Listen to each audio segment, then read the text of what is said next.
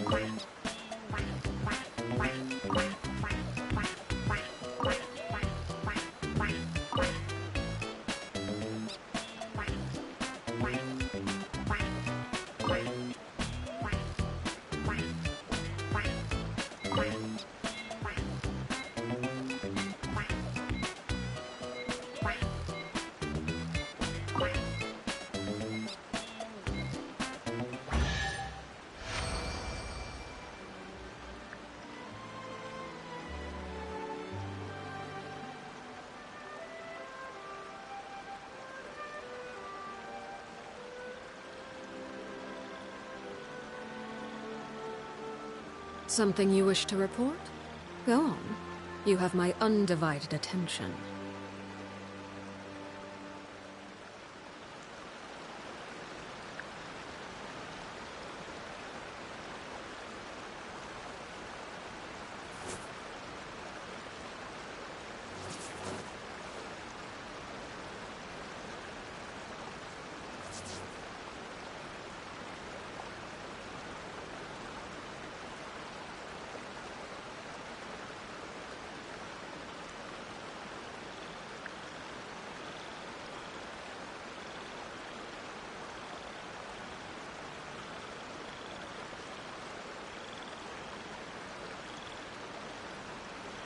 Staring into my eyes is ill-advised. I can't promise you'll like what you see.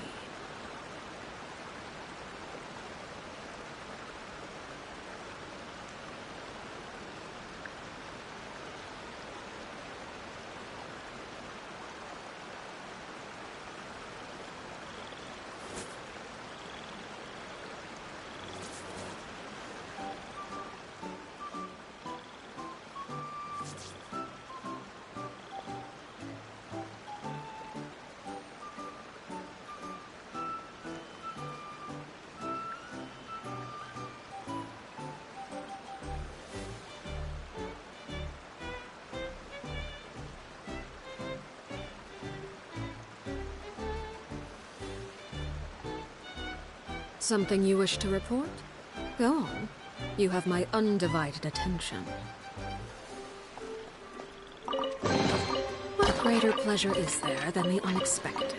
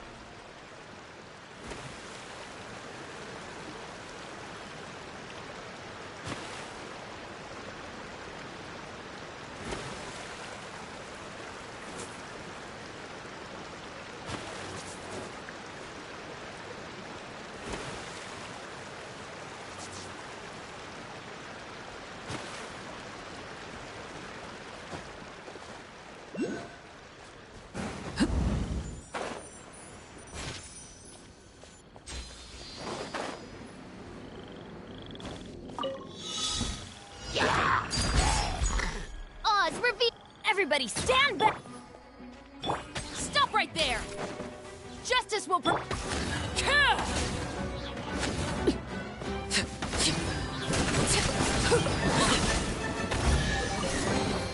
What greater pleasure is there than the unexpected?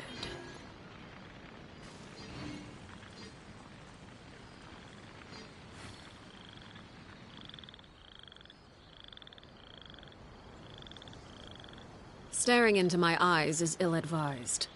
I can't promise you'll like what you see.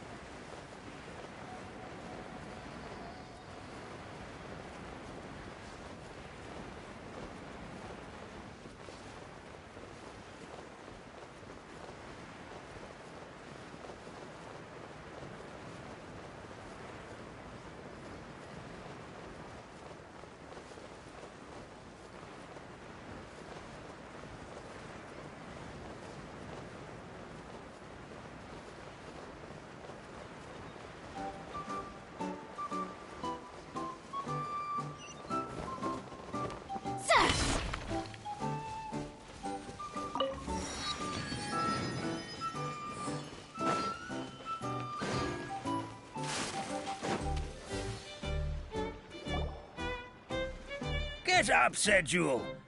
Time to get to work, you lazy bones. I can't remember how to call the train. Just let me sleep a little longer, then I'm sure I'll remember. Don't try to pull one over on me, young man. Your fading disorder has been cured. I saw you chugging cup after cup of Magic Tonic in the tavern last night. You must be mistaken, Grandpa Almond. That guy definitely wasn't me. Oh, you remember my name now, do you? Then it seems like you're all better. You had no idea who I was when you were fading. Now, enough of your nonsense. Get up.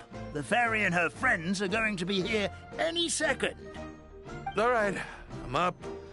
The Maritime Express should be here soon. That's more like it. Lie there any longer and you'll start gathering dust. Is everything okay?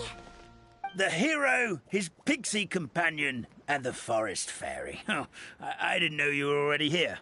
Merciful macadamias. I'm sorry you had to see that. Oh, it's all right. Paimon knows the feeling. Who doesn't want to sleep in first thing in the morning? Does the Maritime Express run out of Constellation Metropole? Yes. Each train needs a conductor to operate, and the conductors are always from the capital. The more difficult maneuvers are a little too complicated when you're made of paper. Oh, so you mean the people of Constellation Metropole aren't origami animals like you? Well, the city welcomes visitors from all over the world, so you're bound to run into some forest dwellers there. But yes, generally speaking, the residents of Constellation Metropole look quite different from us. You'll see for yourself soon enough. Here comes the train.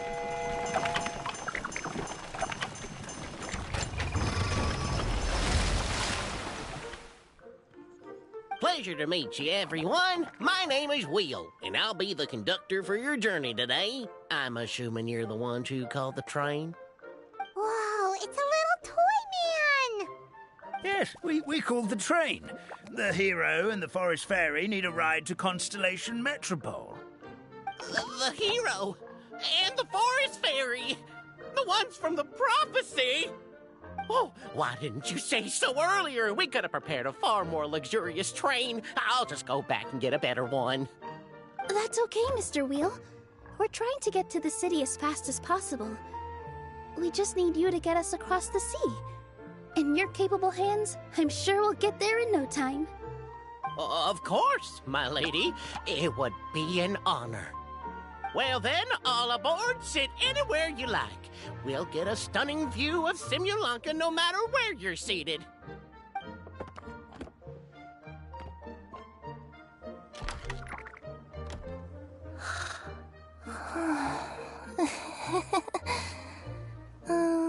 Breakfast. Did one of you just say something? Wasn't me either. Breakfast. No, come back. Sounds like the voice is coming from inside the train.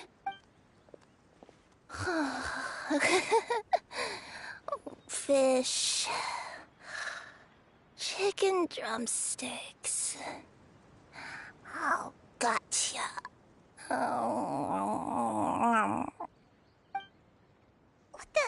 What's Kirara doing here?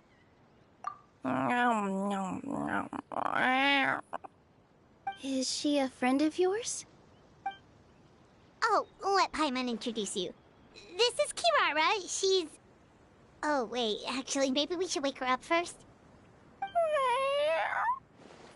So noisy. Is it morning already?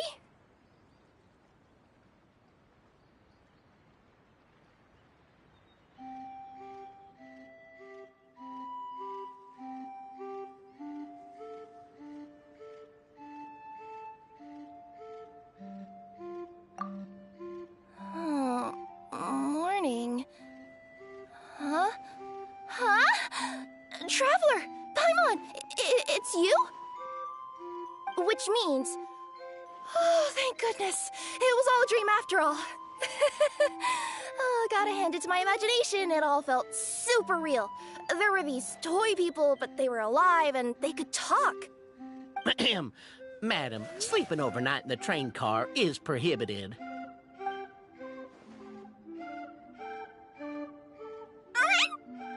It wasn't just a dream? It's all right, Kirara. Apparently we're in a world called Simulanka. We got here yesterday, too. Simulanka? So, that's what it's called. I spent all day yesterday wandering around this one city. The toy people called it Constellation Metropole. I was trying to find a way to get back home. I was seriously starting to think I had gotten on the bad side of some great yokai and gotten swallowed whole. Ah, I take it you're Inazuman then, Miss Kirara? She sure is. But, Kirara here is kinda special. Let Paimon introduce you for real this time. Kirara is a Nekomata from Inazuma. She works as a courier for Komanie Express. Ah, nice to meet you. I'm Nilou, a member of Zubair Theater. You can usually find us performing in Sumeru City's Grand Bazaar. Right now, though, I suppose I should introduce myself as the Fairy of the Forest of Blessings. Oh, you're Nilou! I've heard a lot about you from my deliveries in Sumeru. I even saw one of your performances back in the day. You're an amazing dancer. But, did you say you were a forest fairy? Oh, yeah, that's her new identity here in Simulanka. Oh, speaking of new identities, looks like you got a new outfit yourself, Kirara! Yeah, I know. It confused the heck out of me yesterday. I just woke up in a set of brand new clothes I'd never seen before. That must mean you have a big part to play here, too!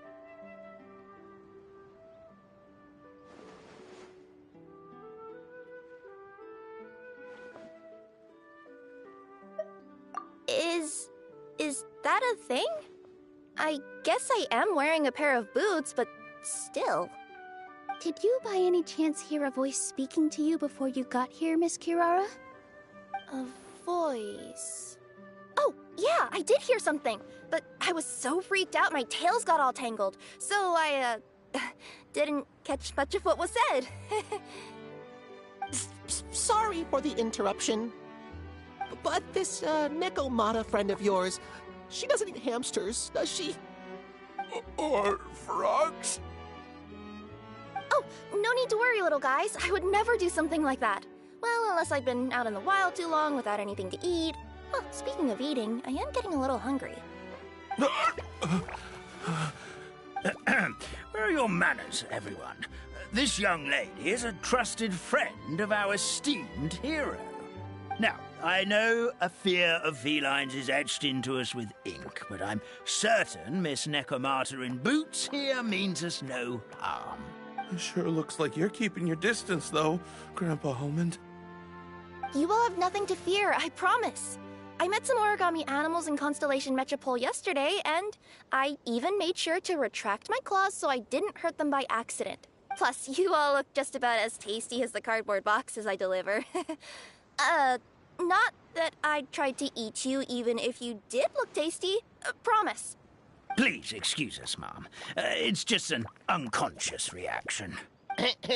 Dear passengers, it's almost time for us to depart. Oh, yeah, that. Whoops. This turned into a pretty long conversation, didn't it? All right, let's get on the train. You coming with us, Kirara? Mm-hmm. I'll ride with you to the next stop. There's a place near the Metropole that caught my eye yesterday, so I want to go explore it today. Then all that remains for me to say is, on behalf of the Forest of Blessings, thank you once again for all you've done for us. May the Goddess of Fate be with you and bless your journey, Madam Fairy, Miss Nekomata in boots, and our brave heroes. Please do visit us in the Forest of Blessings again, once peace has returned to this land. We will. We'll definitely meet again. Take care, Grandpa Almond.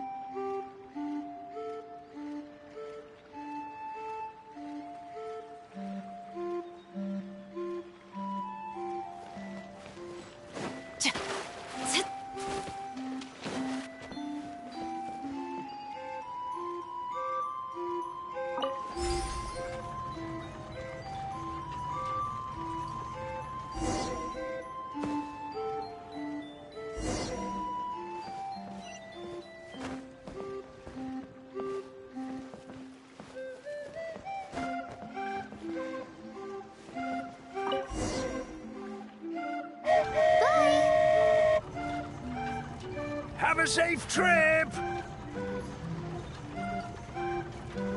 Wow, a train ride over the sea? What an incredible view! Please keep your head and arms inside the train at all times. We don't want anyone falling into the sea.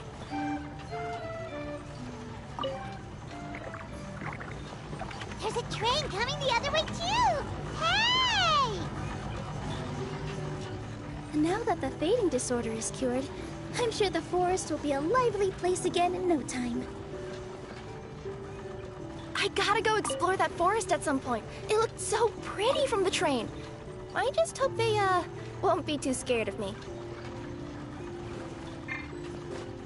We'll be arriving at our destination shortly. Please prepare to disembark.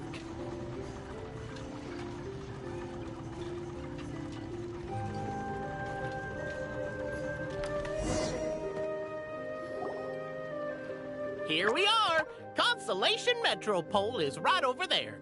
It's a short walk from here to the Gear Sky Ladder, which will take you right to Metropole Square. And thank you again for choosing Maritime Express. Great! And thanks to you for a smooth and pleasant journey, Mr. Wheel. The train cars were comfortable and spacious, and I had a great night's sleep. I'll definitely be back. As you wish, ma'am.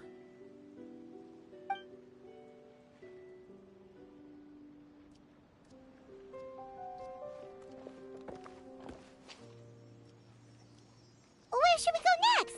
Is that place you wanted to check out nearby? Mm-hmm. I took a walk around yesterday, and it felt like there was something weird about it. So, I think I'll indulge my curiosity and go investigate. Want us to come with you? It's okay. You guys go ahead and visit the Metropole for now. Hopefully, that's where you'll be able to find out some more about this world. I pretty much explored the whole place from the rooftops yesterday, but for some reason, this is the place that caught my attention.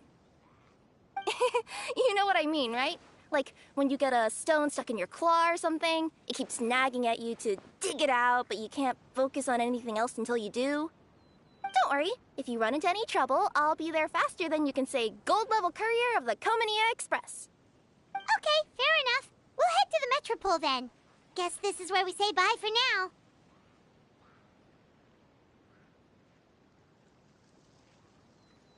Mm-hmm. Don't worry about me. Let's not forget, I'm a yokai.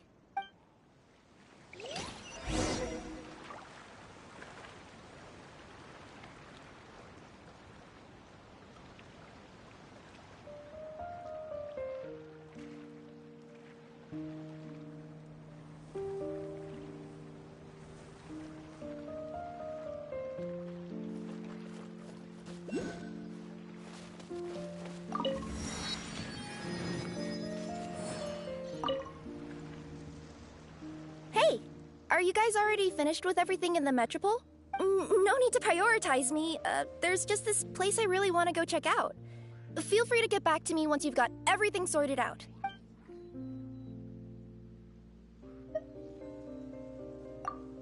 Sure. Don't worry. I'm not going anywhere.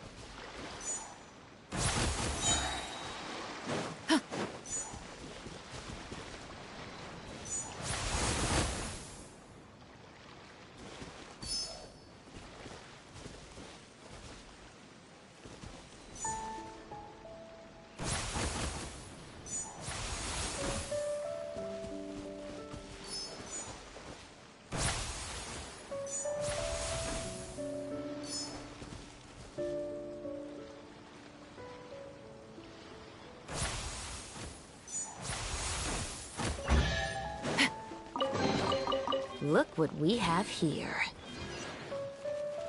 Help me!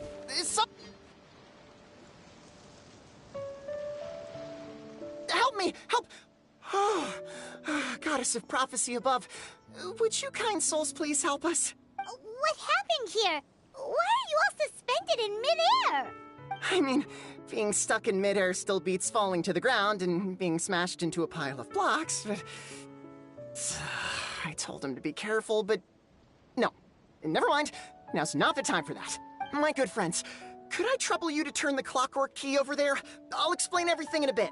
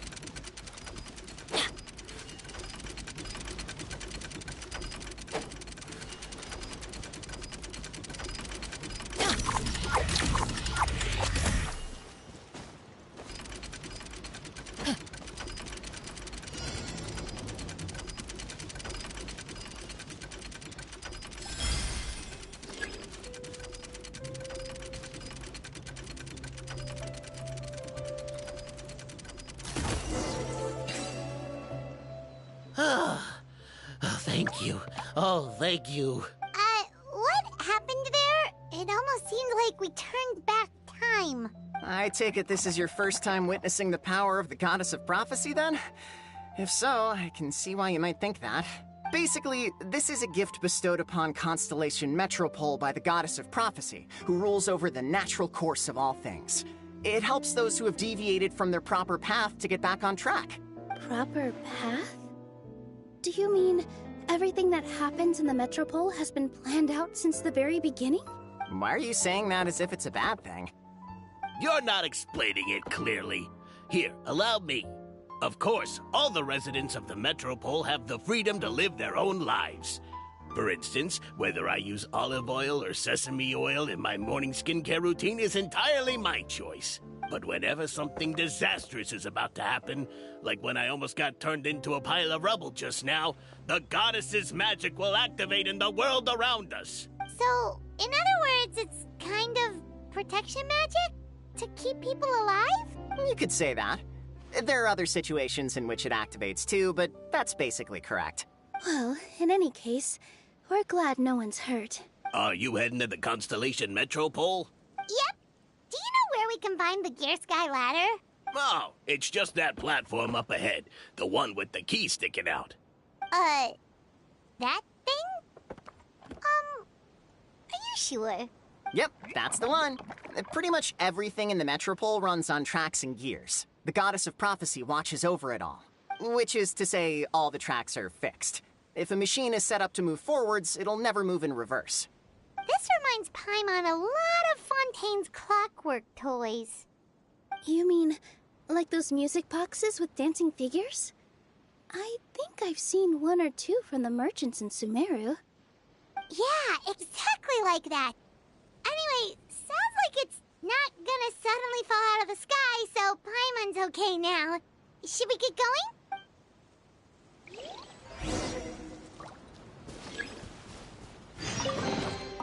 Now that's what I call treasure.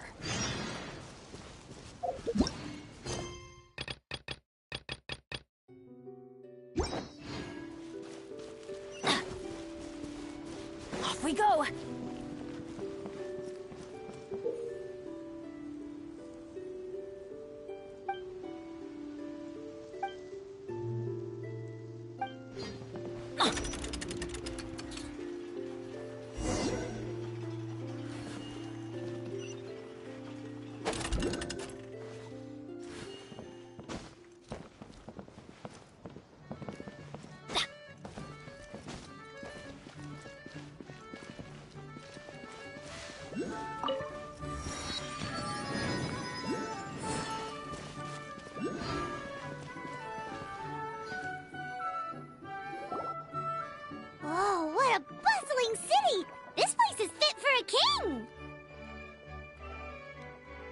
next step is to get to the top of the metropole and ask the goddess of prophecy for guidance. If there is a king in that castle, I sure hope he won't get mad at us for trespassing.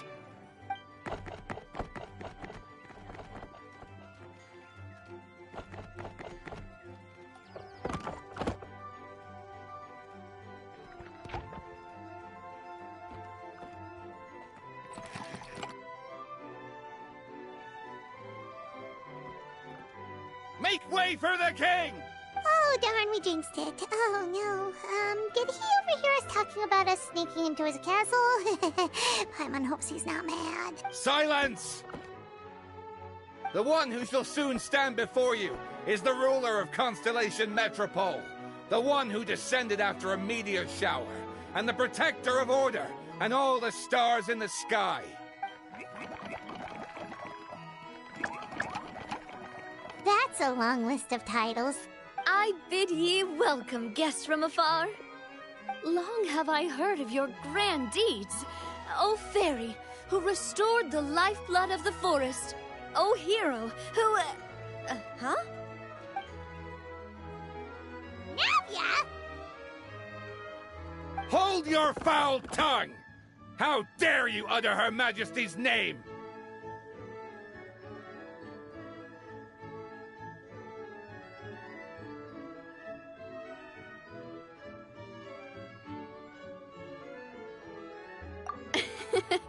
Nice one, partner. Spectacular improvisation skills. I'd expect no less from you. All right. You can relax now. Allow me to make some introductions. This is the Traveler, and his trusty companion, Paimon. You are personal friends with Her Majesty the King? Please, forgive our grievous mistake. We had no idea. All right. The welcome ceremony is over. Everyone back to your stations. I will personally treat our guests to some royal hospitality. Yes, Your Majesty.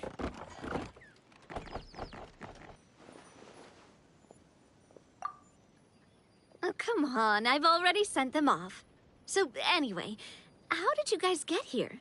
We were gonna ask you the same thing! Also, how are you already king of this nation? And where did you get a crown? Oh, wait, don't say it! You just woke up like this, right?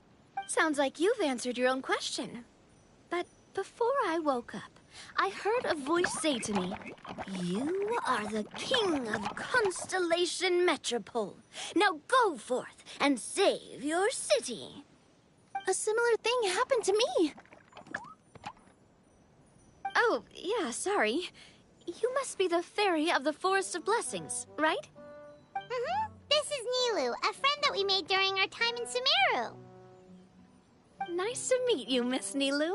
I'm Navia, the president of Spina di Rosula. If you ever get the chance to go to Fontaine, make sure you come and visit me. I'm based in Poisson. Seems like you're taking this all in stride. Aren't you nervous about getting stuck here and never being able to get back home? Why would I be worried about that? We've faced much bigger problems than this before, and we always pull through. This should be a piece of cake. Besides, life's always full of surprises. You gotta learn to just enjoy it. That sounds like a great outlook on life. You have a very optimistic spirit. Thanks, I'll take that. Honestly, though, it also puts me at ease to find out that you guys are the fairy and heroes that I've been hearing about in this prophecy. We're kind of veterans at dealing with prophecies by now, aren't we? About that, has anything bad happened in the Metropole? We heard about an evil dragon. Did it make a mess here too? It sure did. Apparently, for whatever reason, he went for the stars above the city recently. Literally just flew up and started snatching them out of the sky. Luckily, the guards responded quickly and stopped the dragon from taking them back to his lair. Unfortunately, though, he dropped them before he flew off. Now they're scattered all around the Metropole. I've been out trying to retrieve them, but I only managed to get one of them before you showed up. Oh, I didn't ask yet. What brings you to the Metropole anyway? Oh, Paimon can explain.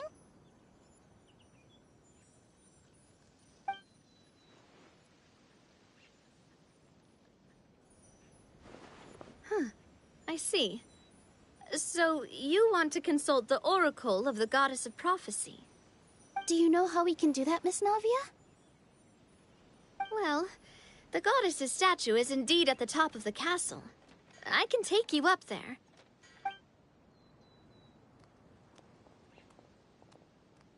However, I've heard from the citizens here that the goddess hasn't given out any new revelations in a very long time. Really? But Grandpa Almond told us that he received his prophecy from the goddess. Oh, that's probably because the prophecy about the hero of Simulanka has been around for a very long time. But recently, people realized that the goddess didn't reveal anything about what's supposed to happen after peace has been restored. Huh. Okay. Still, can't hurt to try your luck. And maybe you can help me get rid of the invaders while we're at it. Invaders? So the dragon's not your only problem? Right. The forest isn't the only place where strange things have been happening to the residents. Have you come across the gift from the Goddess of Prophecy yet? You mean the protection magic that stops them from coming to harm? We saw it in action. Yep, that's the one. Over the past little while, this magic has been triggering far more frequently. We don't know if it's simply because the metropole has grown a lot more dangerous, or if there's a deeper reason behind it. Some residents find themselves getting stuck in a place and unable to move. Others start repeating the same thing over and over again, like they're trapped in some kind of loop.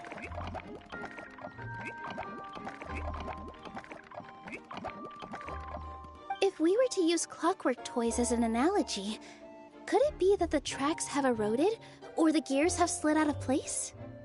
That's exactly right, Nilou. That's basically what's happening. Anyway, some of the monsters outside the city saw this as an opportunity to launch an invasion. But we didn't see a single monster on our way here. That's because I already took care of most of them over the past couple of days. Of the remaining few, we trapped some of them inside the castle and chased the rest back out of the city. Okay, so to summarize, not only has the magic here gotten all messed up, but the dragons also knocked some of the stars out of the sky, plus there's a bunch of monsters in the city. Sounds like there's a lot more to fix here than in the Forest of Blessings. Well, defeating the dragon and the monsters should be straightforward enough. But how do we fix the magic? Supposedly, the goddess has had it all planned out for ages. One of her oldest prophecies says this: "Go and push the gear that connects up to the starry sky. When that time comes, I shall dance and return the tracks beneath my people's feet back to the stars in the sky." Huh? But weren't the tracks the gift that she gave to her people in the first place? Does that mean she plans to take the gift back? That's what the prophecy seems to be saying, yes. So, as a result, some people are against turning the gear, despite what the prophecy says, since they fear a future where they no longer enjoy the goddess's protection. But letting this drag on isn't the answer either, is it?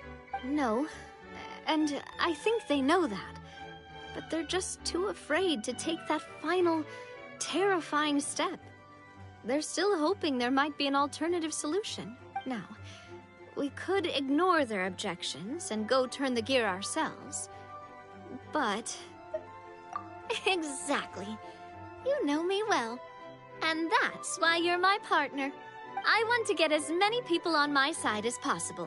At the end of the day, this is their city, and they should have the right to decide its future. Ooh, spoken like a true wise king, Navia. I am the boss of Spina di Rosula, after all. This may be my first time as a king, but there are a few similarities between the two roles. Traveler, Paimon, Miss Nilou, would you be willing to lend me your support?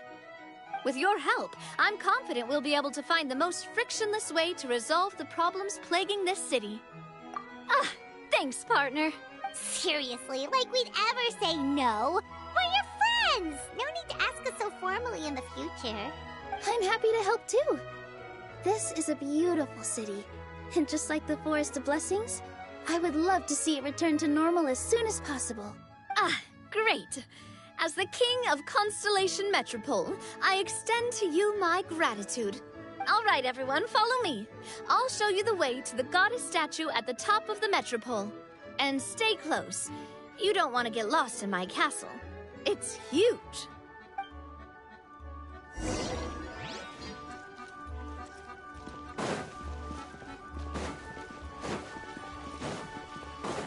Adventure time!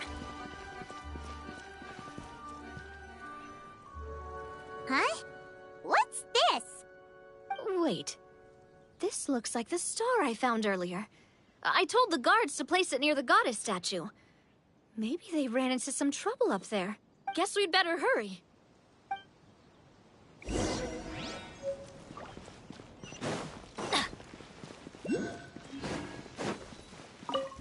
Adventure time!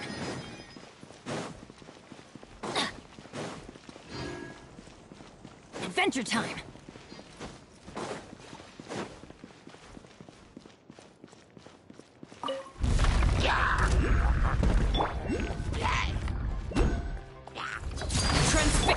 Oz, reveal!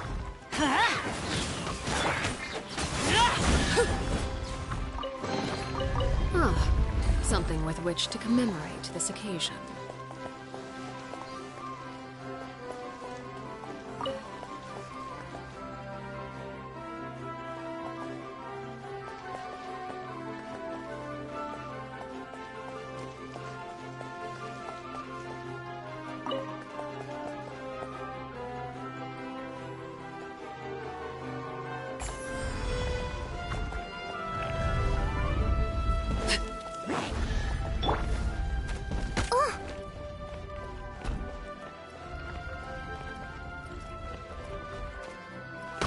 Goodness gracious.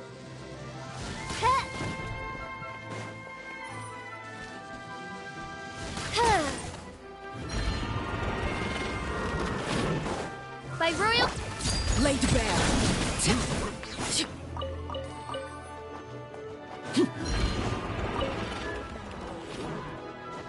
Whoa!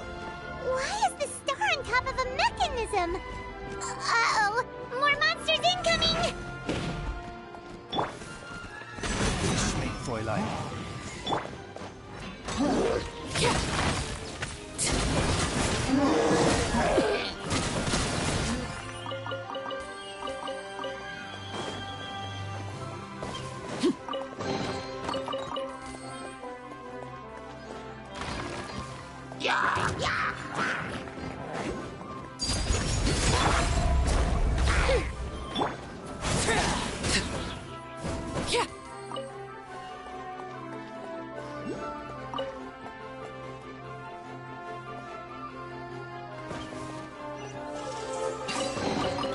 An impressive bounty.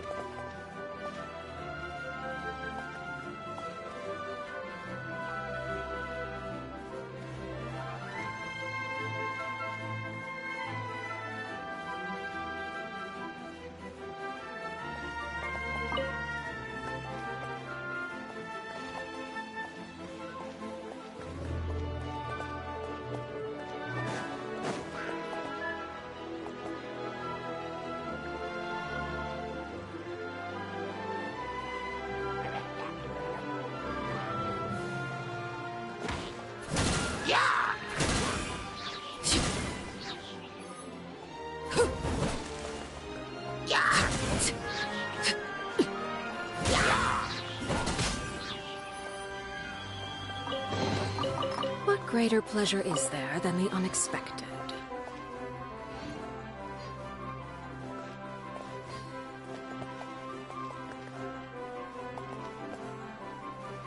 Feels like they really didn't want to give that to us.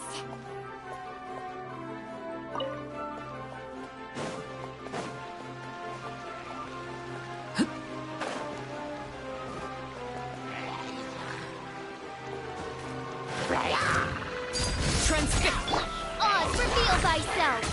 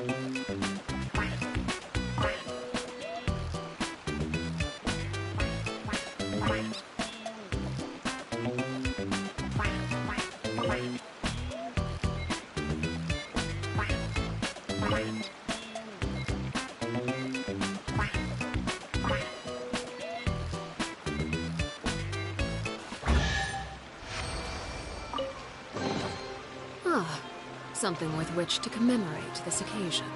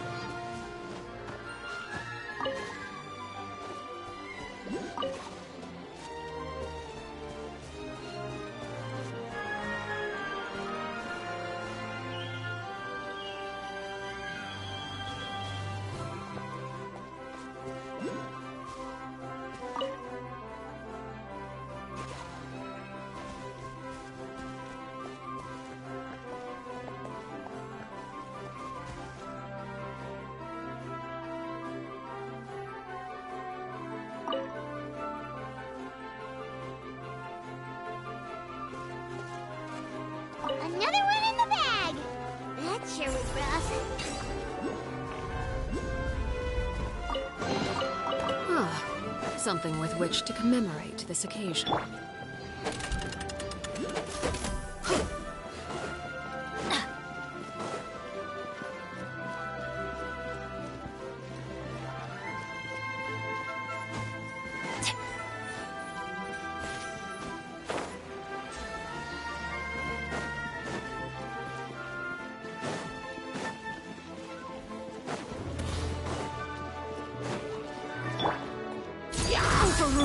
By royal decree, I'm going in!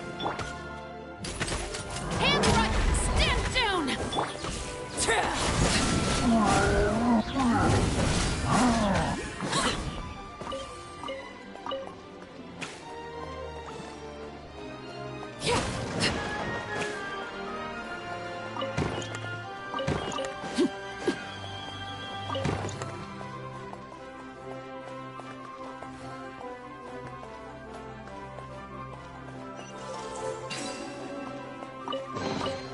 Ah, something with which to commemorate this occasion.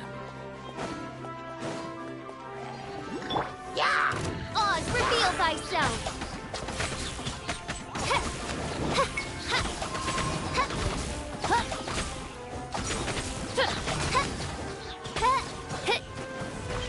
Wings of darkness, come, sever night from day!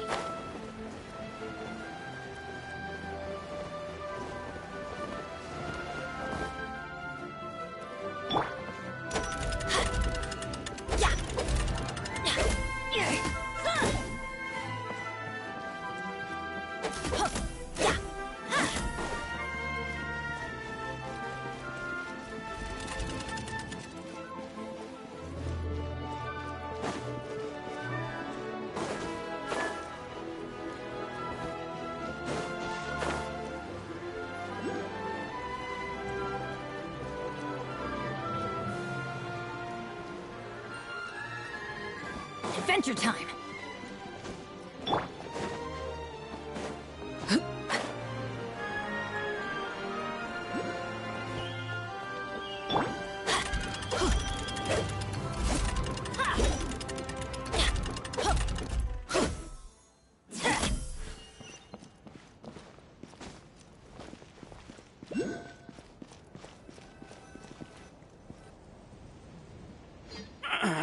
Drat!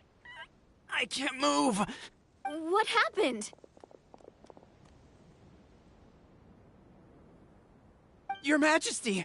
This conservative radical, he attacked us! He threw the star from the Astral Garden and even stole the magic thread linking the Oracle Pillars! But just as we were about to arrest him, the goddess's magic activated, and now we can't move! No! Nobody touched the celestial gear! What's an oracle pillar?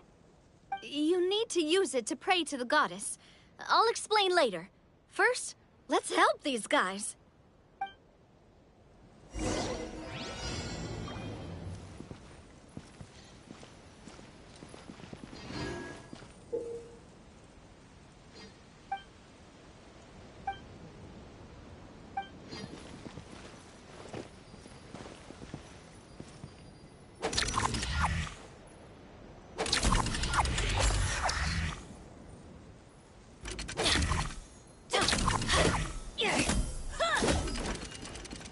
Adventure time!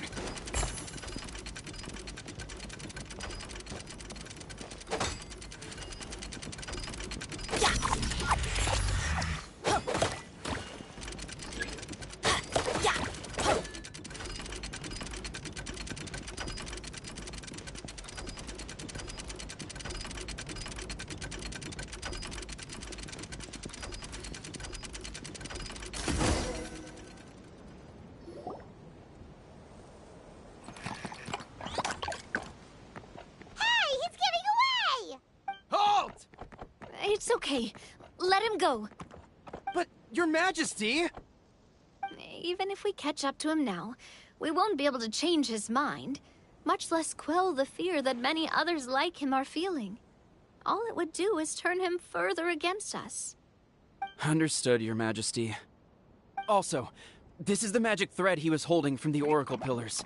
Your Majesty, what should we... Please give that to the traveler over there.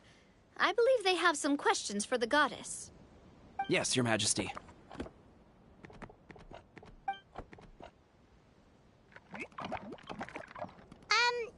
So, what do we do with this exactly? See those oracle pillars over there?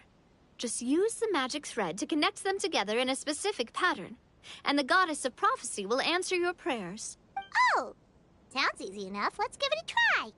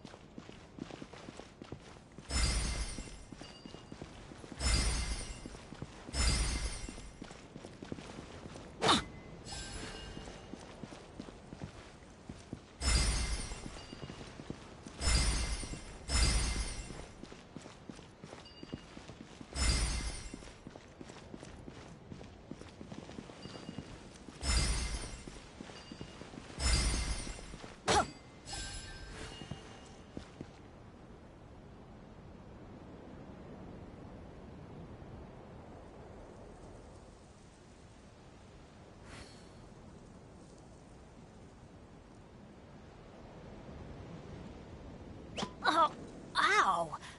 Where did that come from?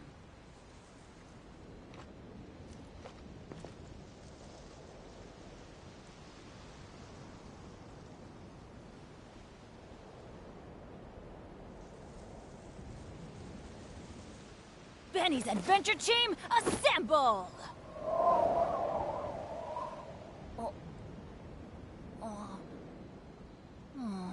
Or not.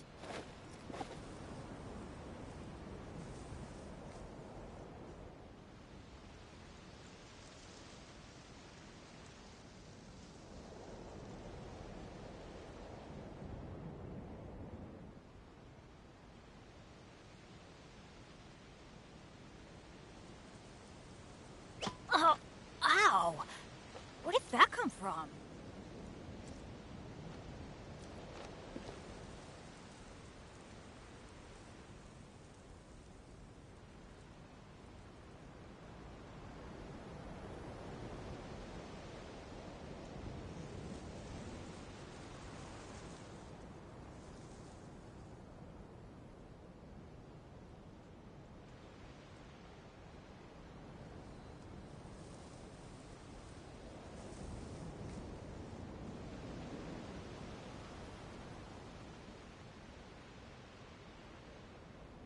Oh, ow! Where did that come from?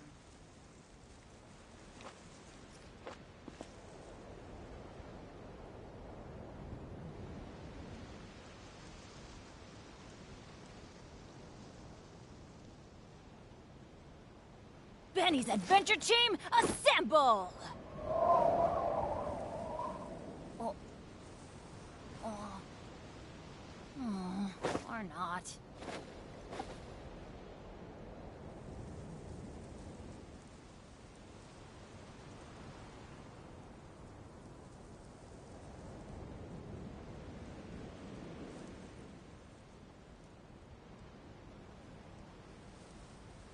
Oh, ow!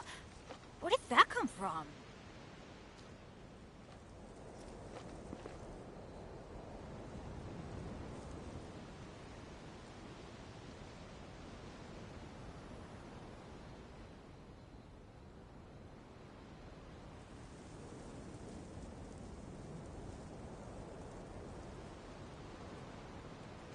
Benny's Adventure Team, assemble!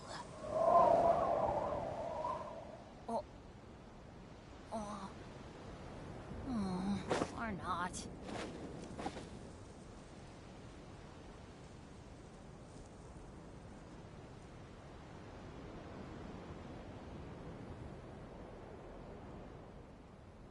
Oh, ow! Where did that come from?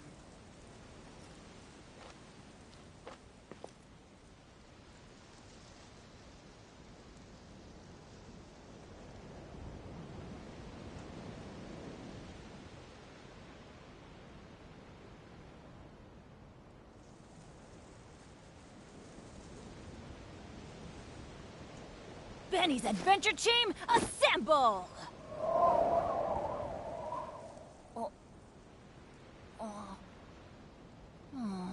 Or not.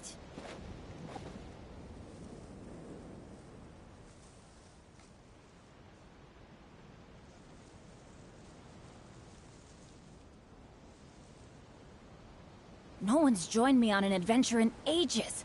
Come on, let's go!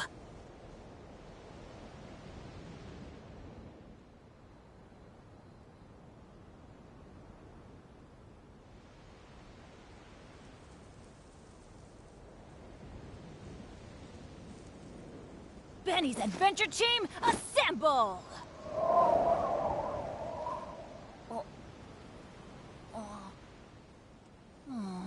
Or not.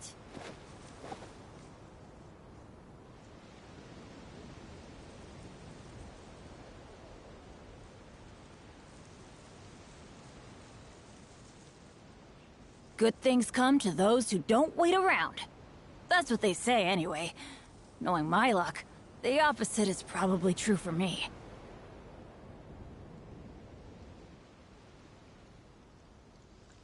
Benny's Adventure Team, assemble!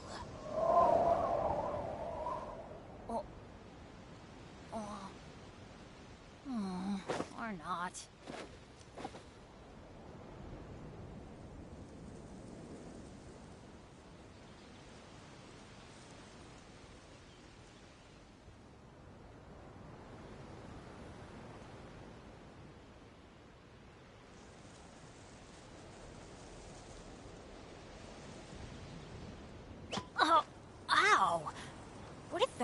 from?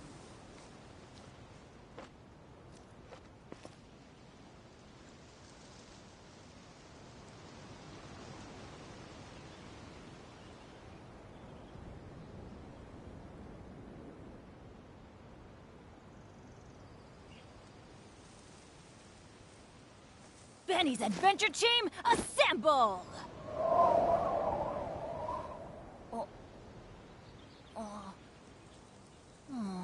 Or not.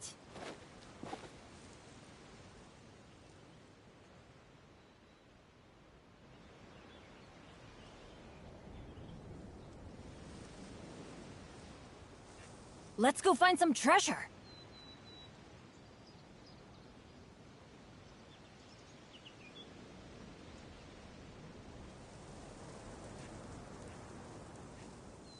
Oh, ow! Where did that come from?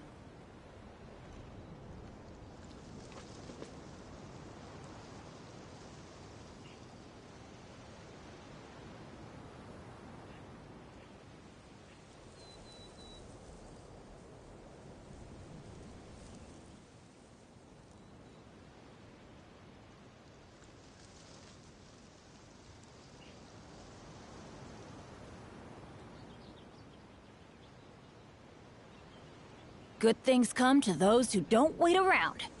That's what they say anyway. Knowing my luck, the opposite is probably true for me.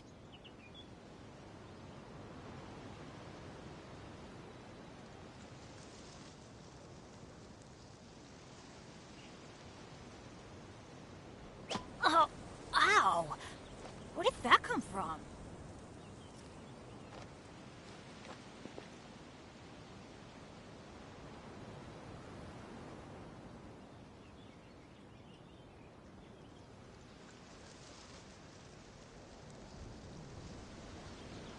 Benny's Adventure Team, assemble!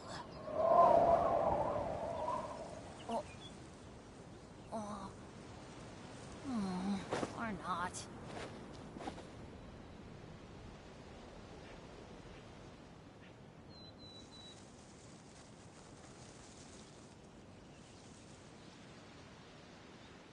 No one's joined me on an adventure in ages. Come on, let's go!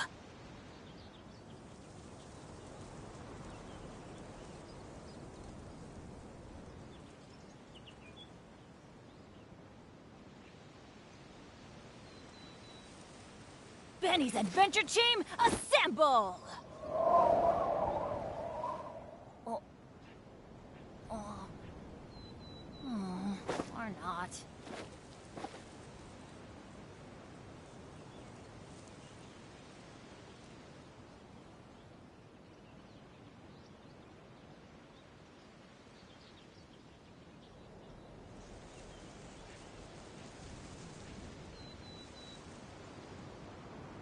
Let's go find some treasure.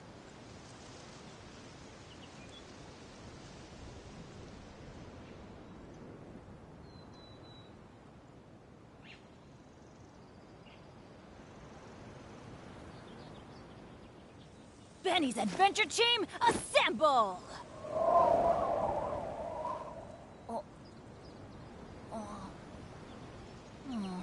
Or not.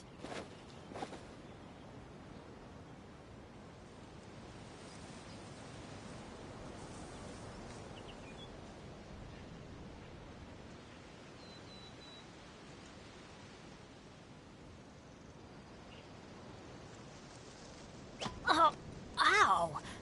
Where did that come from?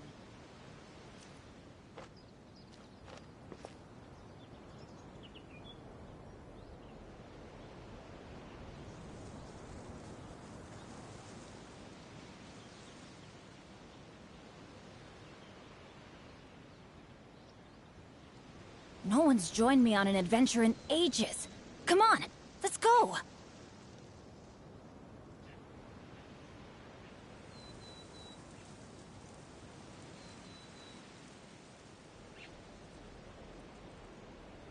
Benny's Adventure Team, assemble! Or not.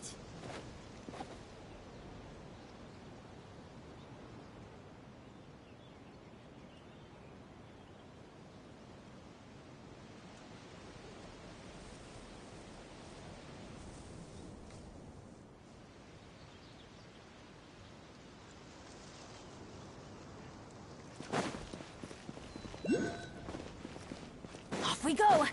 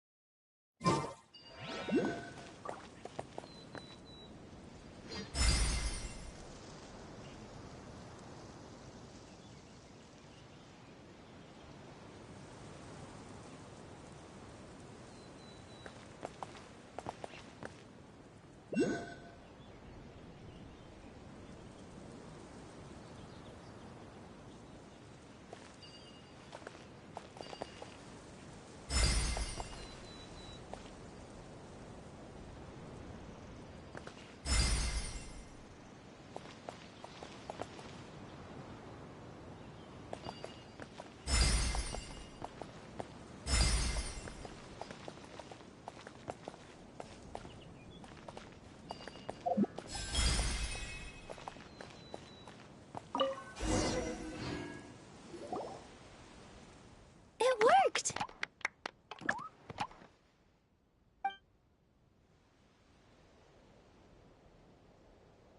To which course of fate do you seek answers, my child of Simulanka?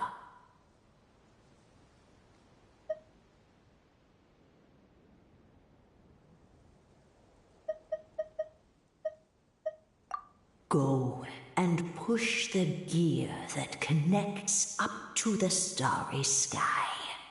When that time comes, I shall dance and return the tracks beneath my people's feet back to the stars in the sky.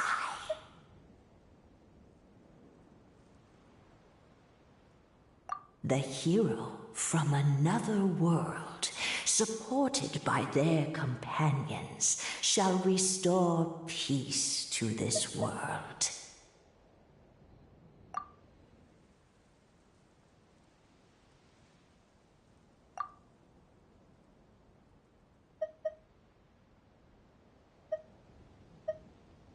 So, Miss Navia was right. The goddess of prophecy didn't tell us anything about the future. Fair enough. Guess we'll just have to play it by ear. Then first, we have to restore the sky back to its original state by putting the stars back in their positions. Let me do a quick count. All right. Adding in the ones we picked up on the way here, I think that's all of them. Let's go hang these stars back up in the sky. In the sky? How do we get up there? Oh, I got us covered. We will, of course, be taking the Aerial Express. Is that a flying train? Hey, you already took a train that runs on water. Is a flying train really that much weirder? Well, at least the Maritime Express still runs on a track. Oh, come on, don't worry about it. This train has been blessed by the goddess of prophecy. Its whole purpose is to protect the Metropole's skies. It took me a lot of effort to find it, you know. I don't think anyone's used it in, like, 100 years? 100 years? Are you sure it's safe? Let's not forget that the goddess of prophecy's magic has been going haywire recently. Well, it's not like we have any other options. Unless you want to do the honors, Paimon. Fancy flying up there on your own? No, thank you. It's way too high up. Oh, wait, Nilou. You've got a feel for how magic works here. Can you do your thing and sense if this train is the real deal? I can try. Yes, I can sense traces of magic, but it's different from the kind I felt in the forest, so I don't know. Okay, fine. Guess there's only one way to find out. That's the spirit. I'll come with you. Miss Nilou, will you be joining us? I think I'll stay behind. That way, if something does go wrong, you'll have someone on the ground to get you some help. That makes sense.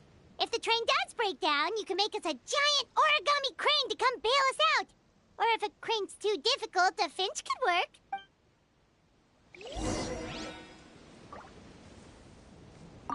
Best of luck! A finch, huh? I think I know how to fold one of those.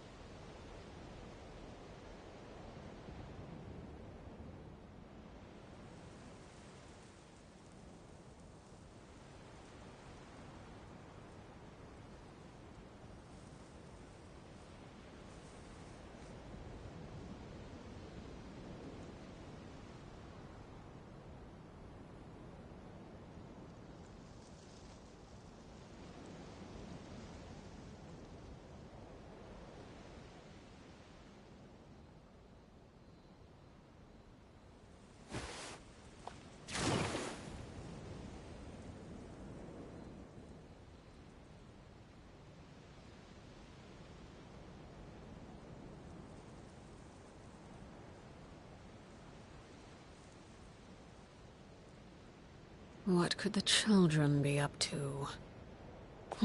Never mind. Let them do as they please.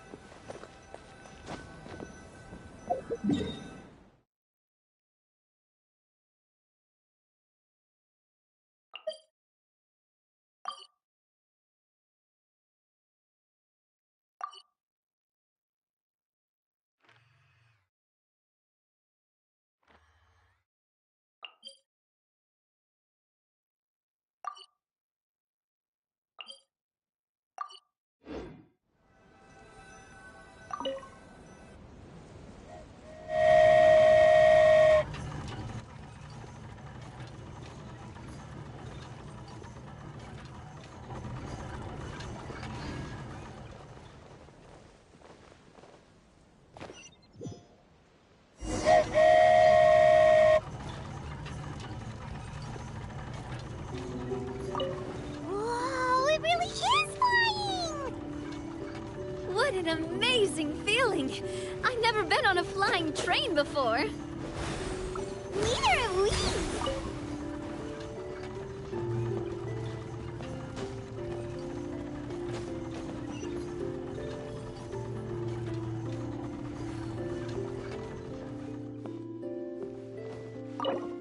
That should do it.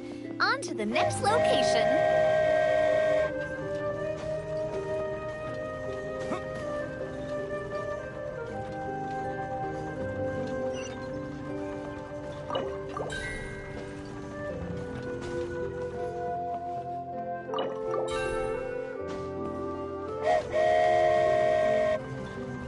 We are so high up.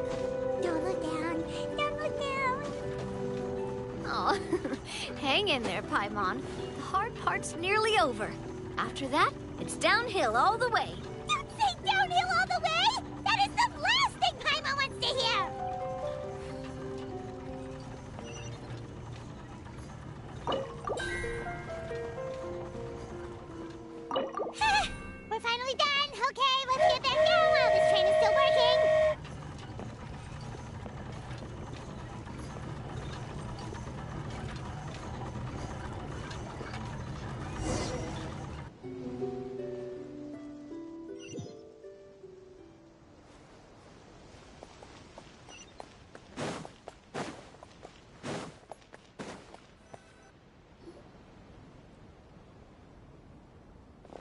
Good job!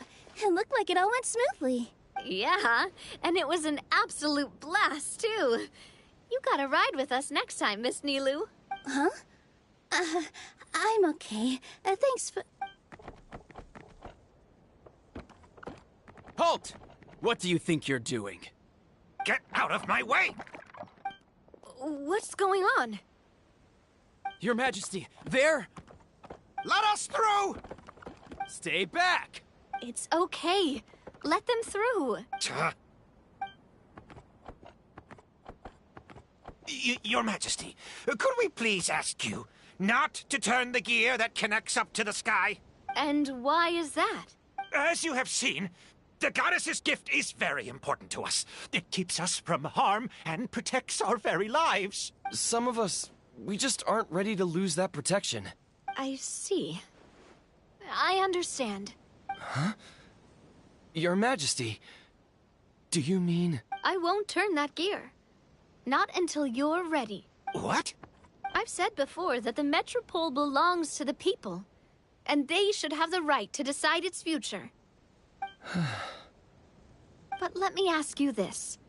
How do you plan to solve the issues we are currently facing? Well, we'll start by rescuing the people that have gotten stuck. And then we'll find a way to figure out the true cause of this crisis. And have you made any headway on that? The true cause, I mean. Unfortunately not. Hey, you little... I'm sorry, my friend, but it's the truth. You have friends and family that have been affected, don't you? That have gotten stuck? Duh. I understand your concerns. But if we let this drag on for much longer, the situation may well get worse. More and more people will be frozen by the goddess's magic. Yes, but if we turn that gear now, all the tracks in this city will disappear. I know this is a hard decision to make. But have you ever thought about why the goddess might have made things this way in the first place? Huh? Why do you think she might decide to take back her gift and stop revealing further prophecies about the future? Are you saying she has abandoned us? No. Quite the opposite, in fact. What do you mean? The goddess dearly loves this world and all the people of Simulanka. And because she loves you so much, she wants you to be able to choose your own path. Every parent hopes their child will have a happy and carefree life. But if they're overprotective, then all they'll manage to do is keep their child trapped. If a mother bird lets her baby ride on her wings for too long, her child will never learn how to fly. Perhaps the goddess of prophecy has always known that one day she'll have to let go. Children can only become independent if they're allowed to form their own opinions, make their own decisions, and deal with the consequences on their own. Only then will they be able to continue their journey alone, even after their parents are gone. But we've relied on the goddess's protection for so long. We don't know what it's like to go it alone. We don't know if we have what it takes. Are you kidding me? I think you've proven yourselves more than capable of that. What do you mean? You made a call in a time of crisis, and you've come all this way to talk to me. Even the guards couldn't stop you. That must have taken a lot of courage.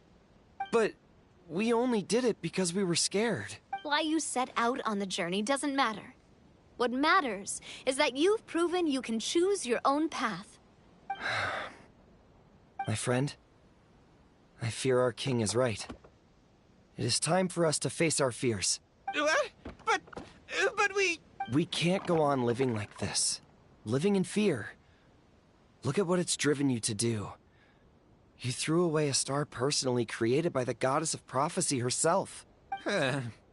You once revered her more than any of us. And I think the king is right. She hasn't abandoned us. So, why don't we put our trust in her one more time? I don't care anymore. Do what you want. Aw, he laughed. I'm sorry about my friend. That's just how he is. Always had a terrible temper. Please accept my apology for his impudent behavior. Is it just me, or has he accepted the goddess's prophecy? I think so. Not that you'll ever hear him admit it out loud. Your Majesty, please turn the gear that connects up to the sky. So, you've made up your mind? About giving up the goddess's gift? Yes, I've made up my mind. But maybe losing the gift isn't what this is about anymore. Because we've gained something too. You have given us courage. Well said. I am proud of your decision. Now, gather around, everyone, and join me as we make the night sky of this wonderful city turn once more.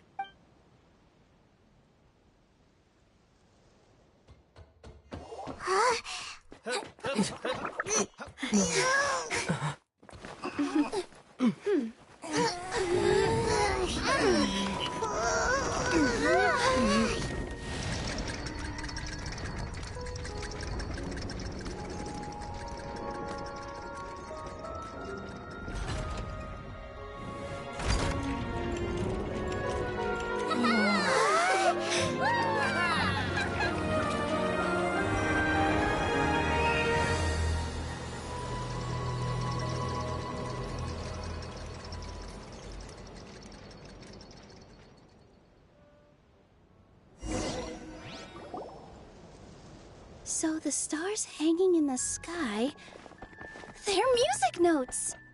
This entire metropole is a huge music box! That's incredible! How do you feel? A little scared and uncertain. But for some reason, I feel a lot more at ease. It's as if some kind of huge weight has been lifted from my shoulders. Figured out any next steps? To be honest, not really. But maybe I can start by having a heart-to-heart with that stubborn friend of mine. I have an idea. If you don't know what to do, why don't you start by helping the people around you? You mean the people who got stuck because of the goddess's magic? I mean anyone and everyone who needs your help. By helping others, you'll eventually find your own path. Trust me, I have experience in this. What kind of experience, Your Majesty? Yes. We'll need a formal organization with a catchy name before we go out and start helping people. Why don't we call it the Spina di Rosula? Spina di Rosula? Ooh, or even the Spina di Rosula di Simulanka. Yeah, that's catchy. Wow, big expansion for the Spina. Moving into other worlds now. Spina di Rosula. I like it. It's a great name. Let's do as Your Majesty suggests. Well then, how about I appoint you as the head of the Spina in Simulanka? While I'm off fighting the dragon with the other heroes, it'll be your responsibility to work with the guards and take good care of the people in the metropole. What? You're planning on fighting the dragon? But no, Your Majesty, you must reconsider. He's right. Your Majesty, you can't. How are you two on the same side all of a sudden? Perhaps Your Majesty is unaware of this. The great dragon suddenly broke out from the Titanium mines one day and tore the end of the world to pieces. After that, it spat out a strange fog that surrounded a whole island. No one knows what lies beyond the fog, and no one knows what has become of that poor island. Before Your Majesty arrived, we dispatched many soldiers to fight the dragon, but none came back alive. Yikes. Sounds worse than we thought. Isn't that all the more reason for us to go? There could still be guards trapped there, waiting for someone to rescue them. King Navia is right. We cannot simply stand by and watch as the people of this world suffer. Very well. Though I have not served by your side for very long, Your Majesty. 2 days is enough for me to have learned that once your mind is set, any attempts to change it are futile. You're a pretty good judge of character. He probably didn't mean that as a compliment. Since you're serious about this, I won't try and stop you. There's only one way to reach the end of the world, and that's by taking the Maritime Express. Oh, right! So there's a line going there too? Yes. It was originally built to serve the workers commuting to the Titanium mines, but it has been abandoned since the dragon attack. I'll tell the conductor to wait for you at the platform by the side gate to the Metropole first thing tomorrow morning. You're embarking on an extremely dangerous adventure. Please be careful, Your Majesty and friends. Oh, thank you for your concern. While I'm gone, I leave the Metropole in your capable hands. Yes, Your Majesty! Just call me boss from now on. That's what everyone in the Spina calls me, and it's what I'm used to.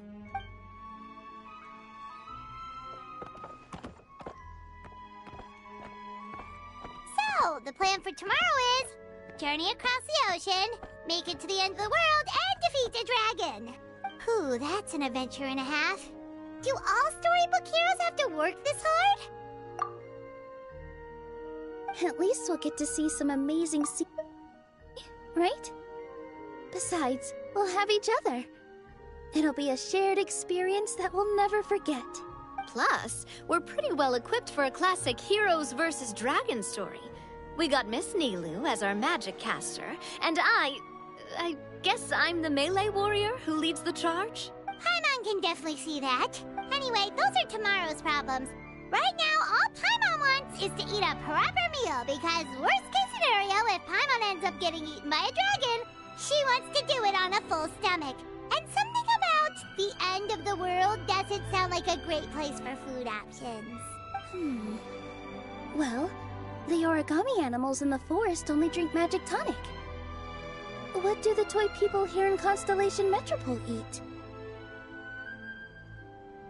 Vegetable oil and sawdust, I think. No!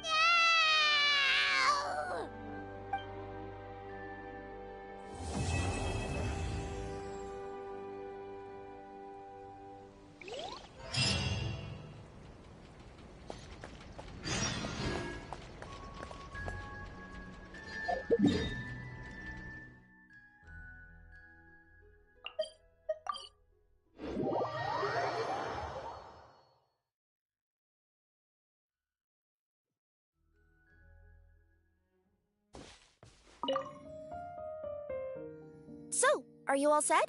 Ready to start investigating? Great! Let's go! I've delivered packages all over, but I've never seen a mysterious fairy tale world like this before. Looks like nobody has gotten around to repairing this house yet. Ugh, even I wouldn't dare to sleep in there. It might suddenly collapse in on you.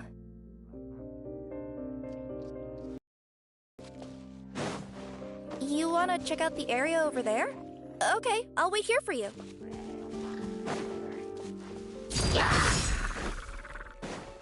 Everybody stand! Final warning! Justice will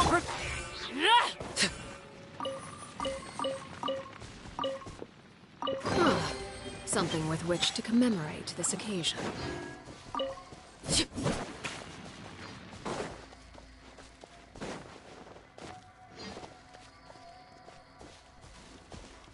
Nothing to see here either. Maybe we can find someone to ask? Aha! Over there! I bet we'll find some people there. Let's go take a look.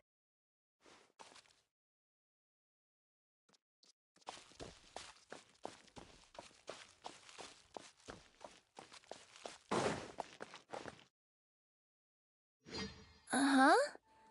I was sure there'd be people here. There once was a goddess who ruled over fate. Before she died, she left 3 riddles for the kingdom she had created. What? Who said that? Long story short, on this day, a sentient feline, an outlander, and a diminutive pixie arrived on the scene. They saw a narrow path off to the side.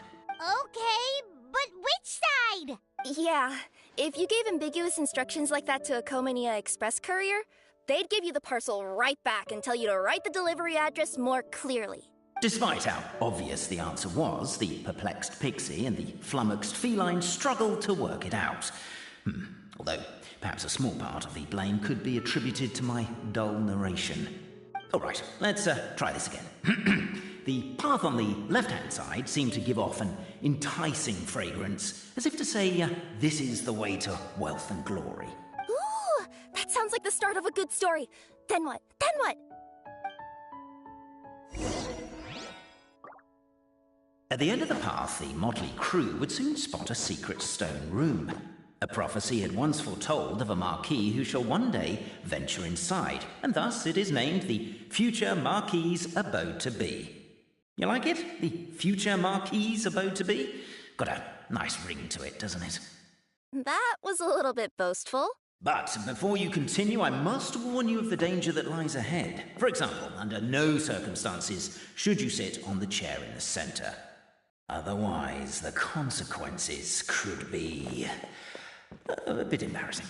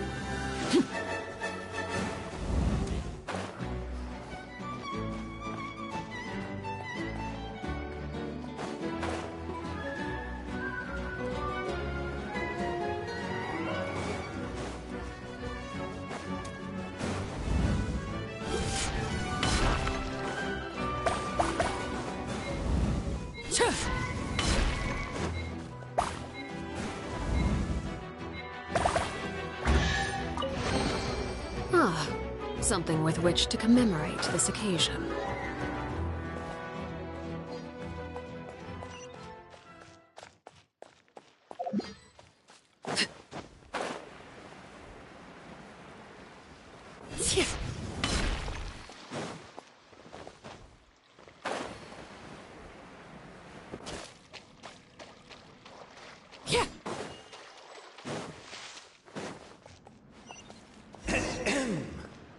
So many summers, winters, springs, and falls, and now at last a hero hither strides.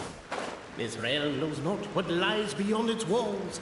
Its secrets mystify the world outside.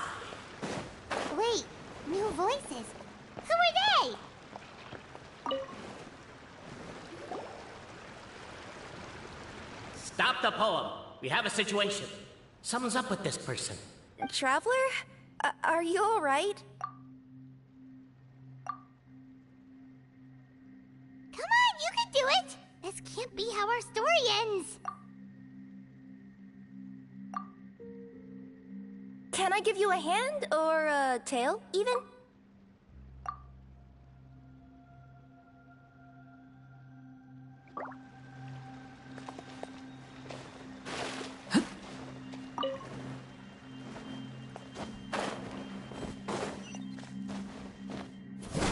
And earthenware strewn all around, the demon feline's fury can't be quelled. Reducing them to rubble on the ground, she finds the vessels vacant save for... air? She finds long gone the gems that once they held. Are they describing how we broke the boxes and jars? Who are you calling demon feline? As golden sunlight fills the firmament, the tabletop engrosses your attent. Perchance peruse these pages thence. They surely represent no ill intent. Why isn't he reading the files on the desk? Hey, Bobarano, maybe quit showing off and try using words he'll actually understand. I can either rhyme like a bard, or I can curse like a sailor. And right now, Pepe, you are seriously tempting me towards the latter.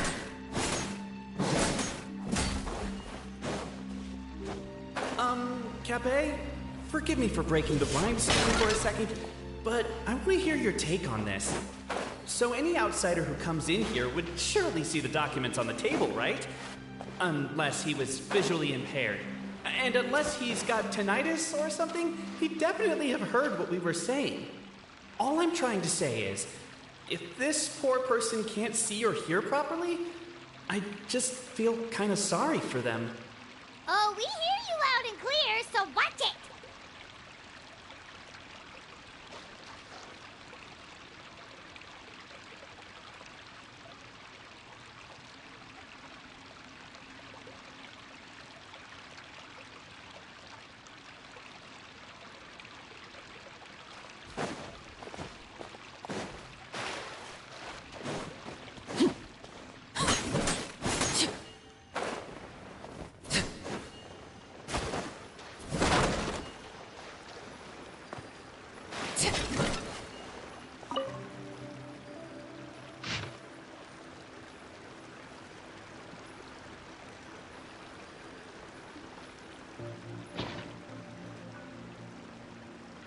Captivated by the epic poetry and enthralled by the outstanding storytelling, the Outlanders knew what their next objective was.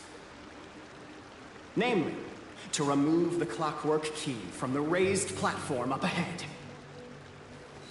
Cafe, I just realized you said we all had to speak like bards, but every time you open up your mouth, I don't hear any rhymes.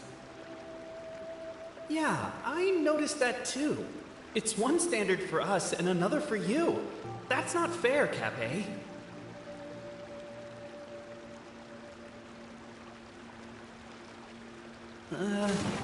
Perhaps the Outlanders are worried that something drastic will happen the moment they remove it. Maybe that's why they're investigating the area thoroughly first. Can't fault them for that. I'm wondering if we can take advantage of this downtime to discuss whether we really need to keep this up. Oh, if you guys don't want to put on a voice and speak in verse, be my guest. Just don't blame me for your own poetic incompetence.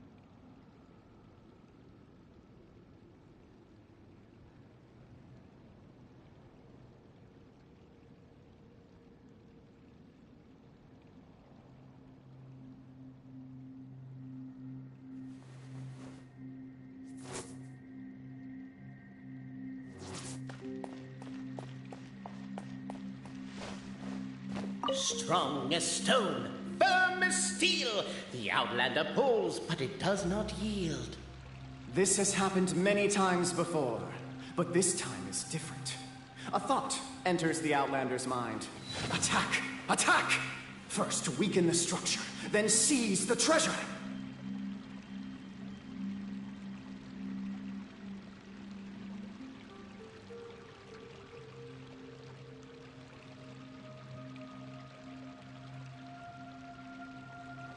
The Outlander takes a moment to wipe the sweat from their hands, then braces themselves as they grasp their sword. Only now are they ready to attack. Although, a mallet would have made the job easier. Cape, it looks like we have a few moments to spare, and we're still waiting on that apology.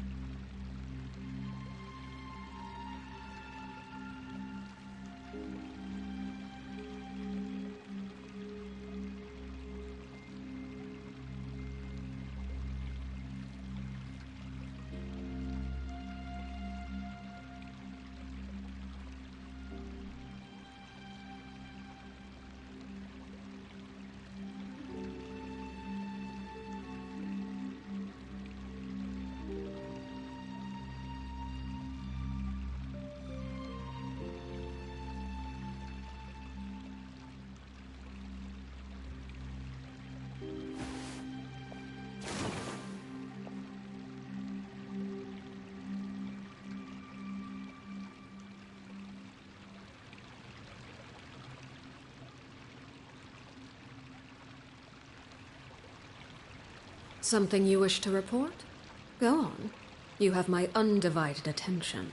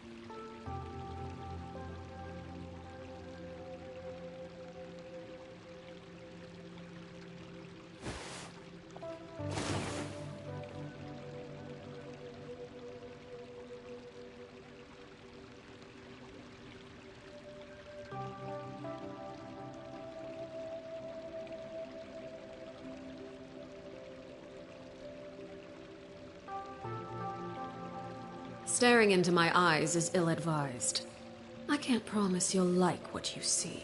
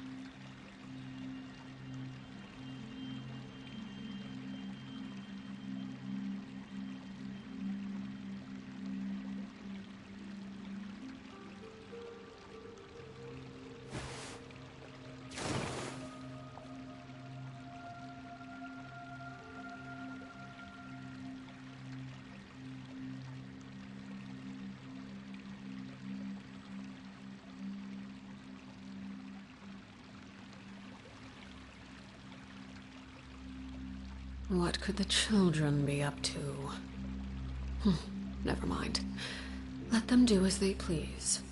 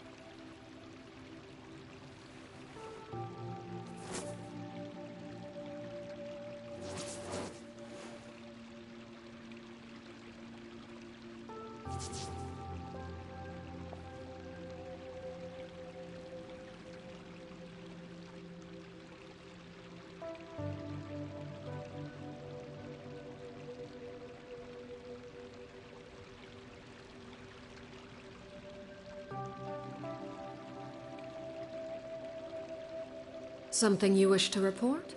Go on. You have my undivided attention.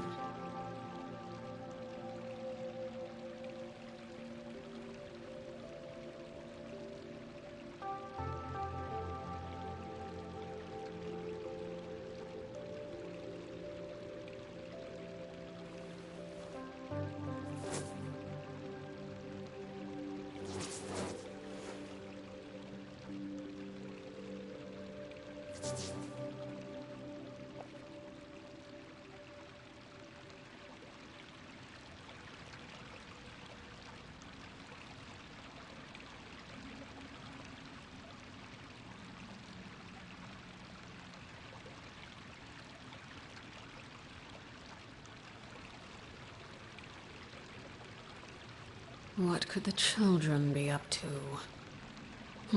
Never mind. Let them do as they please.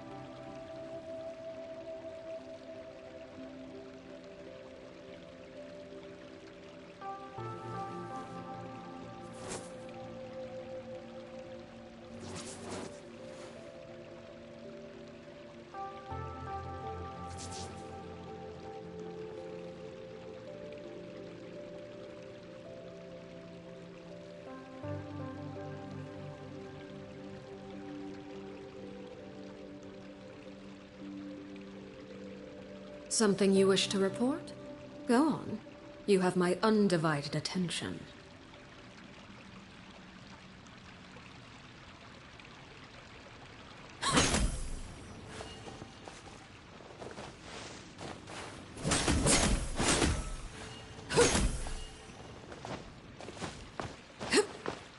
The attack now over!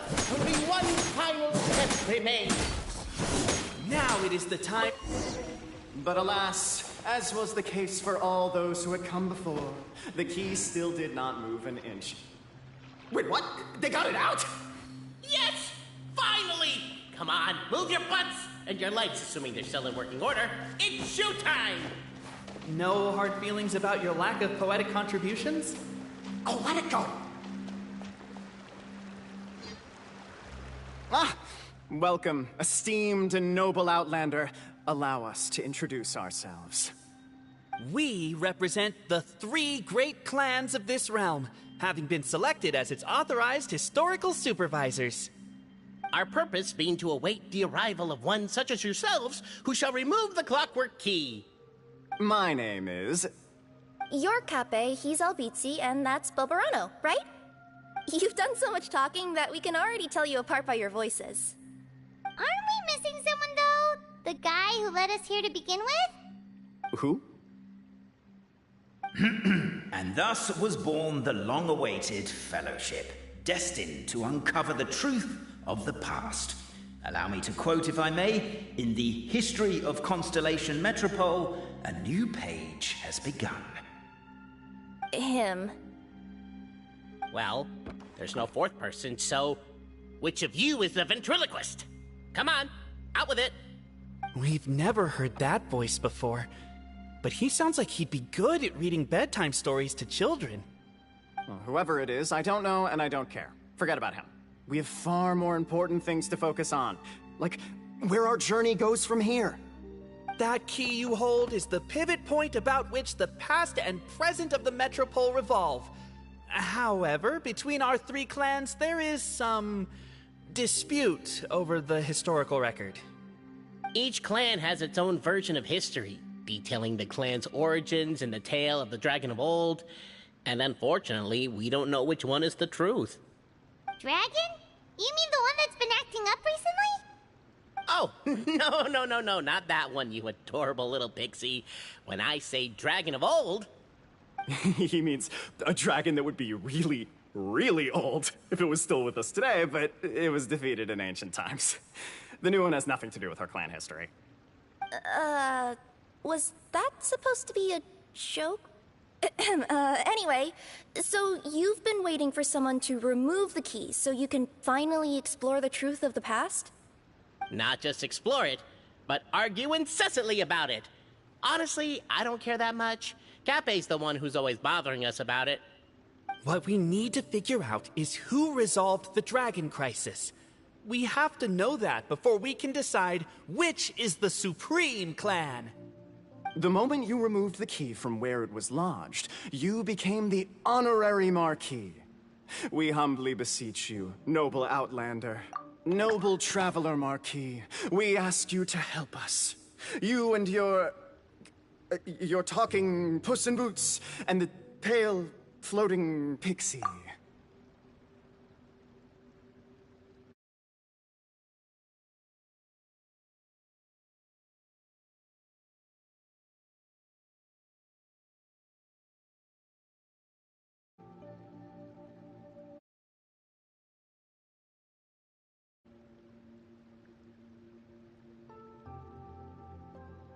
Puss in Boots?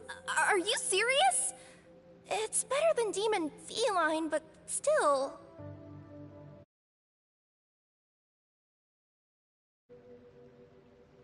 Embrace it, my friend, embrace it! Most cats don't wear boots or speak, do they? I'm not even a cat, I'm a Nekomata! Now that you know the word, I expect you to use it. Please allow me to lead you all to a sacred memorial site. It will be much easier to explain what needs to be done once we are there.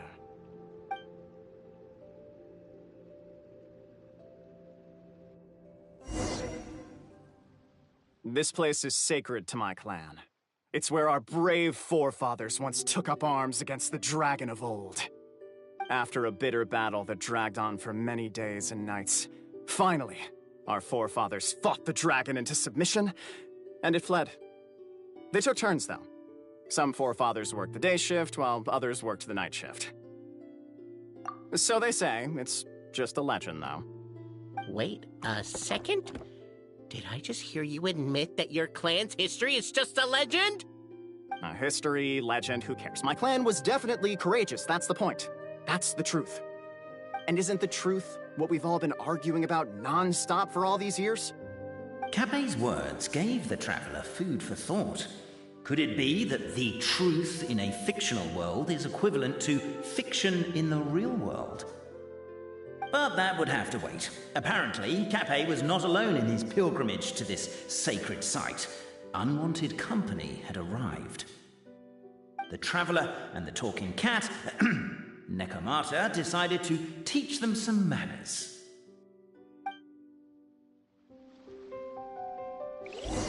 Time has come to slay the dragon.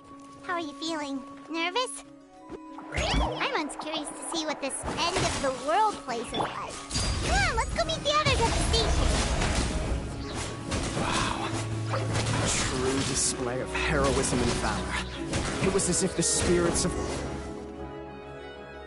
Your martial prowess and show of courage are a more vivid reenactment of my ancestors' feats that suit the modern aesthetic. Now, let's get down to business. As we all know, time is but an illusion.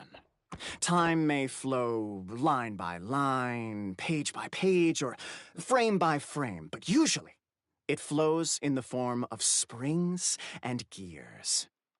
And that clockwork key you have in your hand can turn back time and make the past reappear. Well, actually, my view is that the illusion of time is more of a problem of consciousness. Gears power the body, while the body is the vessel of the conscious mind. But the mind cannot understand the dimension of time, so we experience instead an endless continuum of moments as the pinion of now turns along the rack of ages. I'm getting flashbacks to when I was delivering packages to the Sumeru Academia. A teacher once asked Albizzi what his greatest fear was, and he replied, dragons. Boberano was asked the same question. He replied, time, and repeated the argument we just heard. The teacher then turned to Capet and posed the same question. He replied, Boberano. The manuscript that tells the truth of the historical record, the blueprint to all of creation, the work of the great mage themselves. It can be found at the beginning of the gear rack, and on the very first page of the book. Paimon didn't follow all that, but basically, you're just saying that we need to put the key in and turn it all the way back? Exactly.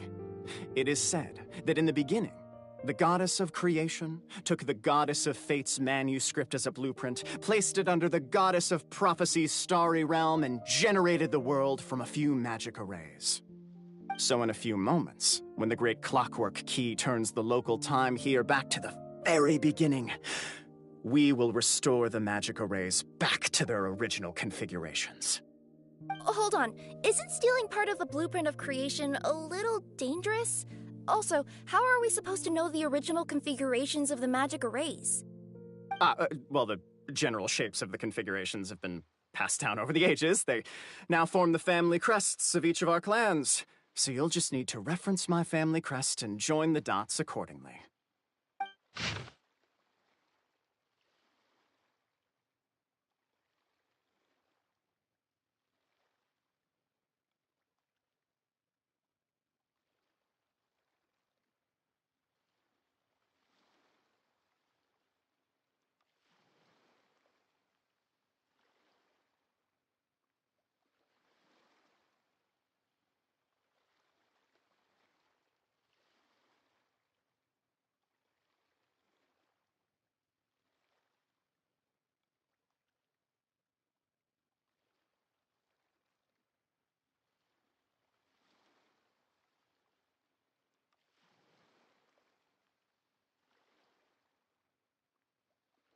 To address your other concern, when the house has already been built, do you really think that taking away the construction crew and blueprint will cause it to collapse?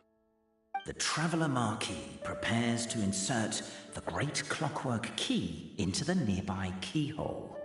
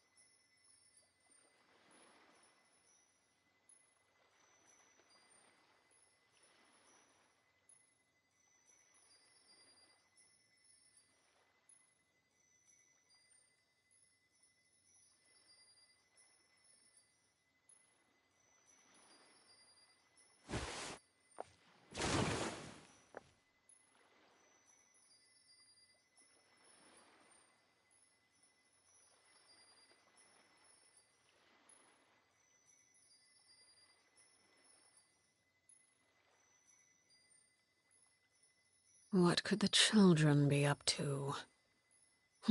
Never mind. Let them do as they please.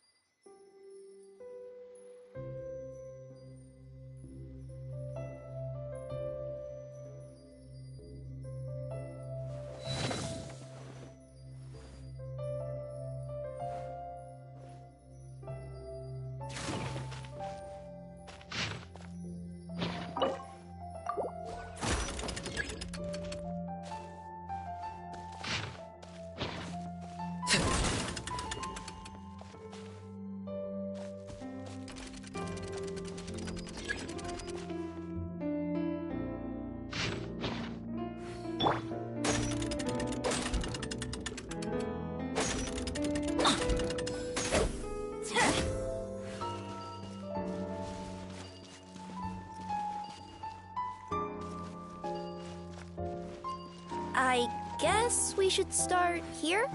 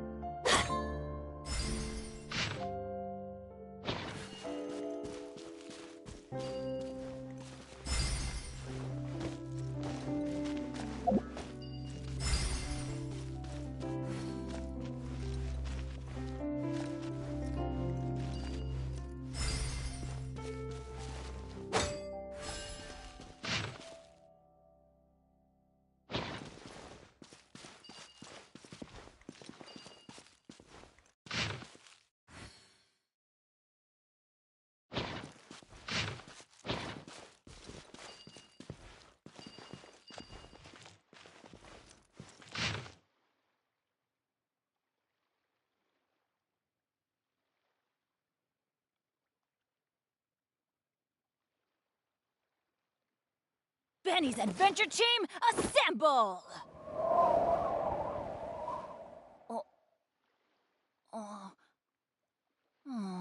Or not.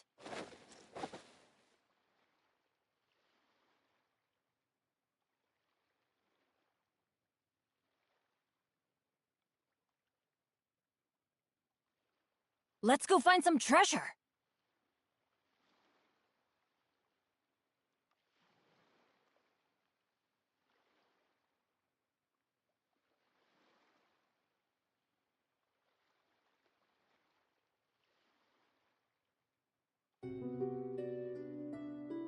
Benny's Adventure Team, assemble!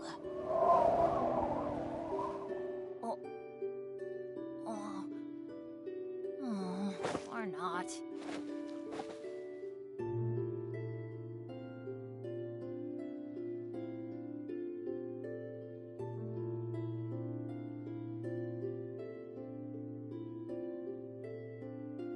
No one's joined me on an adventure in ages. Come on, let's go!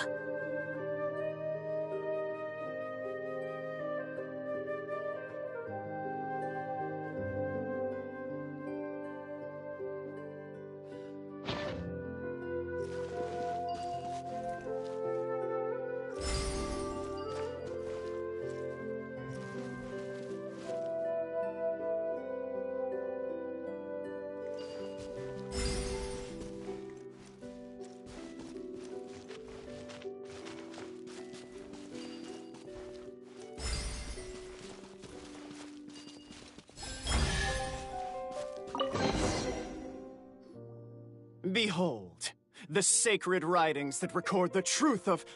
No, wait. That have shaped the truth of history.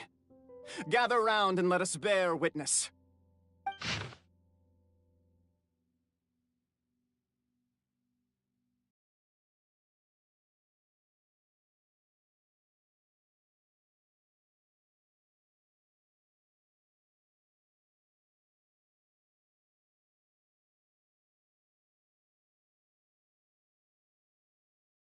Feast your eyes, rejoice, and cheer, for this is the unquestionable truth.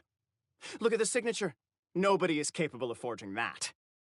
I don't believe it. So, all along, our histories have been false? Don't lose heart, Albizzi. It does not follow from his is true that ours are false. That might be the most bogus logic I've ever heard. But keep up the mental gymnastics, Boberano. I've been waiting for that look of jealousy on your face my whole life, and I'm gonna savor it. And yet, it seemed that this conundrum could indeed have more than one solution. Everyone agreed that there may be more than one truth. The party decided to visit the sacred sites of the other clans and see what their documents had to say. Isn't a narrator supposed to remain detached and objective? It feels like you're forcing a narrative agenda on us here. Well, whatever. I'm in a good mood. Let's do it. The instructions say to repeat the process 3 times, and besides, I'm looking forward to watching you both be sorely disappointed. Let's do my clan next. I'll lead the way. We'll need the key again, right? Let me see if I can pull it out. Yoink!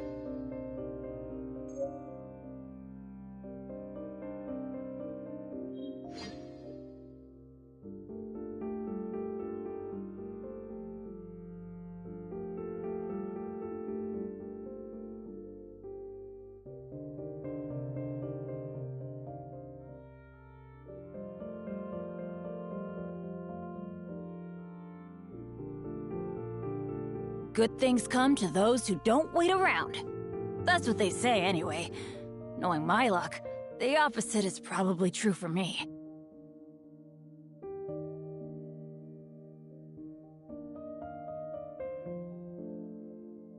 Oh, ow! Where did that come from?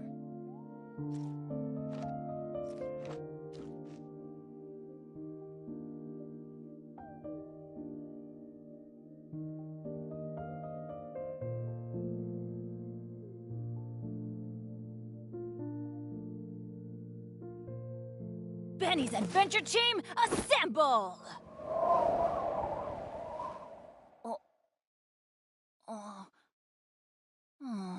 Or not.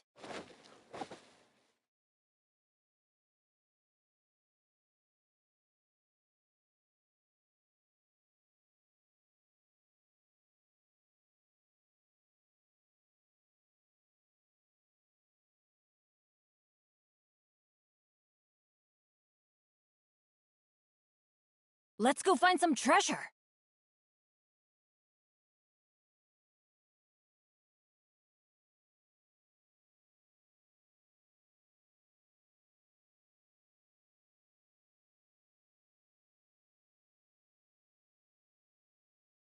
Benny's adventure team, assemble! Adventure time!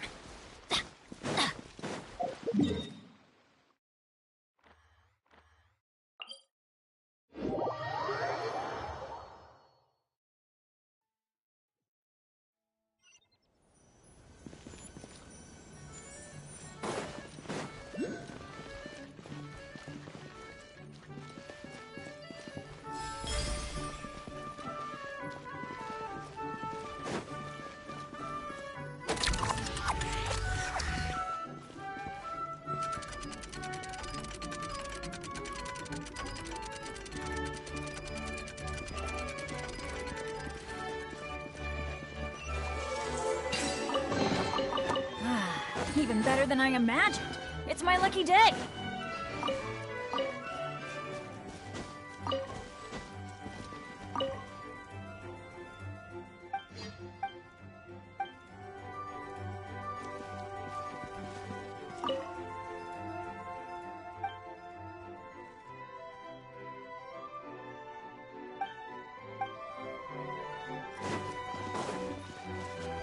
Adventure time.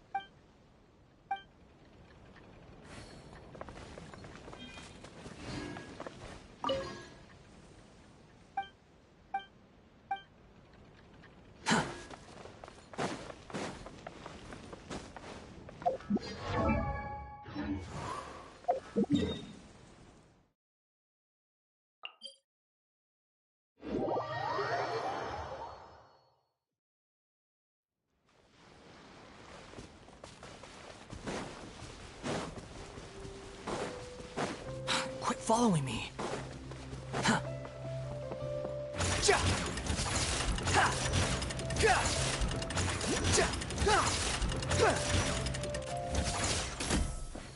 Quit following me.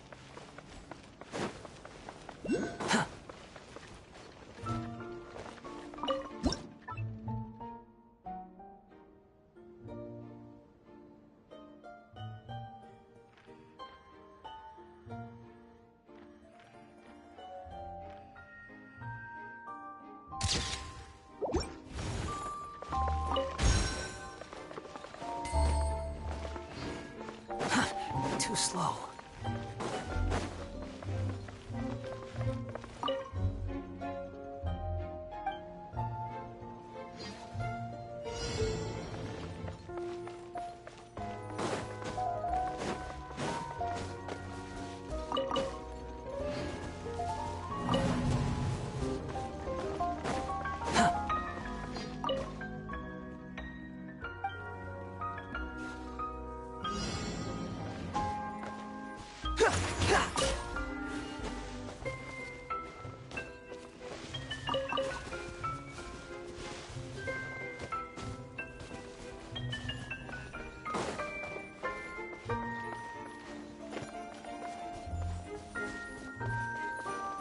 The wind rises.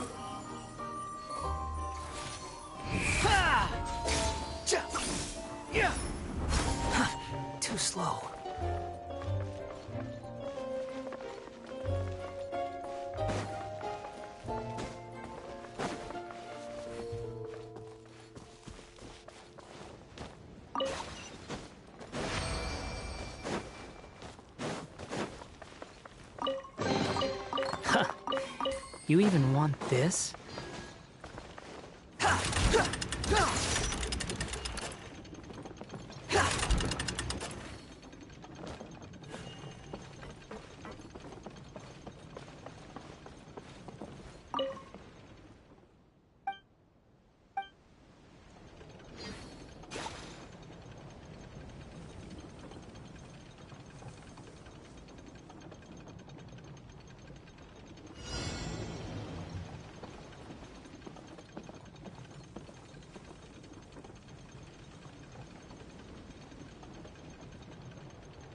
Squall Fury!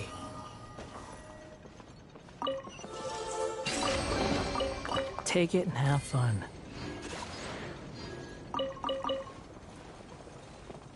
Behold!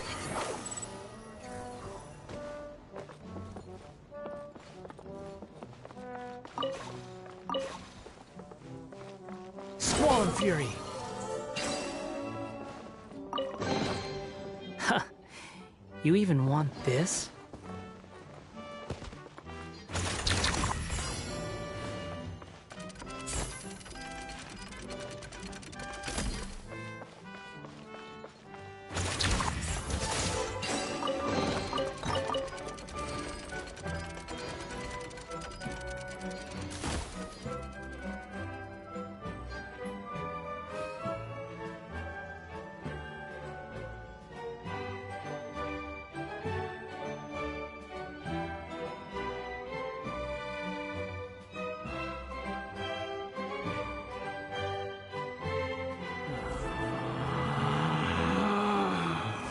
Relax.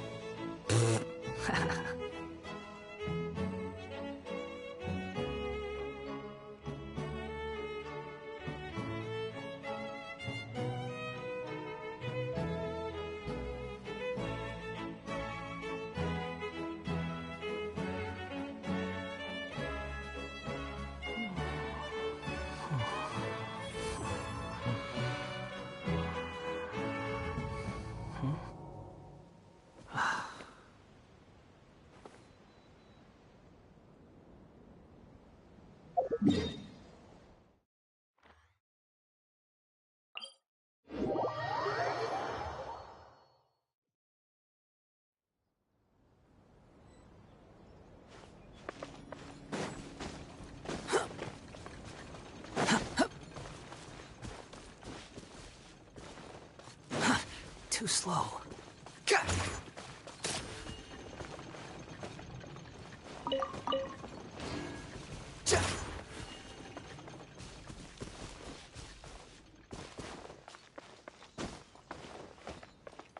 Behold!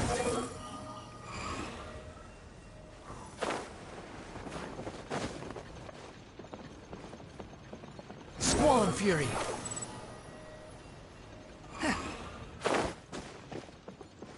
Quit following me. Behold!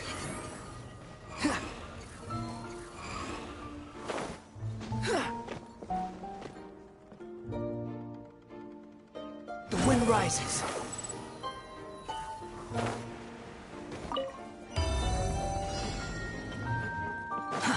Too slow.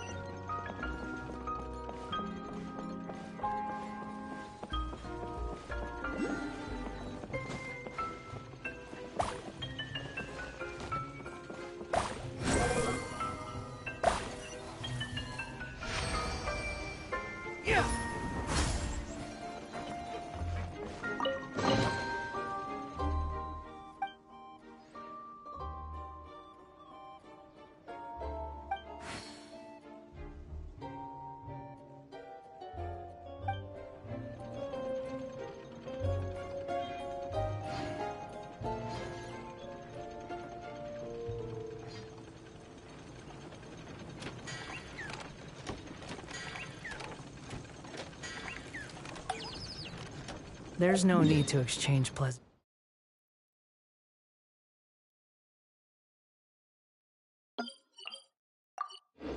trees. It's behold!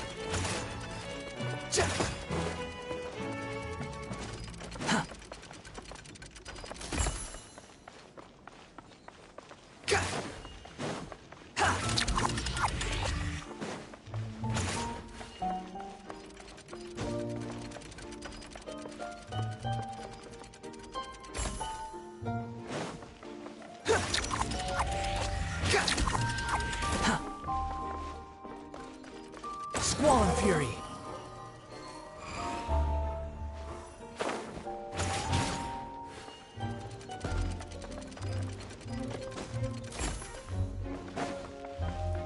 Quit following me.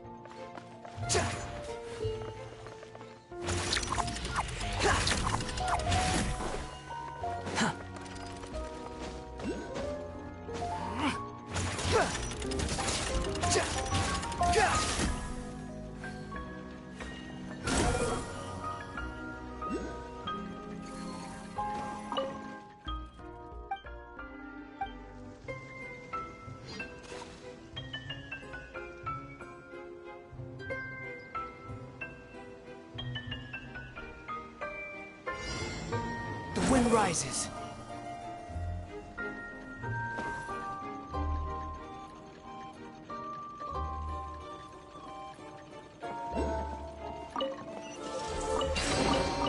Unnecessary.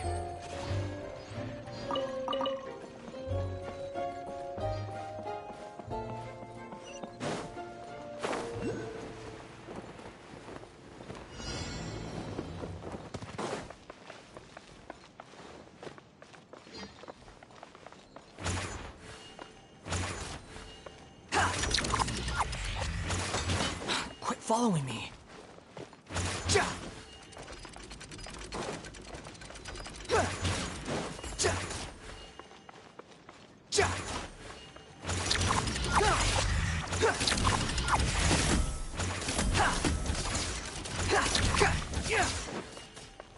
Squall and Fury.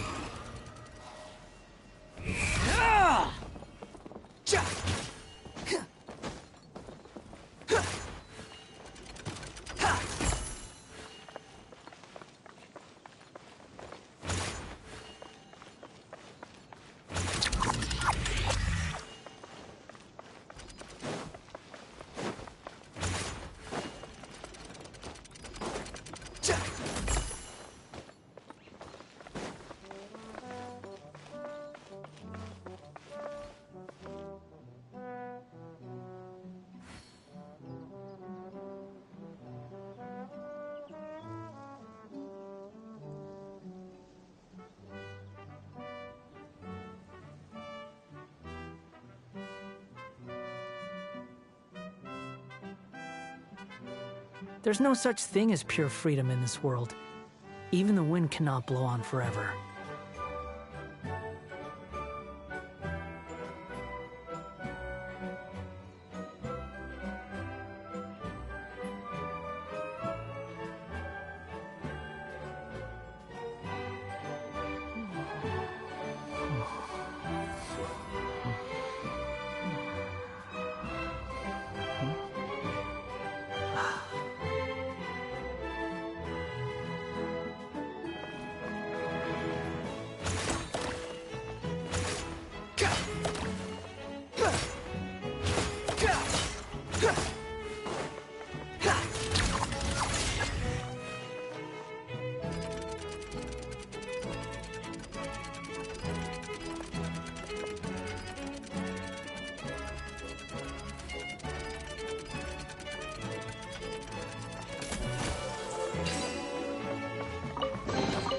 Take it and have fun.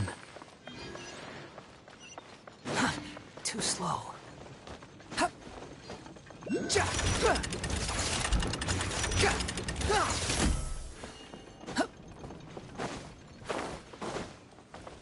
Quit following me. Too slow.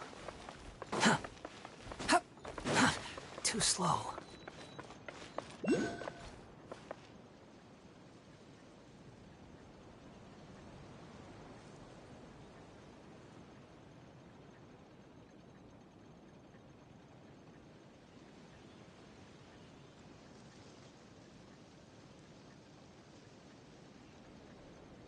You think I've got a sharp tongue?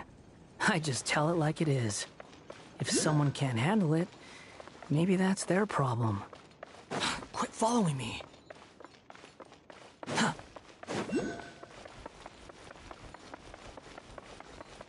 Behold!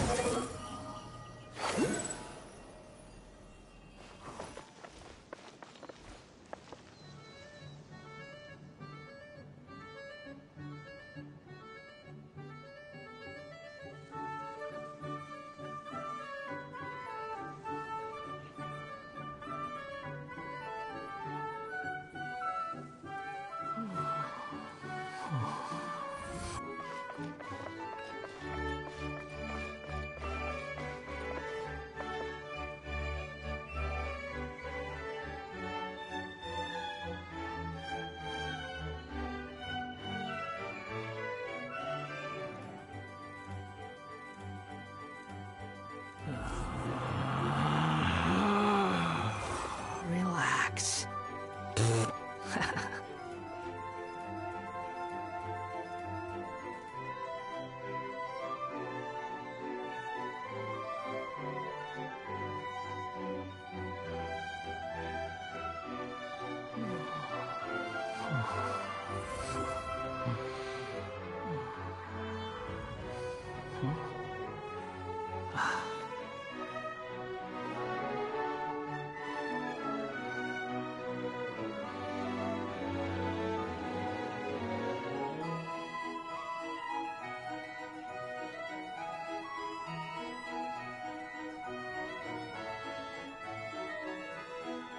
There's no need to exchange pleasantries.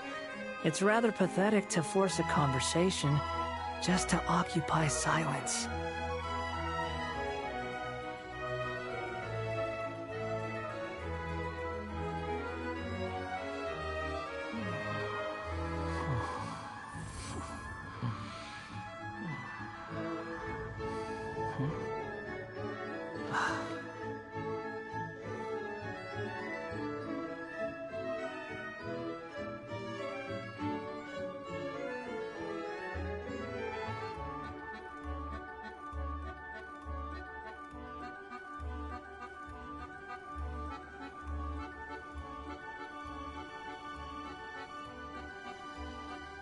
You think I've got a sharp tongue? I just tell it like it is. If someone can't handle it, maybe that's their problem.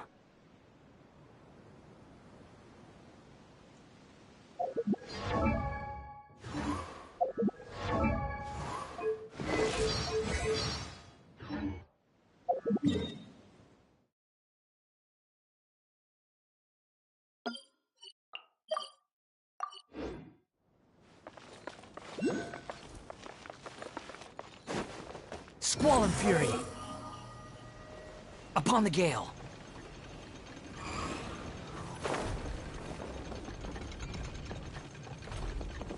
The wind rises!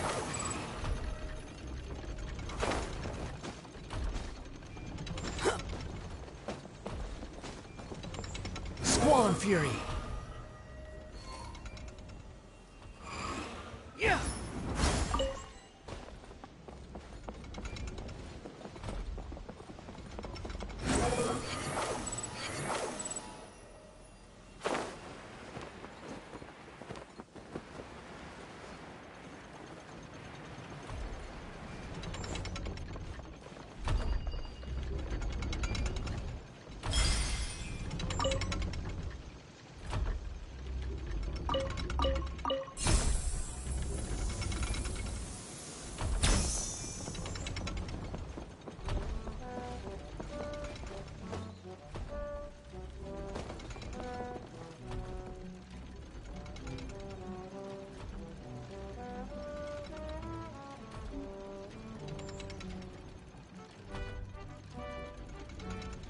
There's no such thing as pure freedom in this world. Even the wind cannot blow on forever.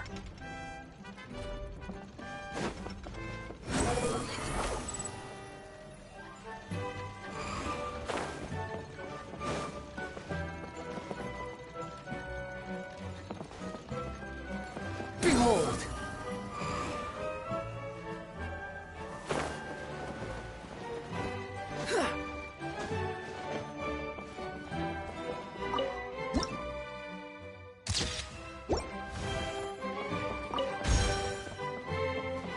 Squall and fury!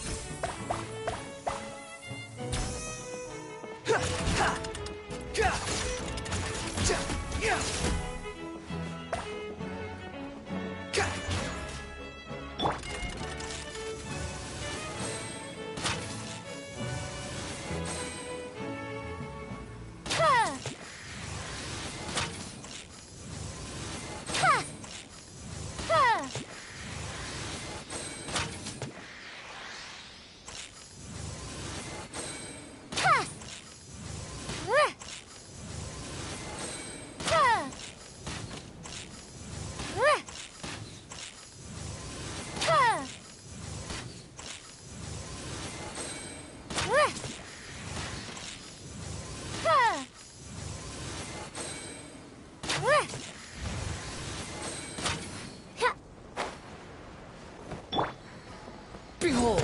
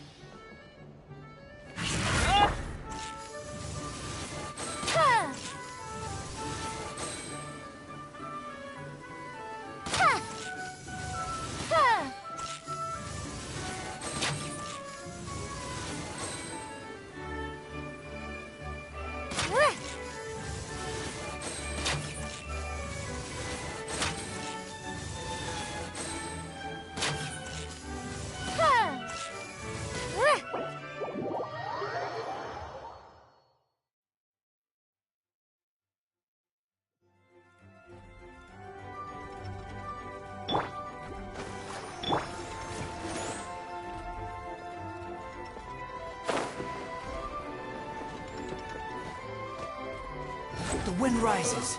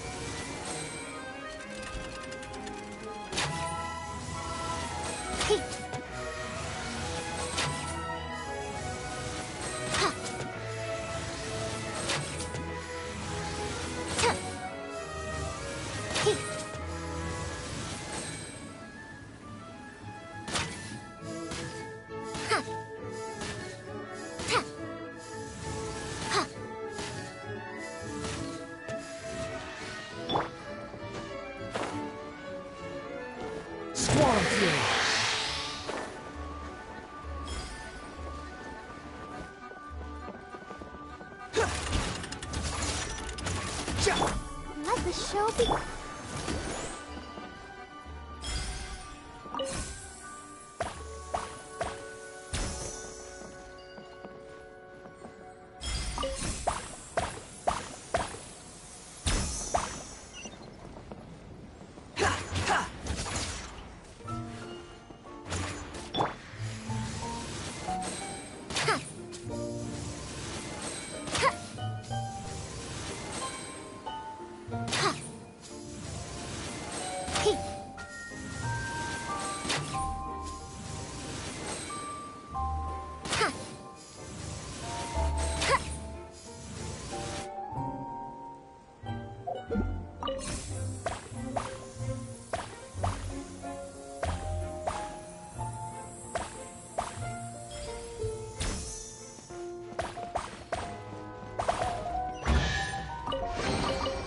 Fine, that was worth the trip.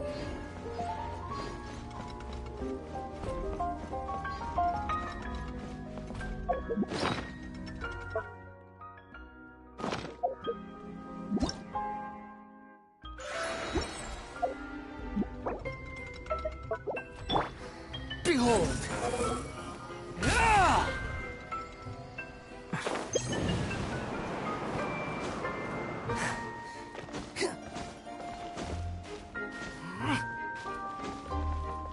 Squall and Fury.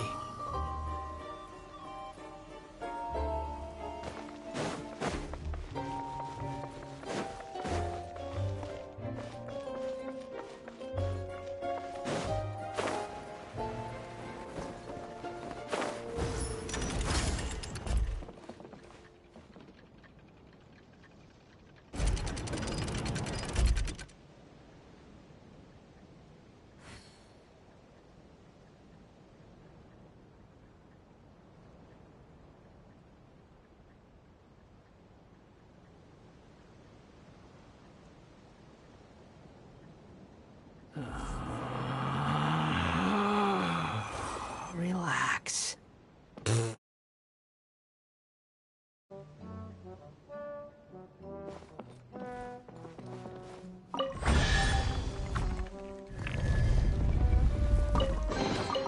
Take it and have fun.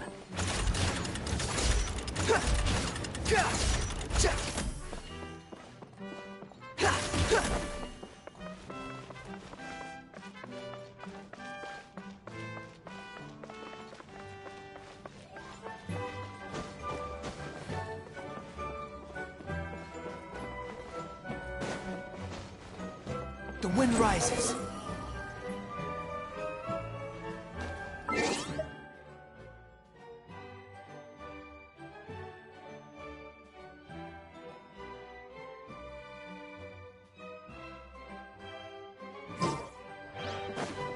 Quit following me.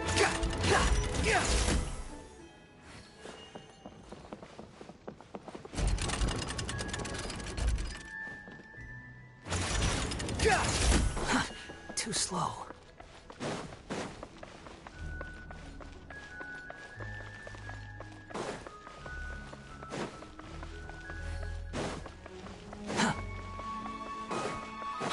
following me.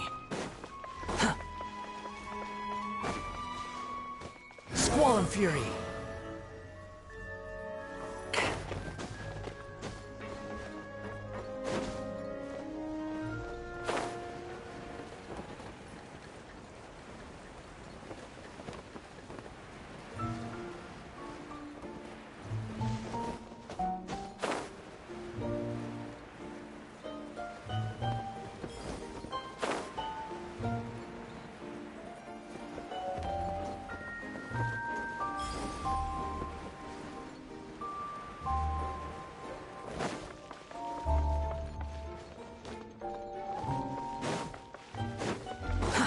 Too slow.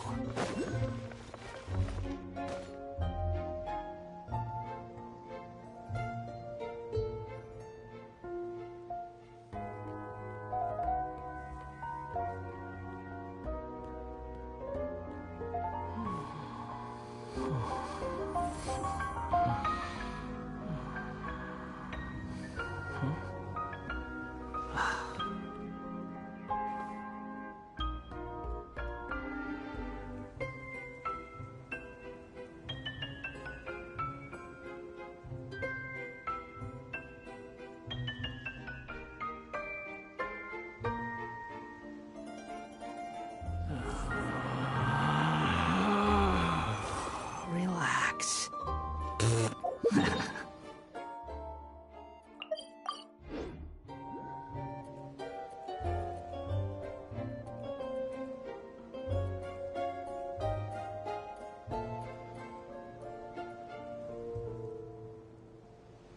You think I've got a sharp tongue? I just tell it like it is. If someone can't handle it, maybe that's their problem.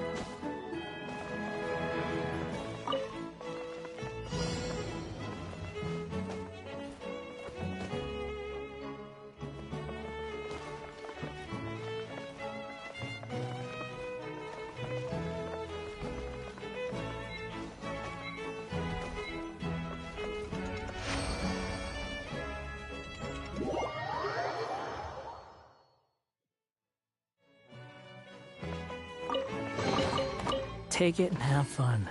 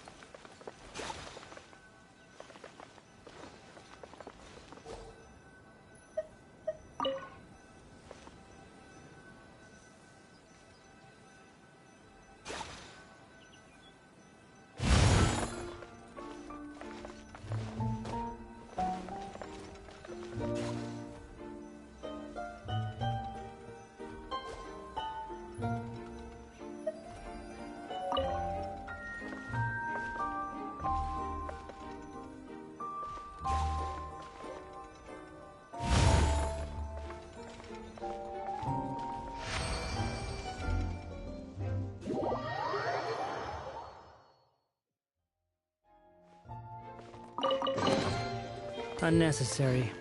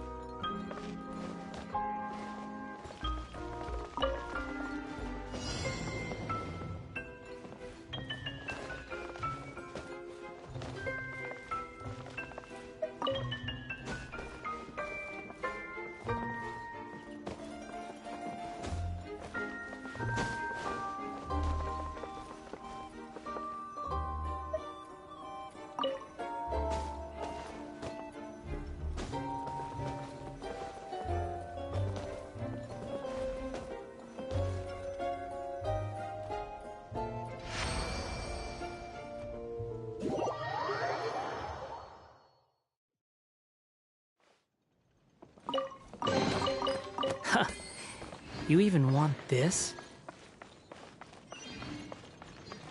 Quit following me.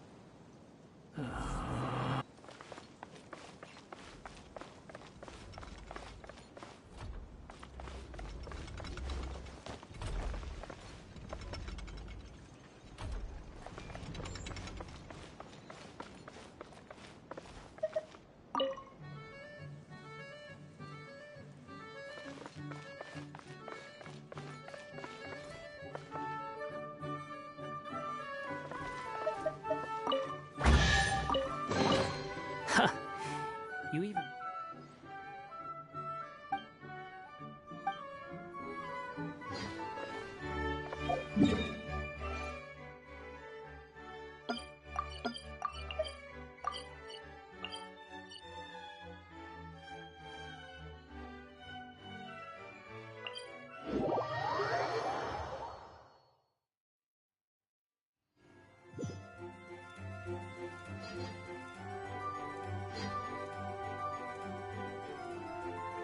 There's no such thing as pure freedom in this world.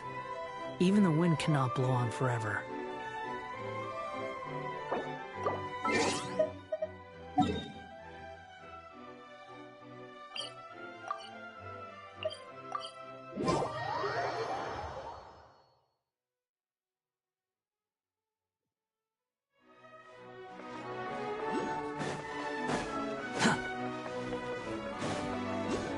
The wind rises.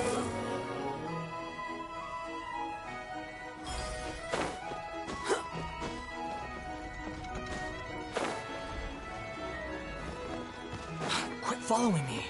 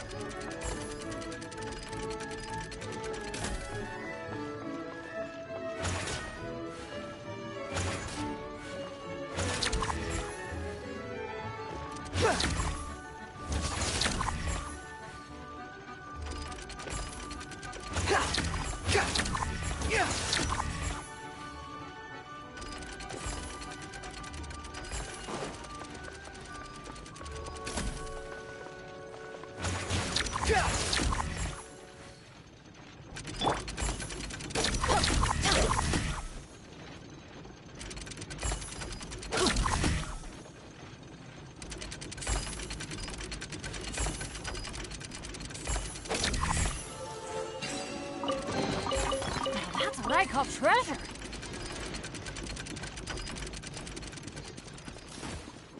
Off we go. Adventure time.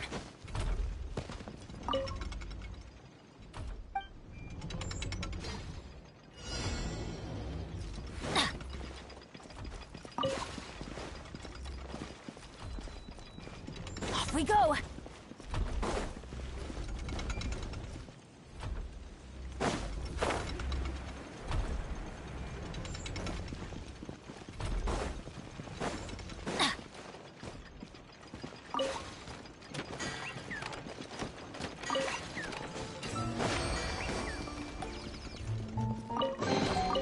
Now that's what I call treasure!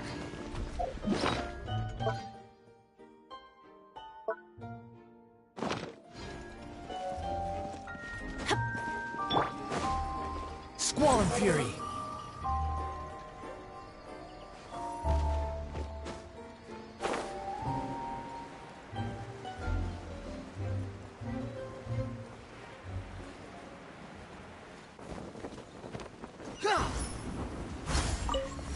The wind rises.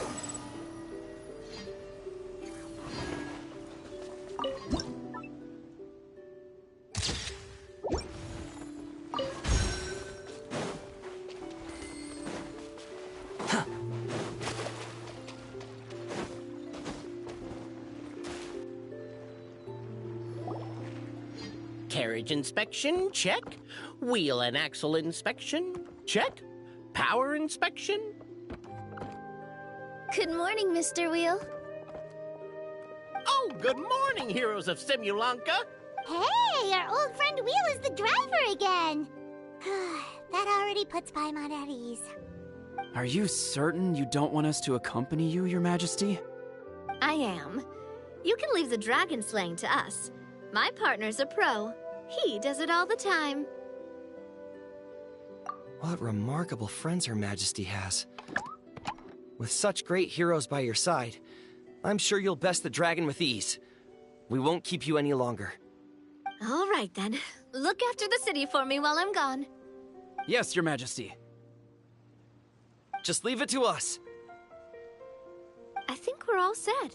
Time to depart. Next stop, the end of the world!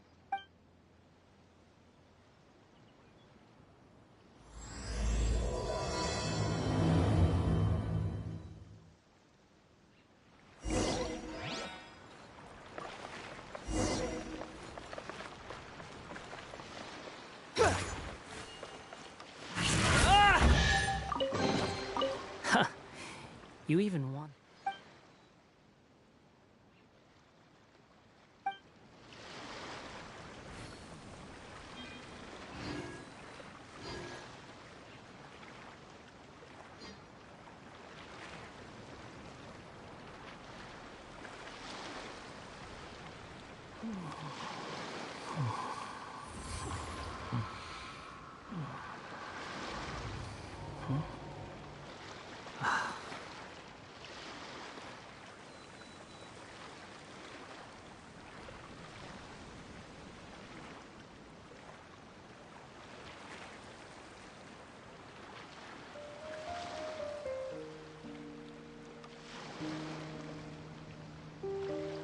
There's no need to exchange pleasantries.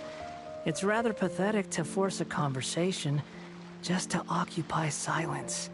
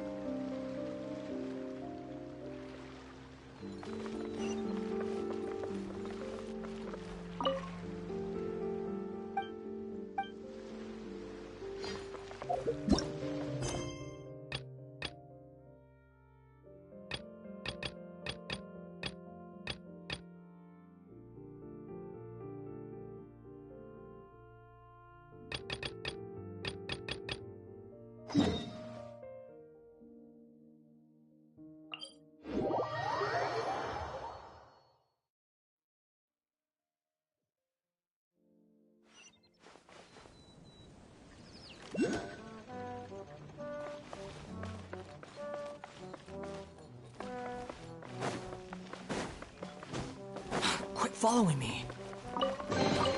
Unnecessary.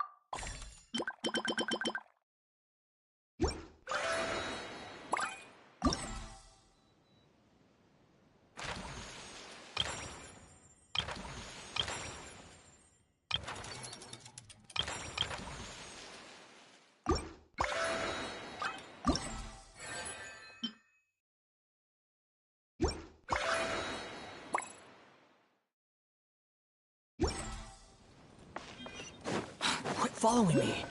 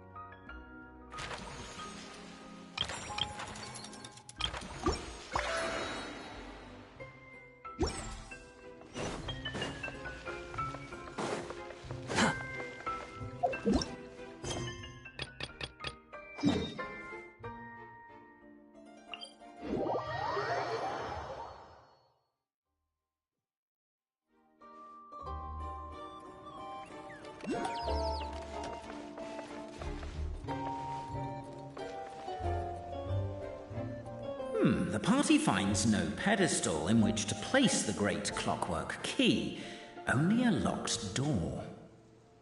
Where's your clan's pedestal? Oh, let me guess, you hid it away in advance to save yourself the embarrassment of having it exposed as a fake? You done? Okay. Now, since my clan's main claim to fame is... Misinformation, half-truths, and fabrication. Ah, shut up, Cape. Shut up, Cape. I swear, if I wind up dead one day, the murderer was Boberano. Let those be my last words. My clan's claim to fame is that we outwitted the dragon of old and stole its treasure. Ergo, all articles of value that we own, including the pedestal for the clockwork key, lie behind that door. So, next step is open the door? Almost. There's one step before that. The door is protected by a smart interrogation system. We have to answer its questions, and if we get them wrong, we will alert law enforcement. Jeez. Well, do you at least know the answers? The correction fluid of time has dyed white the pages of the Book of Wisdom. No, I don't know the answers. But worry not. I had a quick word with the constabulary in advance. They'll ignore the alarm if we get the questions wrong, so answer without fear.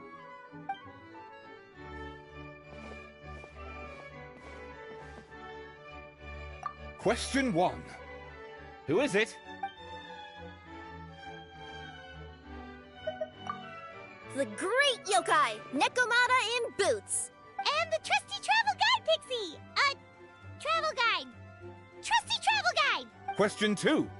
By which virtue did the ancients defeat the dragon?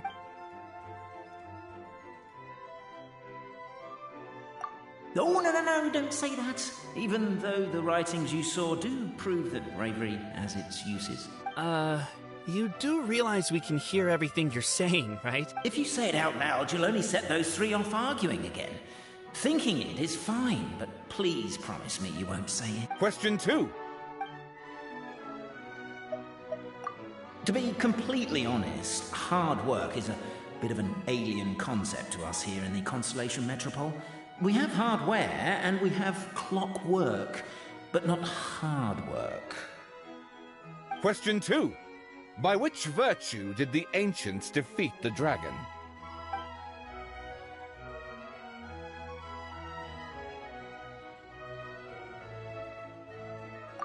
If this is the right answer, I swear I'll... Correct! What? A barefaced lie. So low. Question 3. Which is more real? The fiction of the outside world, or the truth of this world? Hear, hear! Who can be sure that the outside world isn't just a dream? And that when the dreamer wakes up, they won't just find themselves inside a novel? There is no way to know, therefore both are equally real. All correct. You may have the key pedestal.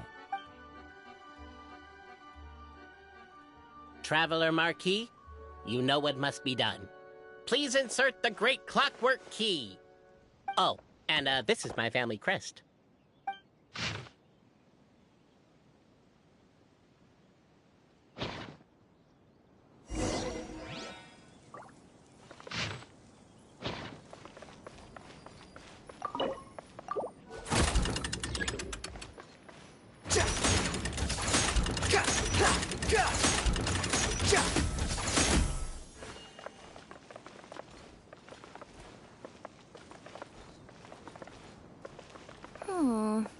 Do we really need this one?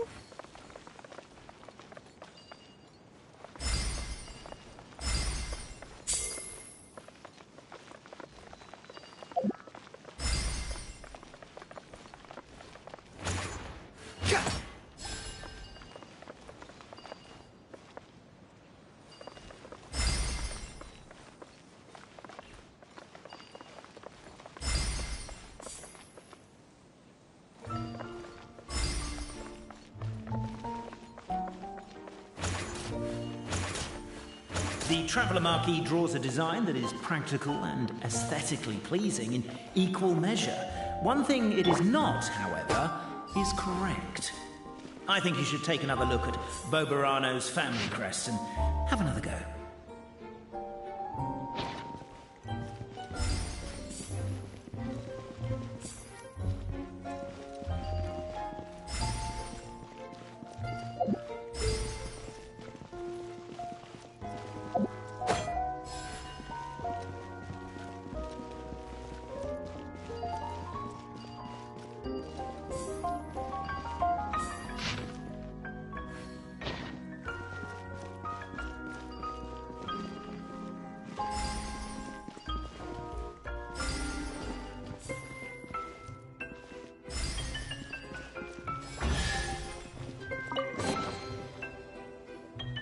Now, let me see what elaborate fiction the Clan of Wisdom was able to conjure up. If anyone's listening, I would like to submit these as my last words. I surrender. I'm the one who murdered Cappe.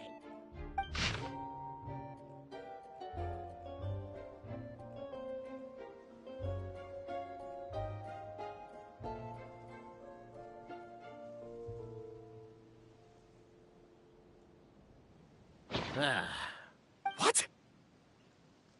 Oh, does this mean that my clan is the only odd one out? Given that my clan's wisdom is such a subject of ridicule in your eyes, I will now appeal to my own personal intelligence, which I believe far surpasses that of my clan at large, and make a prediction. It seems likely that the claims made by each of our clans regarding their history and virtue are all true.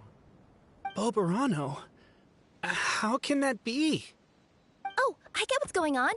Once, when I was drinking with Gujiyai, she bet me a round of dried fish that I couldn't guess which cup the umeboshi was under.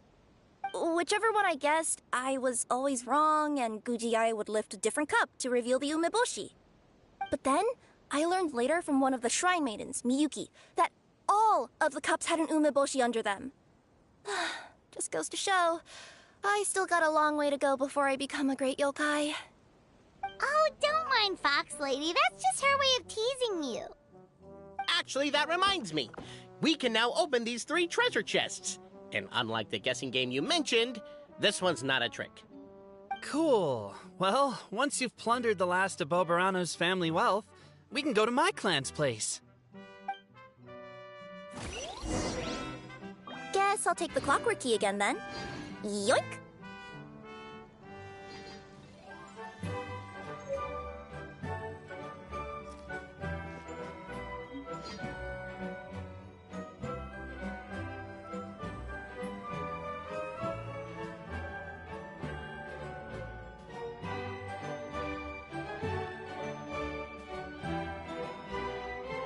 Good things come to those who don't wait around.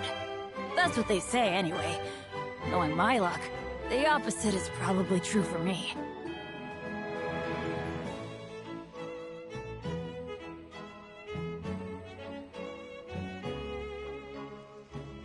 Benny's Adventure Team, assemble!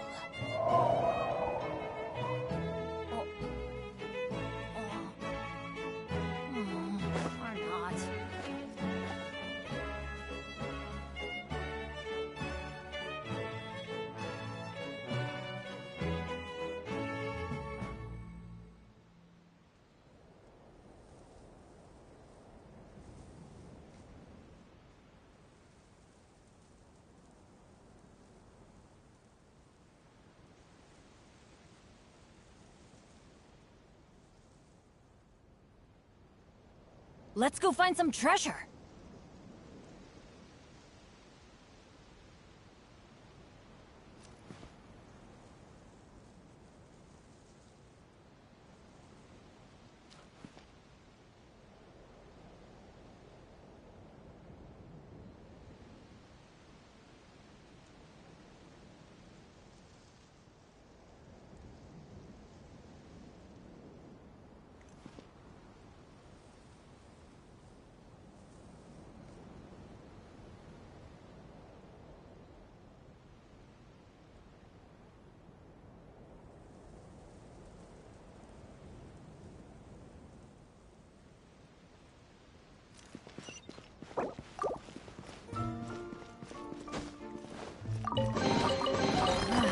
Even better than I imagined. It's my lucky day.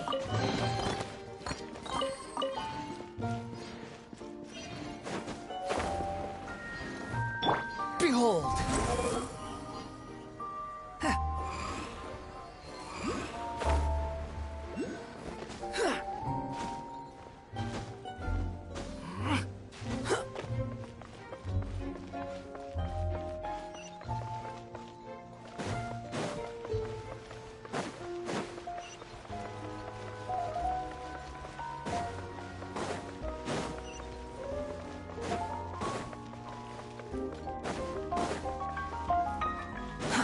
Too slow.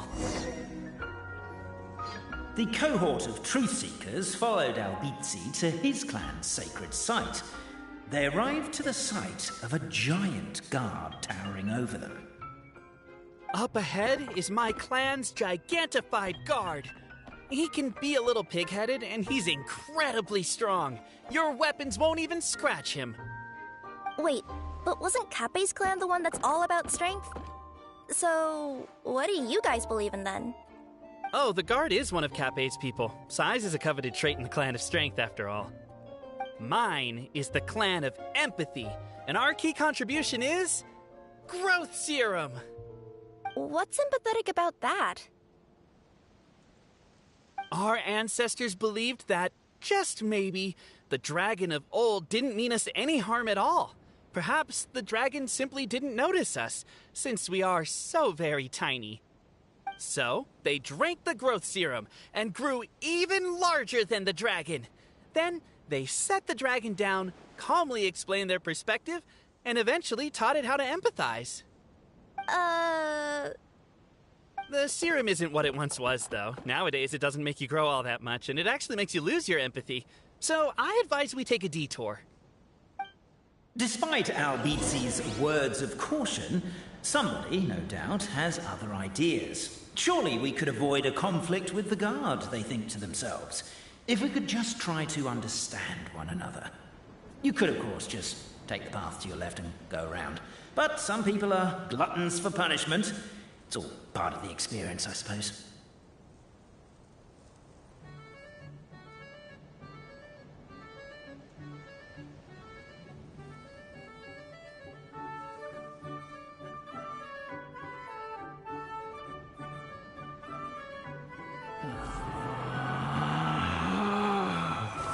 Relax.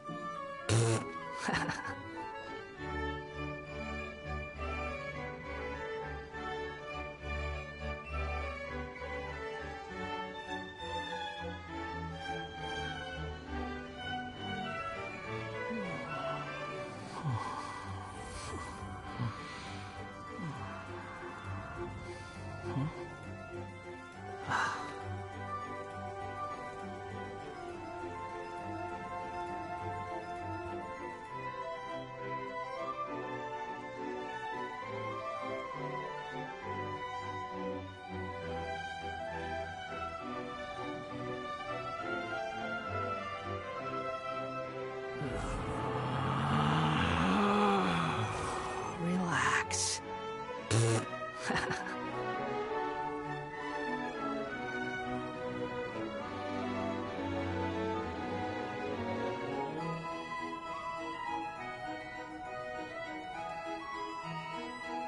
There's no need to exchange pleasantries. It's rather pathetic to force a conversation just to occupy silence.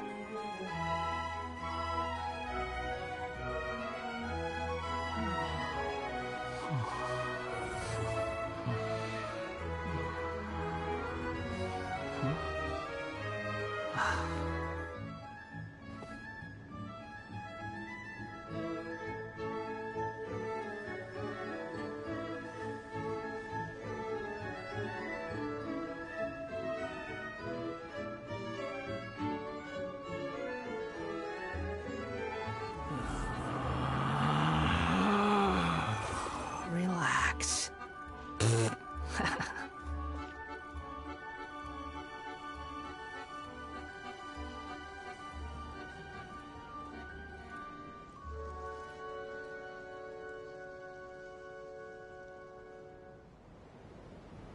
You think I've got a sharp tongue? I just tell it like it is. If someone can't handle it, maybe that's their problem.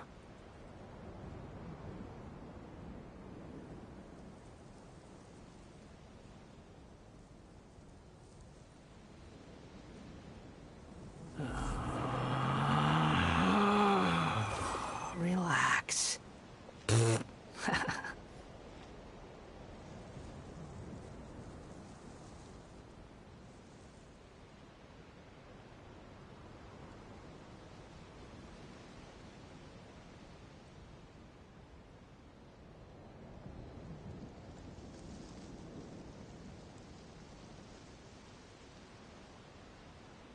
There's no need to exchange pleasantries.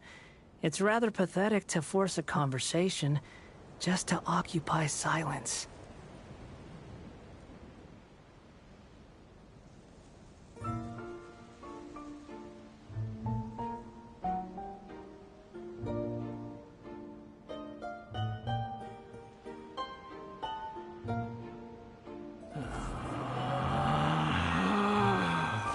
Relax.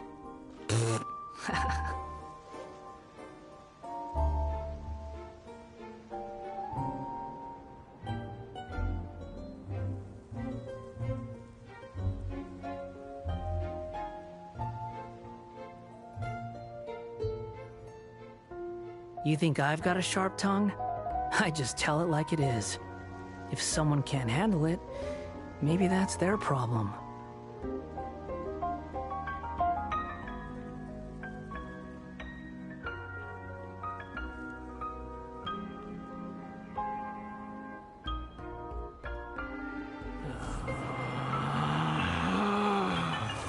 Relax.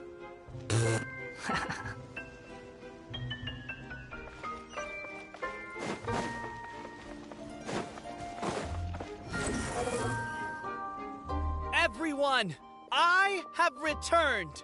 I come with the long-awaited Marquis and their followers to search for the lost origins of our clan. Well, we weren't told anything about that this morning. Get out of here. Leave us alone.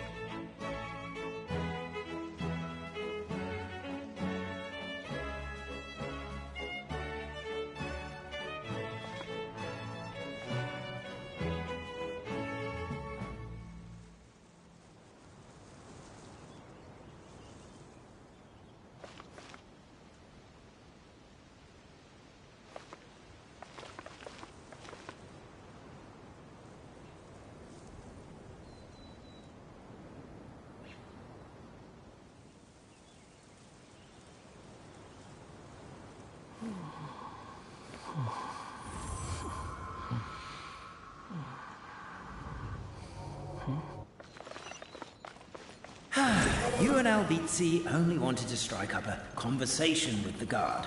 But since greeting you wasn't one of the items included in today's schedule, the relationship quickly soured. If you're just looking for a way in, why not consider taking the path on your left?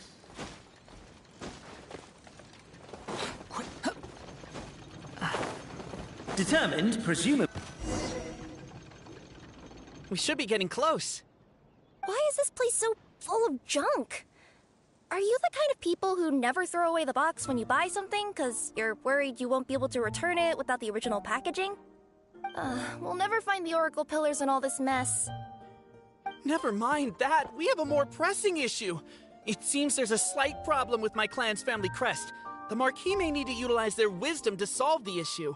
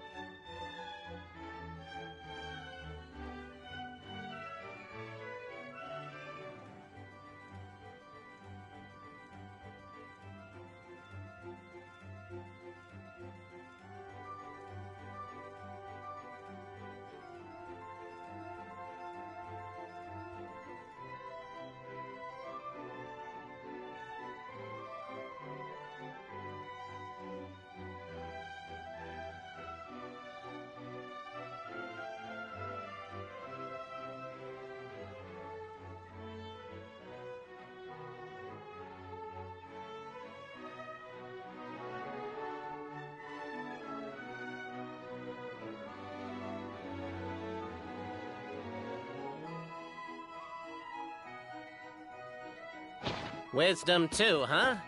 Well, you guys have a bit of everything, don't you? Except empathy.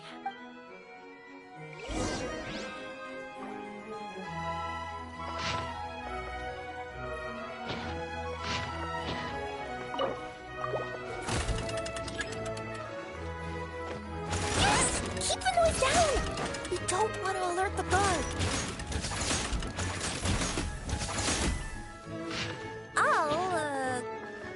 Watch.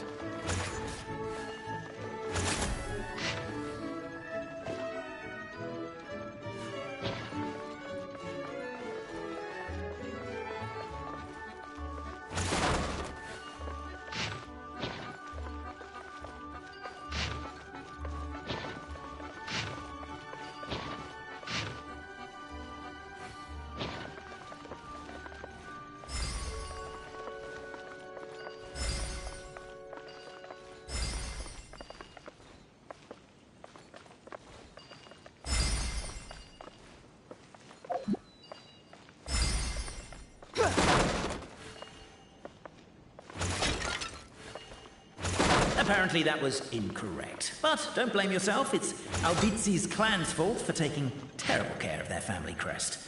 How could they let something so important get so dirty?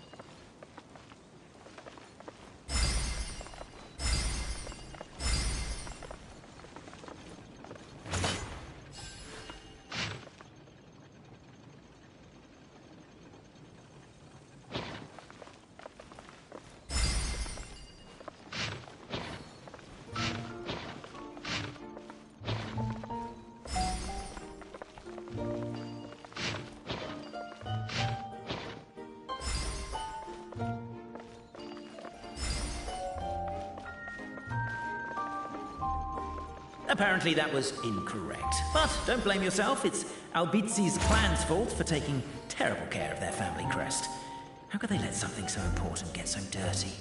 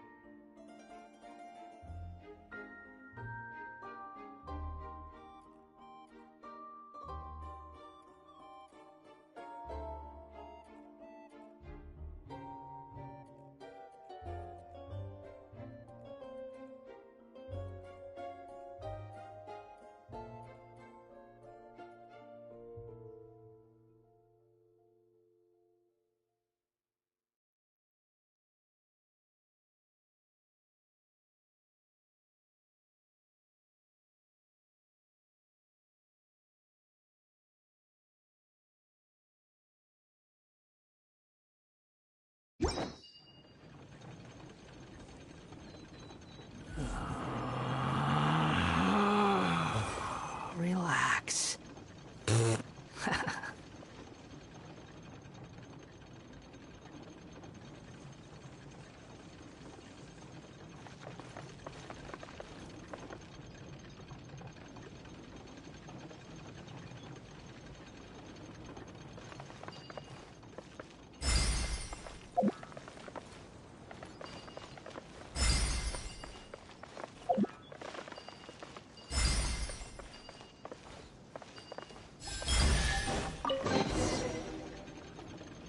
This is the last one. The signature. So it's true. Empathy is one of the founding virtues of Constellation Metropole, too. Just as we suspected, all three are the truth. Okay. Well, this is a lot to process. I feel a little empty inside. Yes, we found the truth, but there's too much truth. I get you. It's like in Inazuma, when there were only 6 books in the Mirage Warrior series, it was really popular. But by the time book number 88 came out, nobody wanted to read it. They'd all lost interest. A brief moment of joy is drowned out by a growing feeling of melancholy. But perhaps there is a glimmer of hope to be found too? Anyone? Anyone? All right, I'll say it. How is it the case that these three versions of history can all be true at once? That's exactly what Paimon was wondering, but Boborano kind of already explained it away earlier. So Paimon was worried she'd look stupid for asking the question. It's not a stupid question at all, my dear little pixie. While I did postulate that different truths may coexist, there is an issue when it comes to these three truths in particular. The problem is, all three truths are the history of the exact same thing, namely the dragon and the Metropole's origins. Yet all three bear the signature, showing that they're genuine.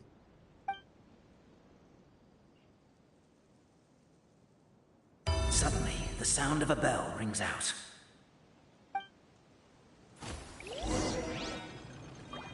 The bell! It rang once! What does that mean again? Ah, yes! Highest level of emergency! Everyone, to the main entrance! Stat!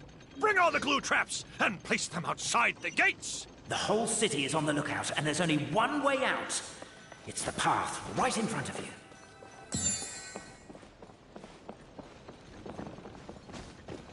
Why'd they ring the bell anyway? Also, why is one ring the highest level of emergency? Obviously because you have to respond fast when it's an emergency. It'd be a bit too late if they waited till the...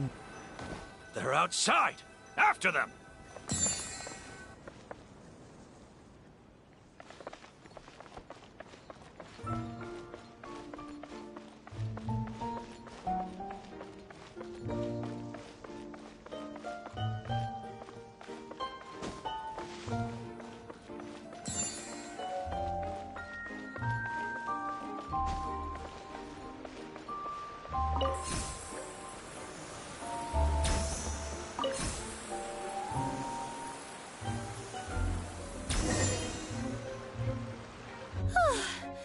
We made it out. Don't know if we'll still be needing this clockwork key, but I yoinked it out before we ran, just in case. Okay, but back to the truth problem. There are three conflicting versions of the truth, and somehow they're all still true. What is that supposed to mean? I don't know. I doubt anyone here in Simulanka can make sense of it. All we do know is that any manuscript bearing her signature has to be valid. Well, she is the goddess of fate, the creator of all this. And all these manuscripts are her grand design. The reason we argued about who was right was that we didn't know enough about the truth of the past. But now we have the truth. So we just have to accept it. As surely as we will follow the clockwork path designed for us, so is this the course that history has taken.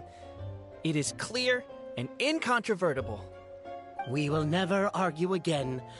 Ah, thank you all. Is that all there is to it? Is this where the decision made at the first crossroads of destiny has led us to? A pointlessly happy ending? Overthinking it would be equally pointless. Well, that's enough for one day. Time to take a break. Could you be any more cryptic? You're planning something. Paimon knows it. Whatever happens, today was a breakthrough in my journey of discovery. I will go back and share it with my clan. Me too. And me. Let's leave it there for today then. I'm sure we'll find out what else Mr. Narrator has planned for us tomorrow.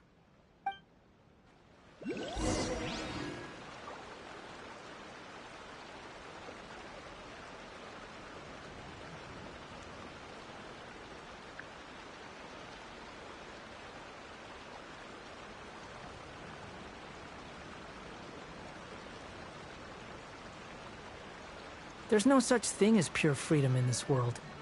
Even the wind cannot blow on forever.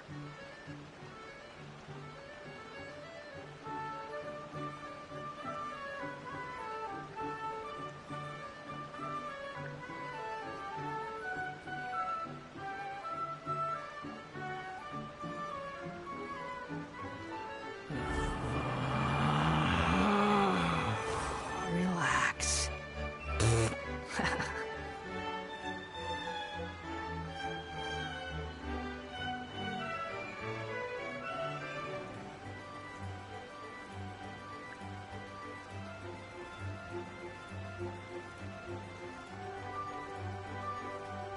There's no need to exchange pleasantries.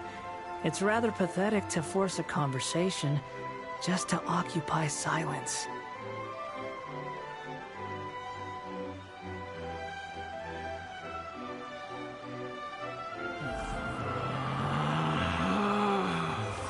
Relax.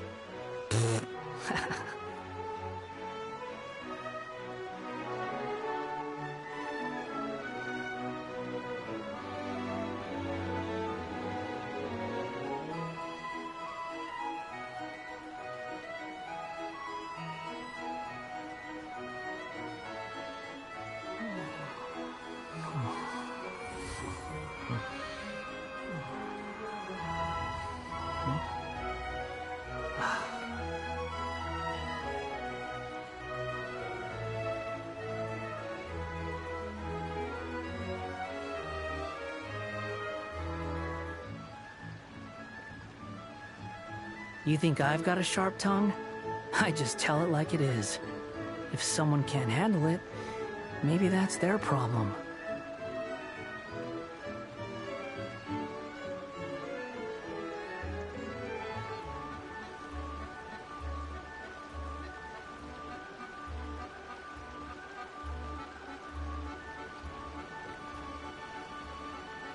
There's no such thing as pure freedom in this world. Even the wind cannot blow on forever.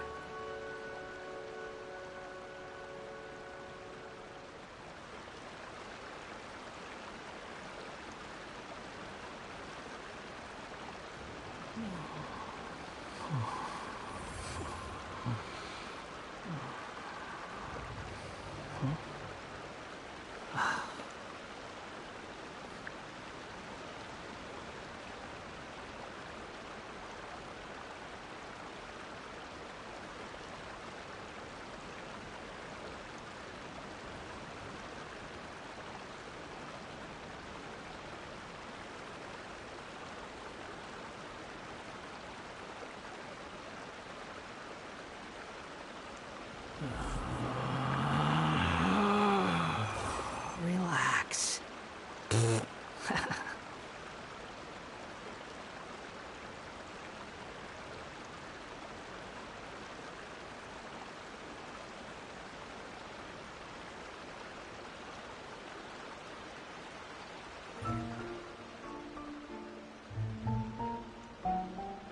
There's no need to exchange pleasantries. It's rather pathetic to force a conversation just to occupy silence.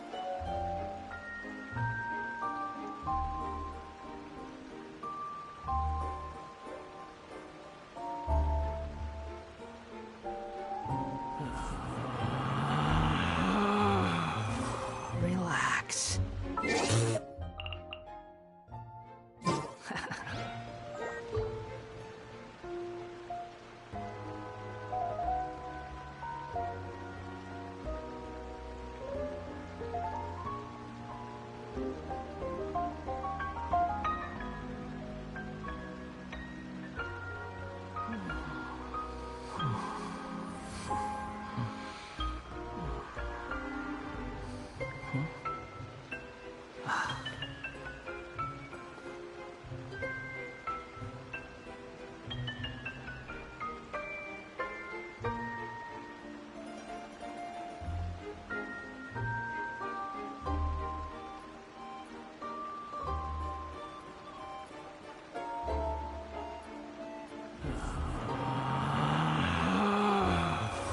Relax.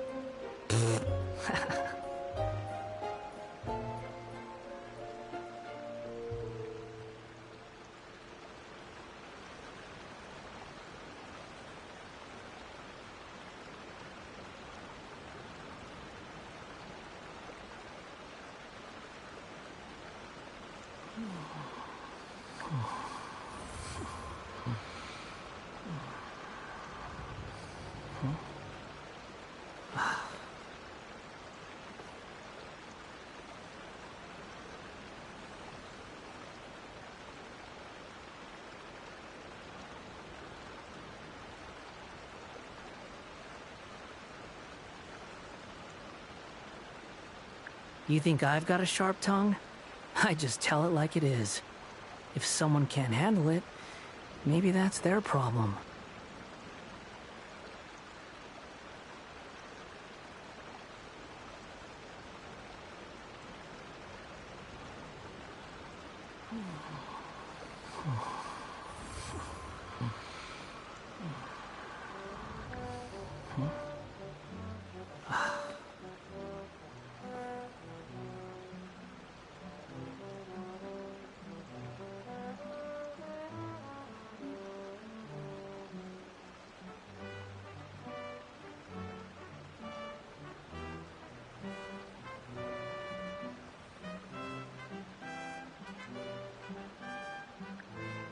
There's no such thing as pure freedom in this world. Even the wind cannot blow on forever.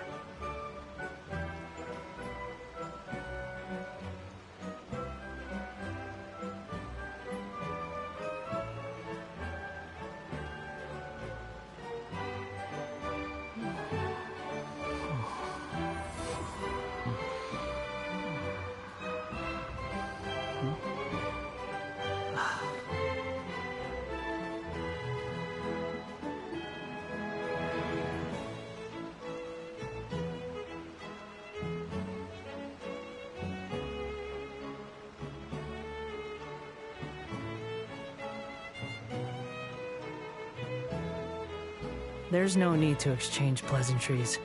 It's rather pathetic to force a conversation just to occupy silence.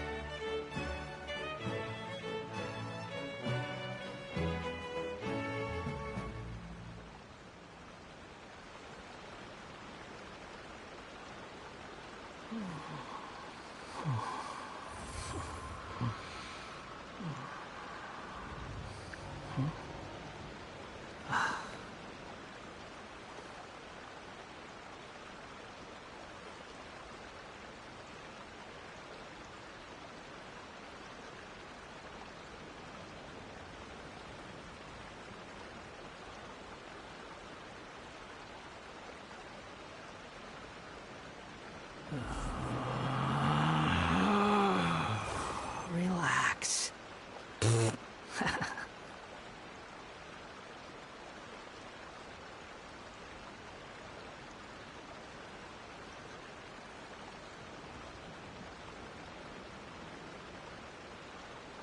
There's no such thing as pure freedom in this world. Even the wind cannot blow on forever.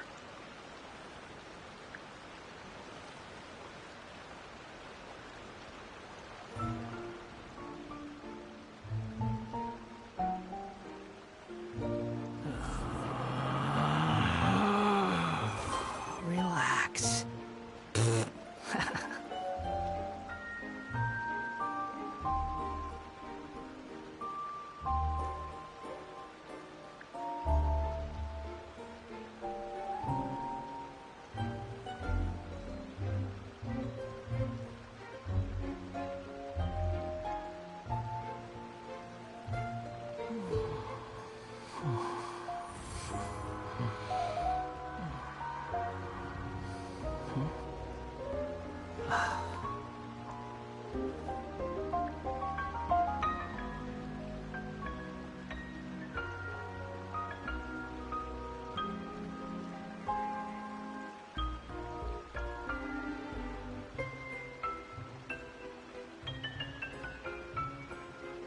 There's no need to exchange pleasantries.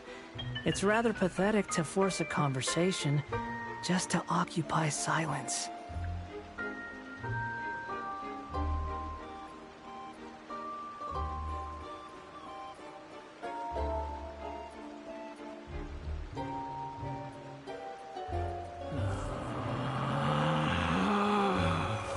Relax.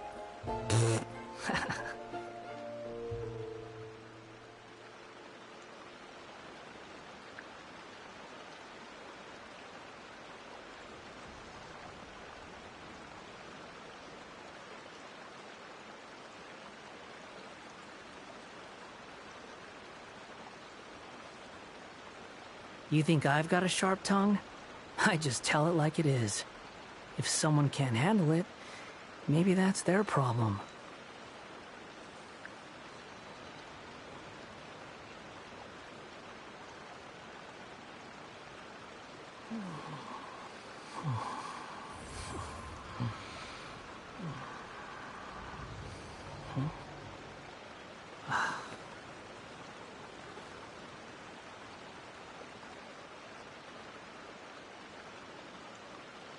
What a beautiful day, thought the traveller, before he was overcome by a creeping sense of foreboding. The voice in his head grew louder. Must go to Pendulum Lane. Relax.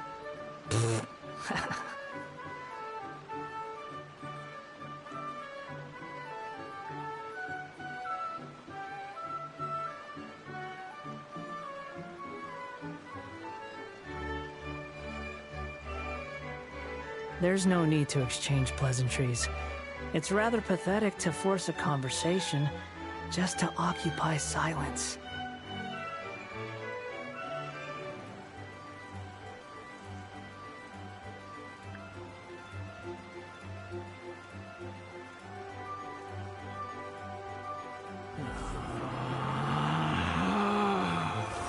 Relax.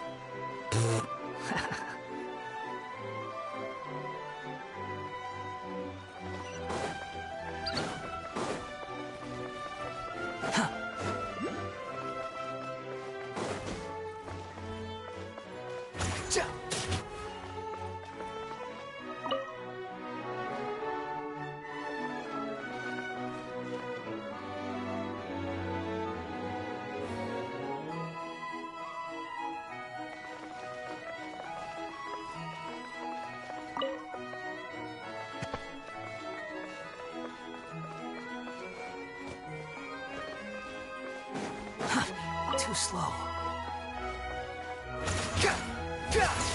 The wind rises.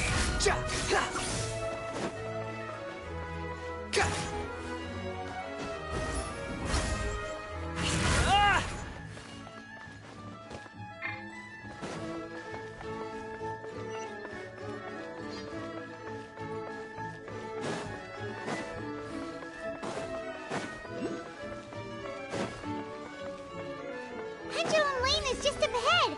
Something must have happened here after all. Everyone's crowded around.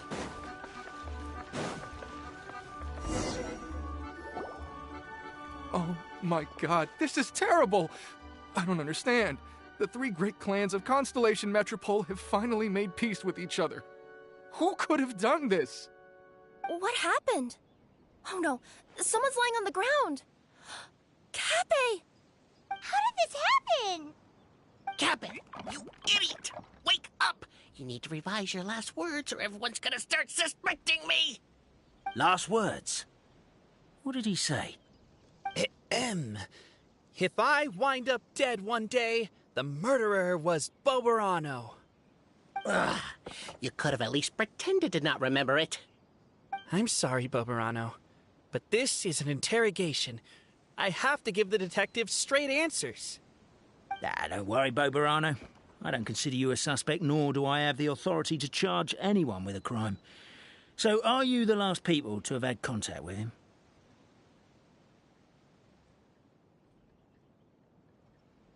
My sincere condolences. You were travel companions, right? Oh, it's a real tragedy. I'm afraid he'll be out cold for another hour and a half, at least. Huh? Yeah, I know. It's despicable. Hitting someone in the back of the head is the second worst act of cruelty there is. The first being replacing their gear oil with extra strong glue. So, Cappe's not dead? His gears, metal frame and shell are all still in excellent condition. It's just his energy supply that's been all messed up. Wait. But surely you can't be suggesting that just because Cappe isn't broken, there's no need to go looking for the culprit. No! There's a need! Huge need! Unfortunately, this is rapidly turning into a cold case. There's no evidence and no witnesses. Unless there's an official clockwork pedestal, the goddess of prophecy around here somewhere. Excuse me. Then suddenly the long-lost dragon of old flew across the sky. Where? I didn't see anything. Wait, why can't I move? Oh, my mistake. It was just a cloud. Or a bird. Or something. If only we could turn time backwards and replay the crime.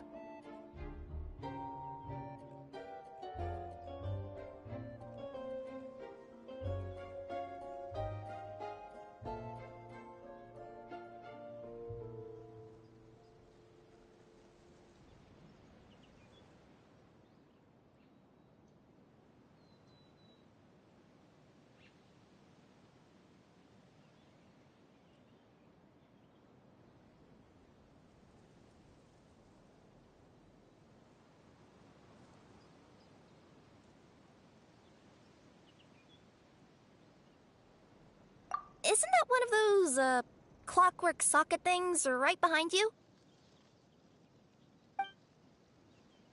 Ah, so it is. No wonder everyone here is suddenly struggling to move. Traveller, if you please, let's recreate the crime scene.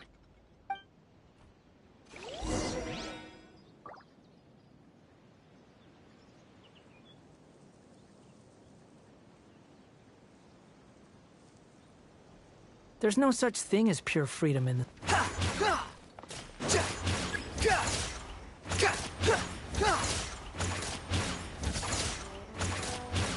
crime scene's too chaotic. I can't make heads or tails of it.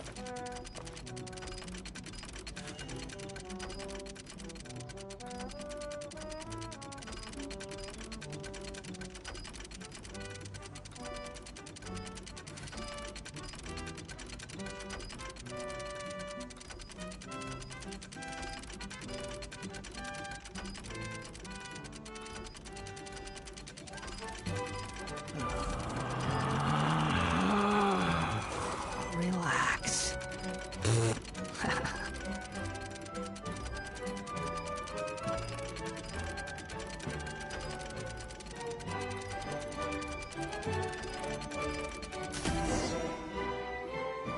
Well, that clears it up.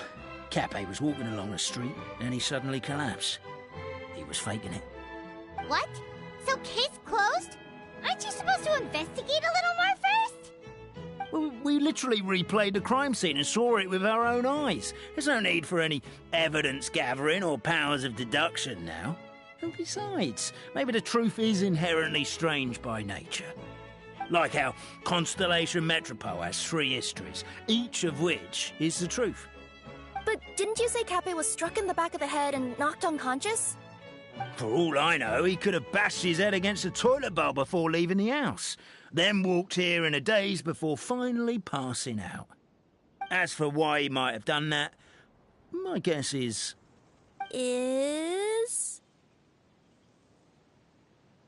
With the Supreme Clan question left unanswered, and the tension in Constellation Metropole suddenly wiped away, he was looking to create a new source of conflict. Only then would the city feel alive again. Do we really think he's capable of that, though? Sounds like a pretty complicated conspiracy for the average Simulanka resident. Traveler, something about the crime scene isn't sitting right with me. It just seems unnatural. Also, anything outside of the immediate area won't have appeared in the replay. Is it possible that something was missing from the scene? Why don't we search the area? Wait, what are you doing? Oh, we're gonna head to Cappe's house to check the toilet bowl for signs of an impact.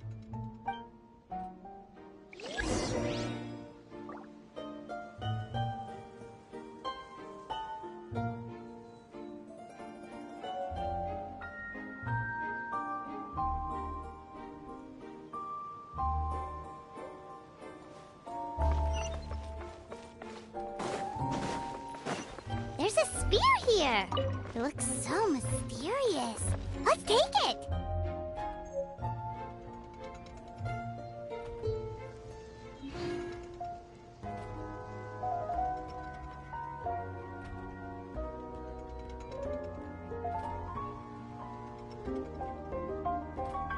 You think I've got a sharp tongue?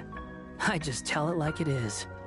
If someone can't handle it, maybe that's their problem.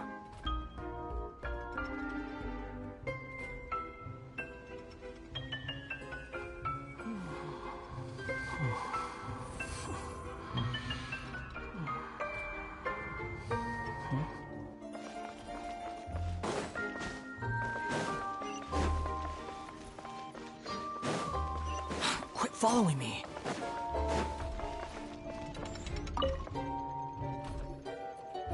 You're not from these parts, are you?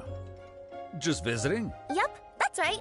Why? What's up? Ah, well, I was gonna offer you a great job in the Titanium mines. A safe and secure working environment. Doesn't sound very safe. At least not as safe as being a courier. To keep the titanium ore intact, we use specially designed pickaxes that can't cut through it. Even if you struck a person with it, it wouldn't so much as leave a scratch. And in terms of labor intensity, the work has been rated as Class 2 physical labor by a reputable organization. Even cats can do it. I'm not... never mind. I give up. Welcome to Paimon's world. Mind you, I don't know what happened today, but somehow a pickaxe has gone missing. Maybe one of the giant guards broke it down, so someone took it to perform a rapid resuscitation procedure. Sounds pretty brutal for a first aid technique.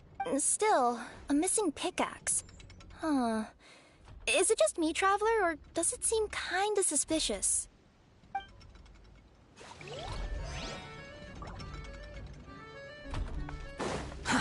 Too slow.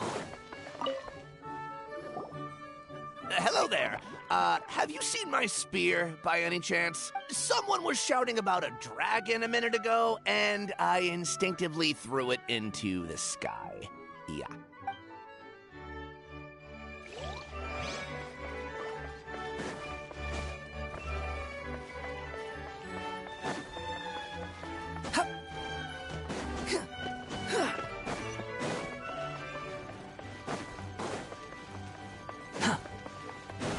There's a strange potion bottle here. Looks so weird. Let's take it.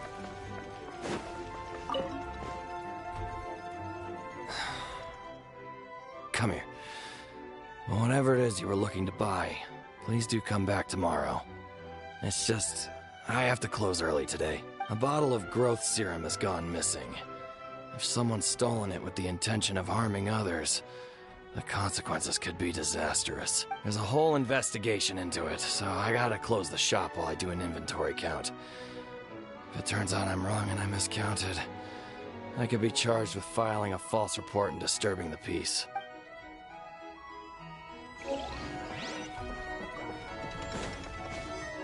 Quit following me. Behold! A pickaxe? What is it doing all the way down here? There's gotta be a... Let's say one of these was the weapon used in the assault. Which one do you think it is?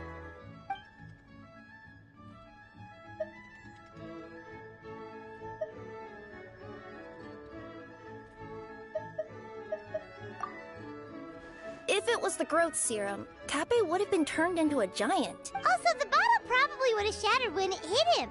We would have seen the debris on the ground. Let's say one of these. If it was the pickaxe, Cape sure is lucky it's not still lodged in his head. Actually, you're wrong there, Paimon. The foreman at the mine was just saying, this kind of pickaxe is designed not to damage titanium, so it couldn't cause any, but you could probably knock someone out if you hit them hard enough, and it wouldn't leave a scratch. Let's take this back to the crime scene and replay it one more time. Ah, you're back. How was the toilet at Cape's house? Toilet? What about it? Oh, yeah, forget that. What's this about? What are you trying to say? We thought the way Cape fell looked odd, so we searched the area for suspicious items and found this. It could have been deliberately placed out of range of the crime scene so it wouldn't show up when we replayed it. Now we've retrieved it, we were gonna replay it again. You don't mind, do you? Oh, I just remembered I forgot to turn off the clockwork switch in my kitchen. Yeah, I think I'll just... Oh, no, you stay right there.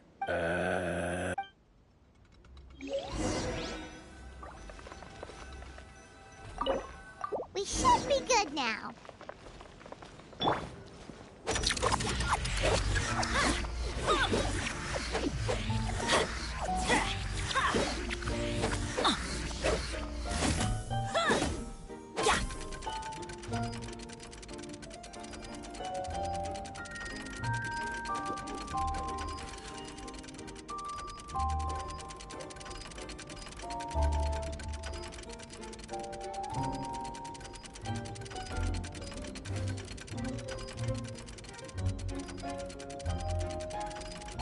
Good things come to those who don't wait around. That's what they say anyway. Knowing my luck, the opposite is probably true for me.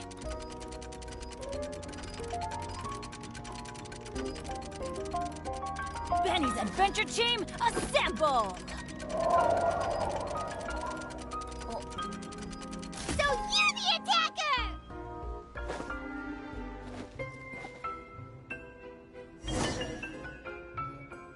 So, it was you!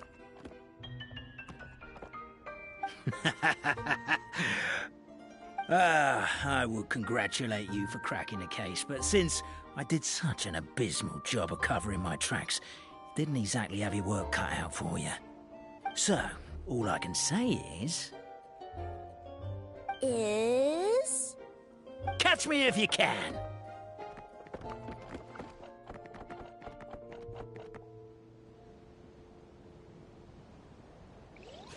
We have a runner! That's it! Let me at him! The would-be Marquis of Carabas dispatched the Necromata in boots, who ran off in pursuit of the poor little minion.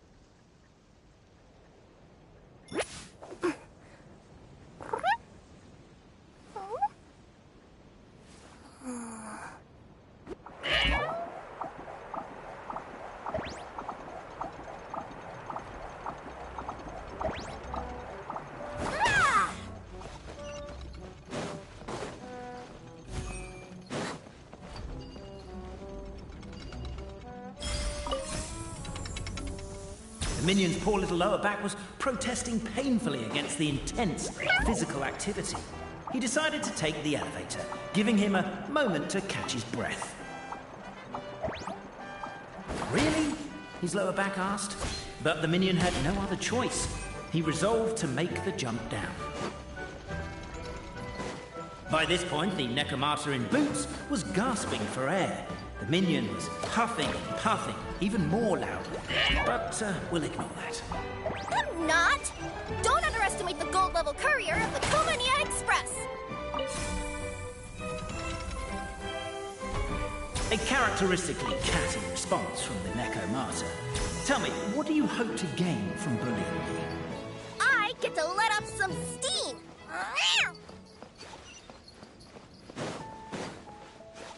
Ha-ha! You fell into my trap! Oh, and by the way, remember the glue you got stuck on when you first entered the future Marquis' abode-to-be? Well, that was also me. I did it using my powers. Rats! Oh, I'm so jealous of you guys right now. You can just jump out of your shoes and keep running, but Wait, I'm wearing boots this time. Yes! The unnamed minion made a last-ditch escape attempt. He began his long crawl, climb, up the wall, the tall wall. He began his long climb up the tall wall. You call that a tall wall? In urgent Neko parcel mode? I'm beat. I surrender.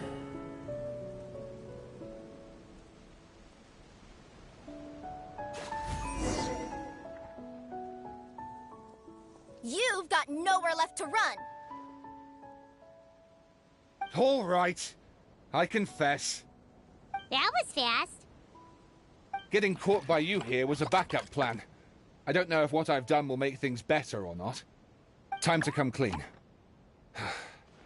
I am the narrator, the one who's been guiding you all this time. You're overdoing it a little bit there. Anyway, I only did what I did because... Why are you suddenly spilling the beans? I poured my heart and soul into all this. I was worried you wouldn't ask. The truth is, I was one of the first conscious beings ever made by the goddess of creation. And I've known for a long time that this whole world is just a fairy tale written by the goddess of fate. I know they say that fairy tales are just made up for kids to read, but I refuse to believe that fairy tales are just fictional stories and nothing more. The reason why Constellation Metropole has 3 origin stories is that the Goddess of Fate wrote 3 drafts and couldn't decide which one she liked best. Then her cat trod all over them, and they all got crumpled together, so the 3 worlds just sort of folded into one. The Goddess of Fate was torn between them anyway, since she couldn't decide which ending was best for the dragon or the kids. So when she saw what the cat had done, she simply decided to go with all 3. Who'd have thought? Well, what does any of this have to do with what you did? You're not a fictional character, so you couldn't hope to understand my sorrow. Honestly, I don't think there's anyone in all of Simulanka who would understand. Every day that I experience, every interaction I have with another person, is it really all just a work of fiction? The only reason the 3 great clans wanted to find out the truth was for the pointless task of electing the supreme clan. I thought that once they'd learned the truth, it might make them curious enough to investigate further. But as it turned out, they just accepted it and carried on living the same old lives. I have to motivate them to keep looking for answers now that they think they've learned the truth. I have to make them uncomfortable with the superficial explanation that they took at face value. And I have to figure out, once and for all, while you real people from the outside world are still here, are we real? Aww. That's my full confession. Time for you to take me back. I'm guessing I'll probably be forced to make a public apology, then sentenced to half a day in solitary confinement. I definitely deserve half a day. Oh, also, pass this message on to Cape, Bobarano, and Albizzi, if you could. The Great Clockwork Key was originally put in place jointly by the ancestors of the 3 clans. If the 3 of them had any ability to cooperate whatsoever, they'd have been able to remove it by themselves. Over all these years, not once have they ever tried removing it together. Oh, my poor child. There's one thing you've been mistaken about this whole time. Ah! Whose voice is that?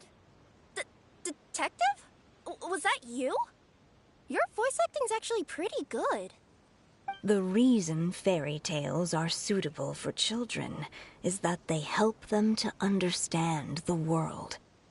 Fairy tales may be works of fiction, but at their heart lies an internal logic that is undoubtedly real-world truth in a condensed form.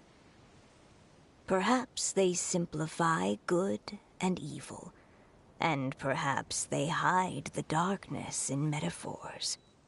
But let there be no doubt. The world within fairy tales is as real as can be. And by extension, you and your compatriots are also real. Goddess! Is it really you? The line that separates footnotes from narrative can never be crossed. Never the two shall meet. This is why you have never heard my voice before. But now you wish to break free from the story, and there's a cat nearby, so you can hear my echo. Necromata! Just your echo?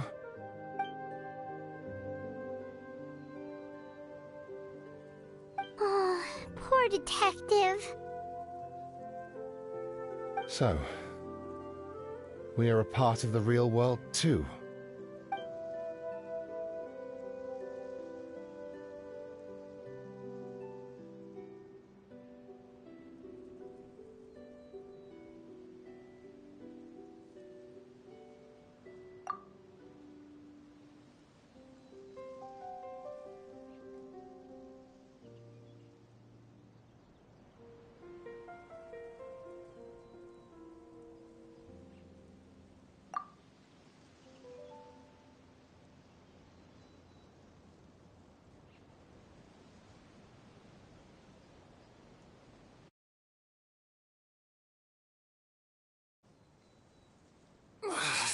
My head's spinning.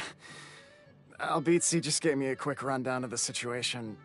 So you caught the detective? Sorta. We chased him until he surrendered. Oh, and he asked us to pass on a message.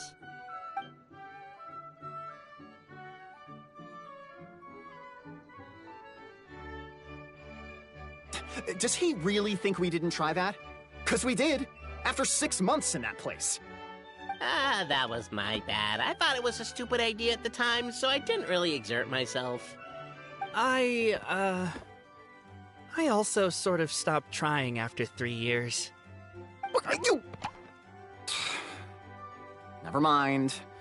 I'm partly to blame as well. On the second attempt, I just hugged the key and pretended like I was pulling as hard as I could. You guys are so lazy. My granny's neighbor's pet cat has nothing on you, and it spends all day, every day sunbathing. Anyway, you said you heard the voice of the goddess of fate at the end? That's amazing.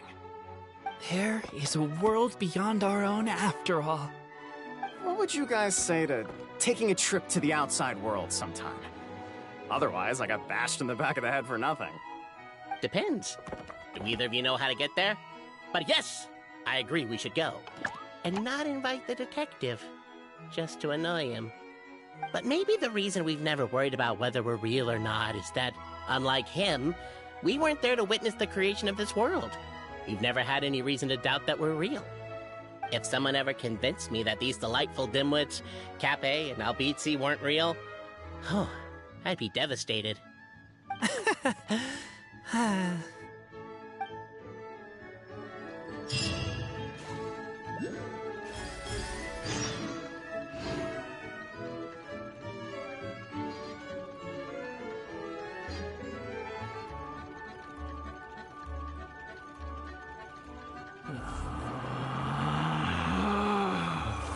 Relax.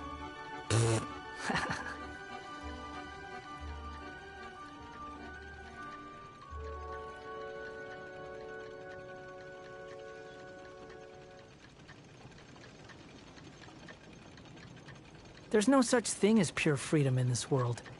Even the wind cannot blow on forever.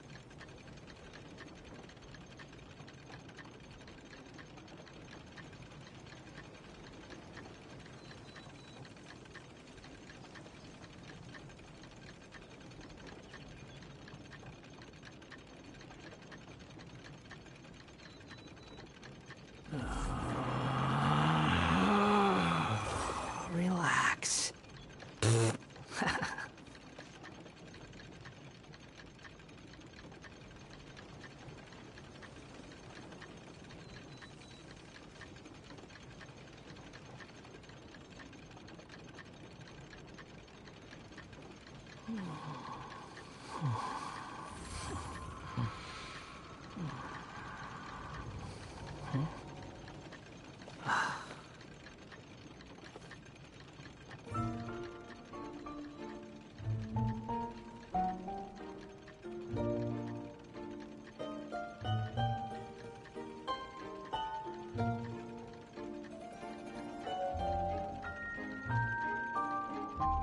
You think I've got a sharp tongue?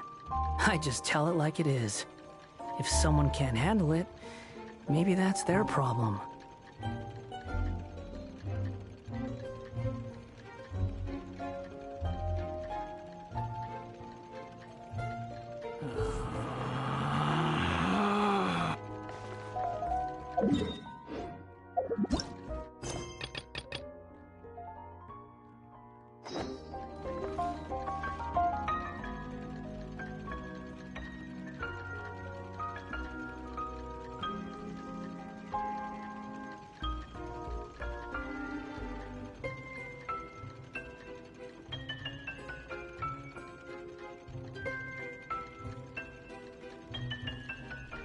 There's no such thing as pure freedom in this world.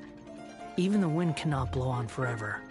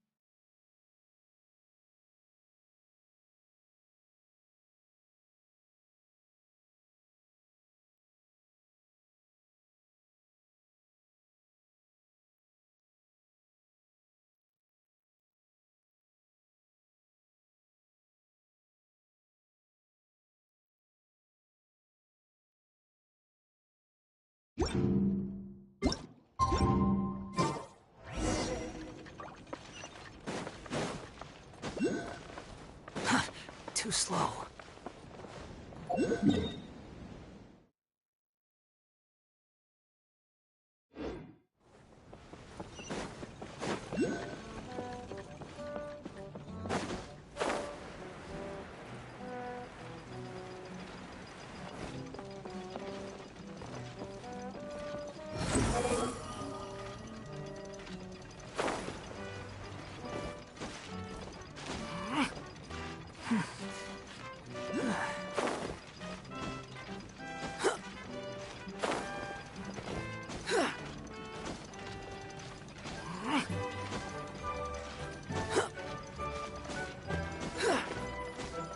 Squall and Fury.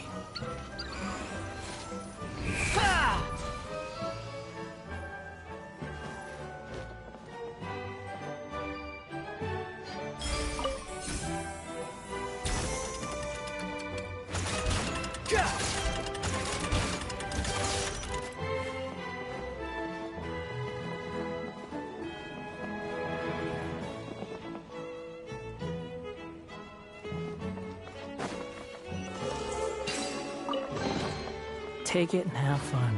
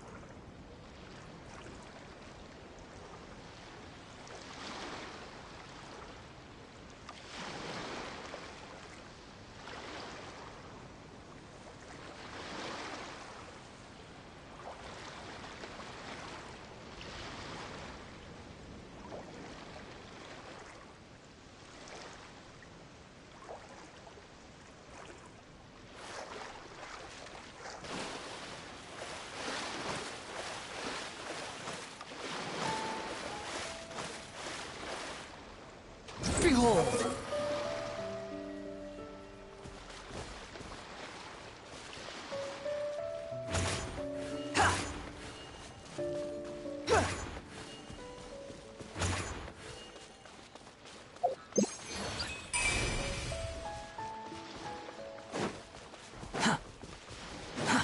Too slow.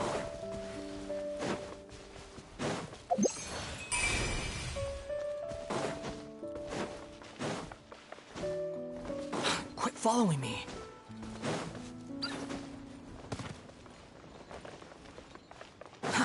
Too slow.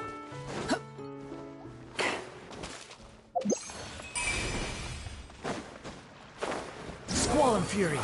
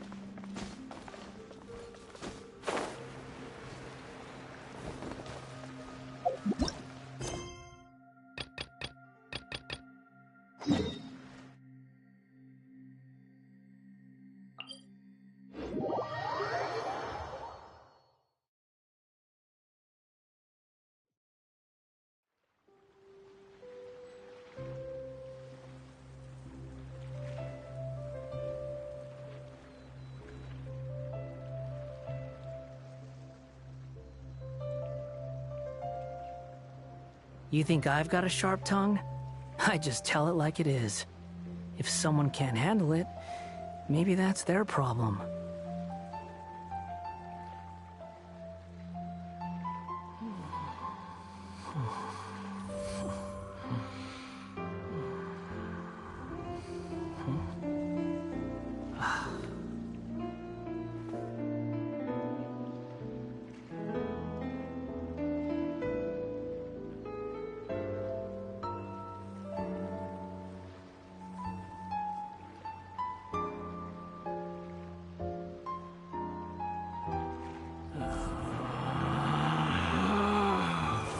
Relax.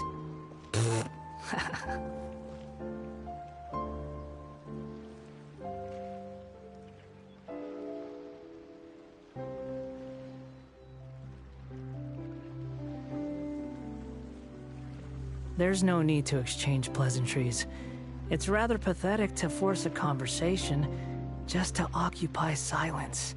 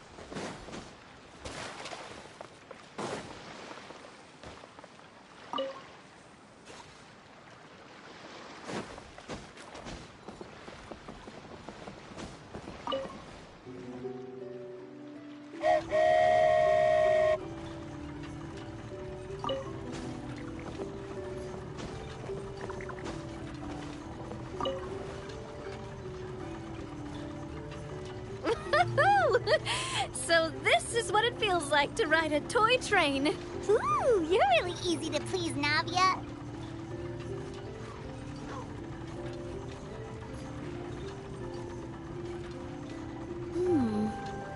Looks like the fog ahead is getting thicker.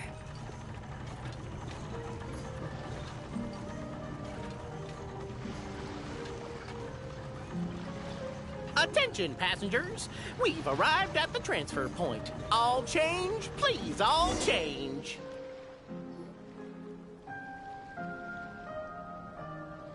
So we've got to switch trains, right?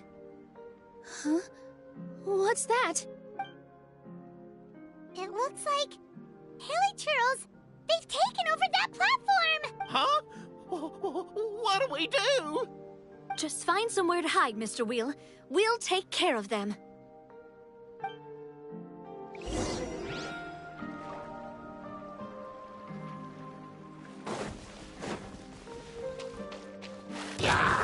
Behold!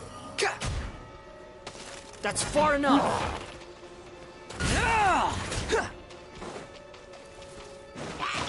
Too late for regret! Squall and Fury!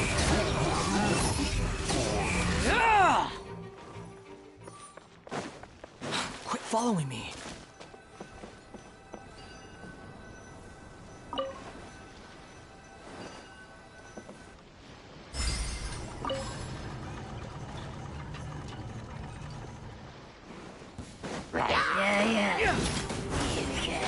Gears of the storm! We'll see about that! Teamwork is true! Let's dance! The wind rises.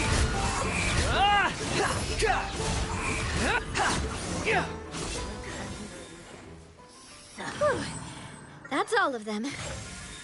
Thank you so much for your help, everyone. Now, let me take a look at the train.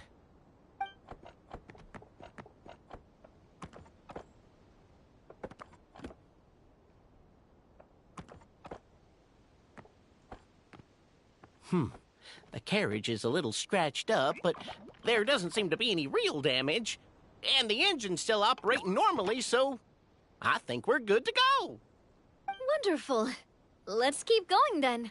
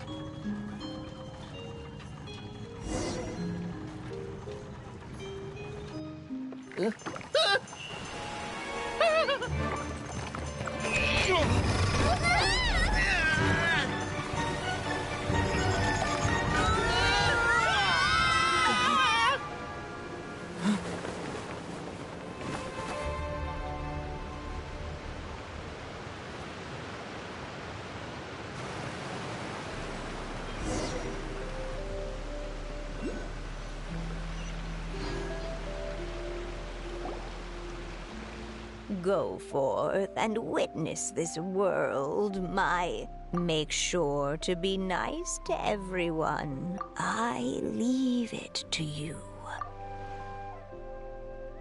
Are you okay, Miss Nilou? I'm fine, but I think the traveler is still unconscious. We're lucky this guy caught us on the way down. Passed out from a little fall, did ya? How fragile. Aw, cut him some slack. The traveler's had a rough few days. We should just let him nap for a bit. But my leg's falling asleep. You couldn't have set him down on the grass over there, Hat Guy? Ha! I go out of my way to save 4 people who fall out of the sky, and now you're nitpicking my choice of soft landing? That's the most ridiculous thing I've ever heard.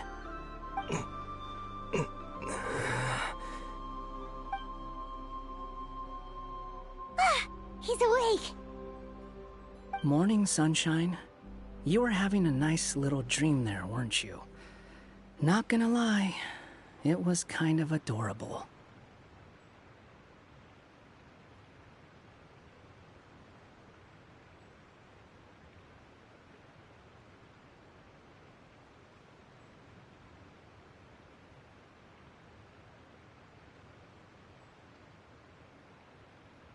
You and your friends fell from the top of that waterfall, and you passed out along the way. Guess someone couldn't keep it together. Sorry to break it to you, but crashing into the ground doesn't take you to another world. That kind of thing only happens in those stupid light novels they sell in Inazuma. Also, he kind of, set you down in Nilou's lap, so That's where you've been napping all this time. Paimon! Oh, no. It's all right. I'm just glad you're okay. You didn't hit your head, did you? Is the dizziness gone?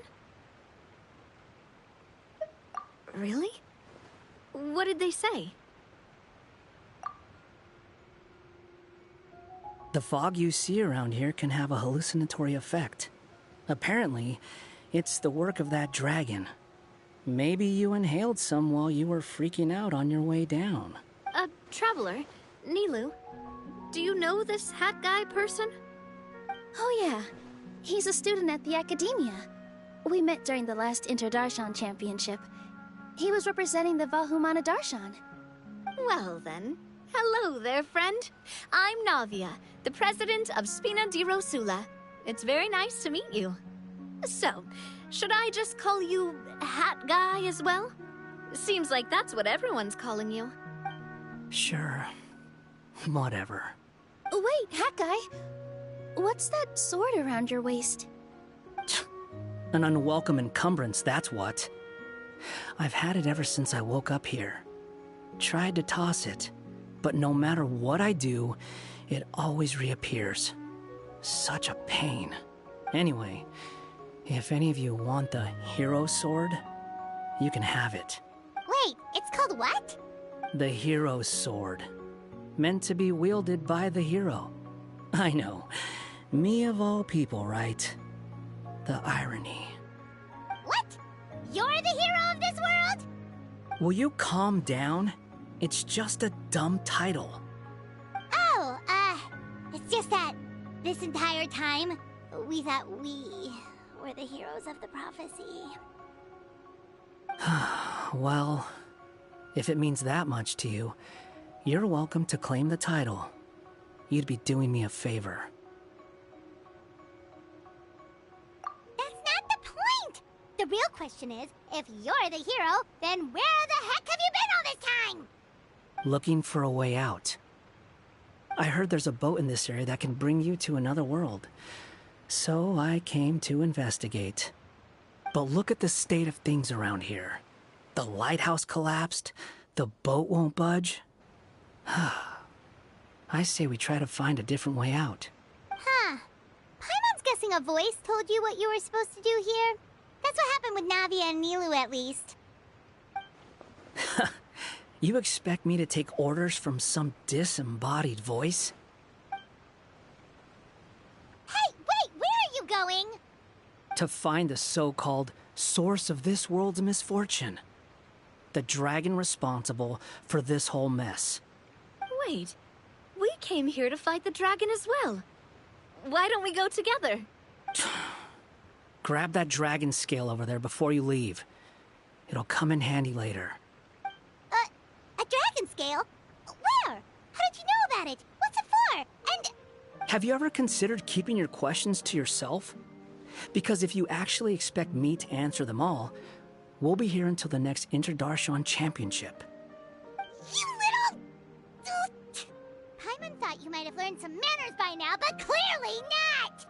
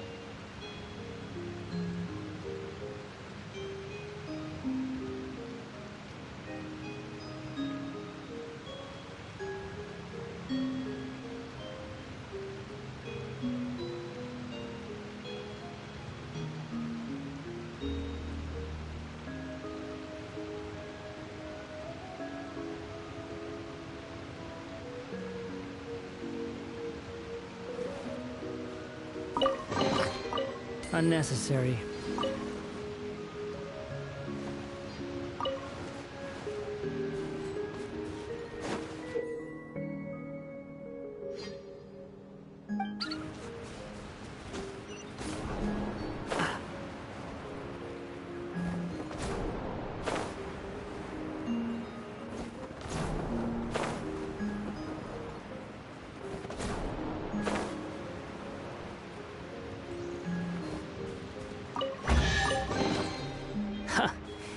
You even want this?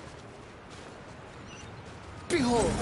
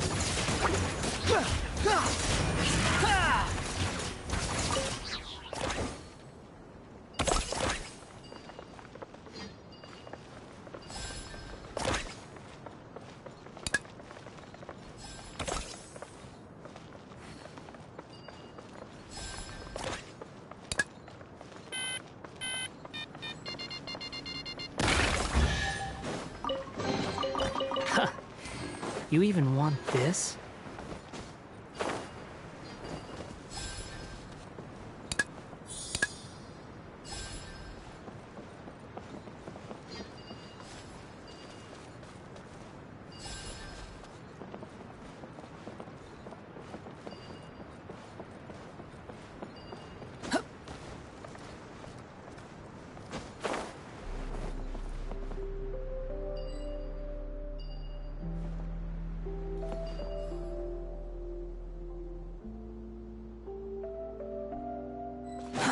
Too slow.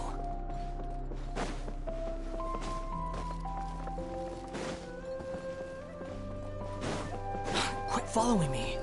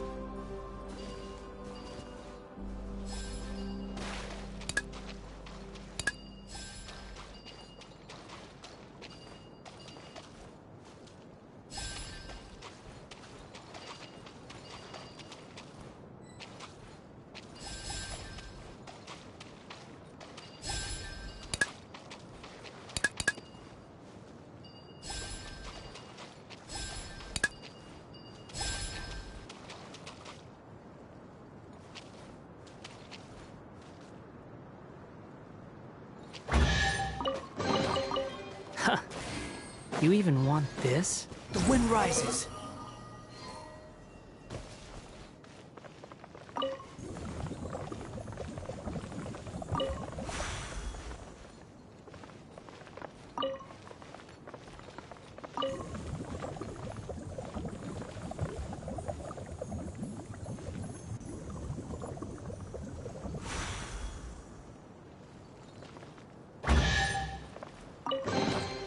Take it and have fun.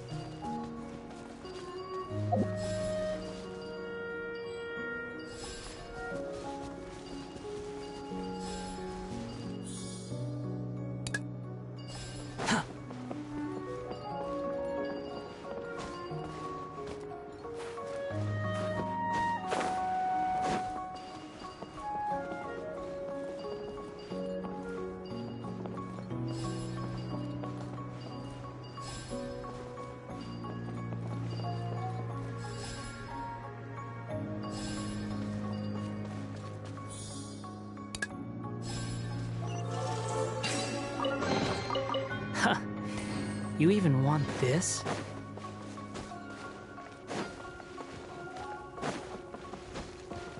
Behold!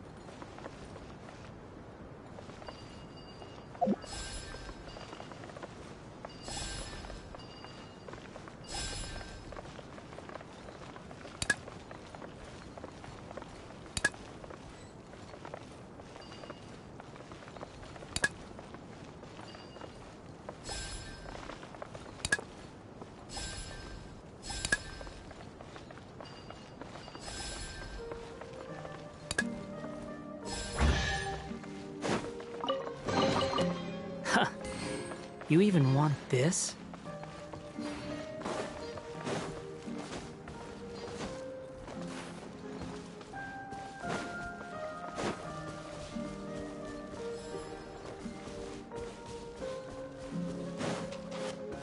Quit following me.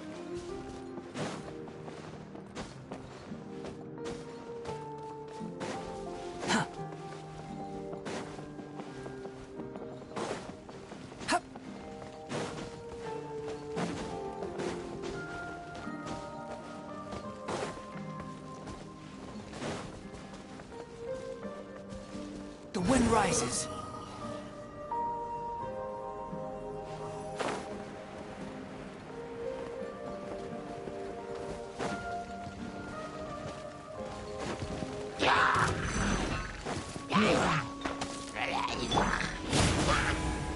Dare to mess with me? Behold!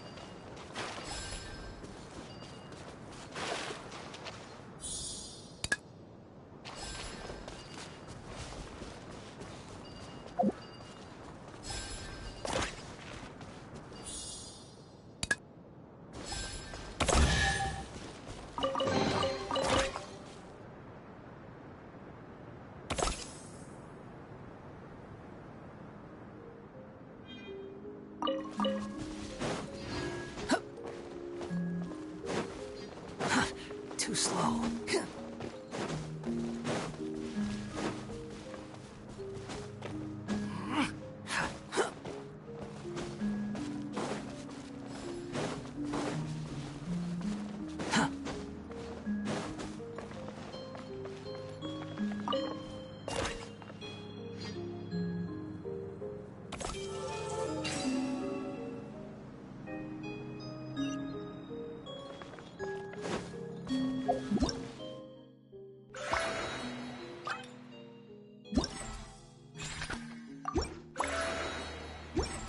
Quit following me.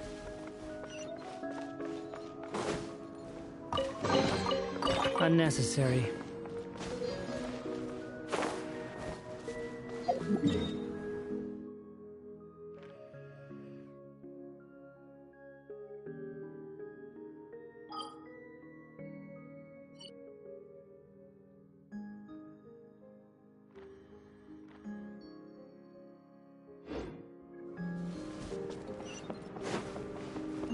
Squall and Fury.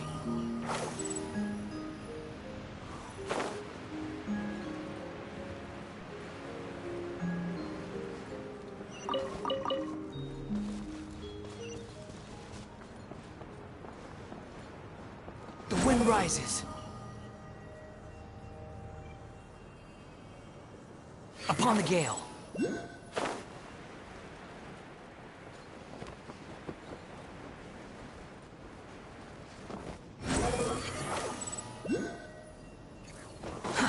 Too slow.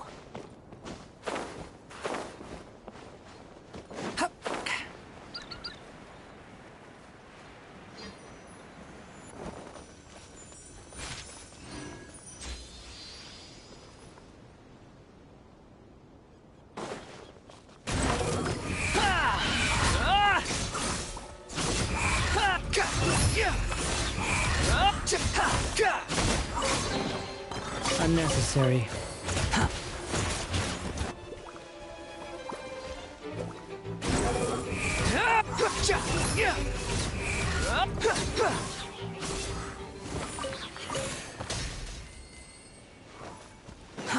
Too slow.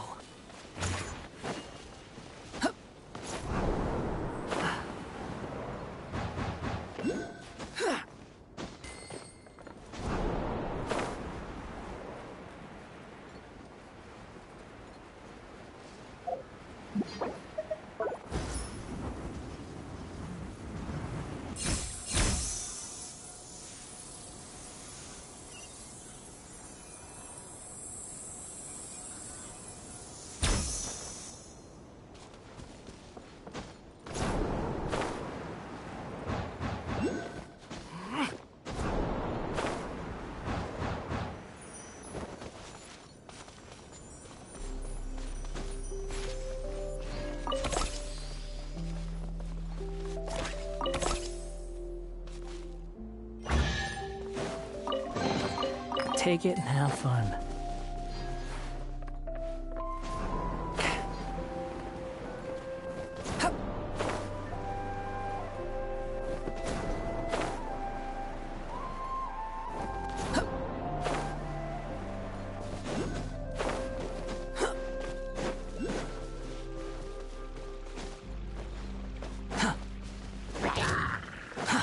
Too slow. Have fun with this gift. Too late for regret. I'm going in. Squall and fury.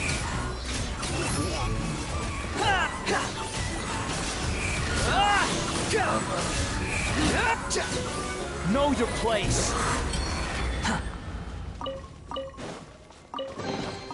Take it and have fun.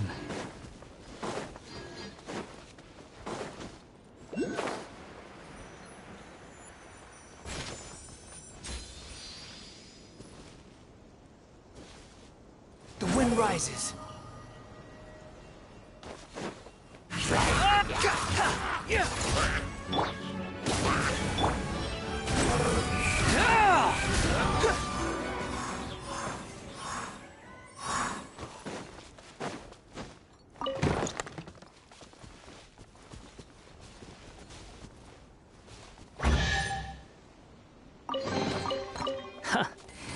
You even want this?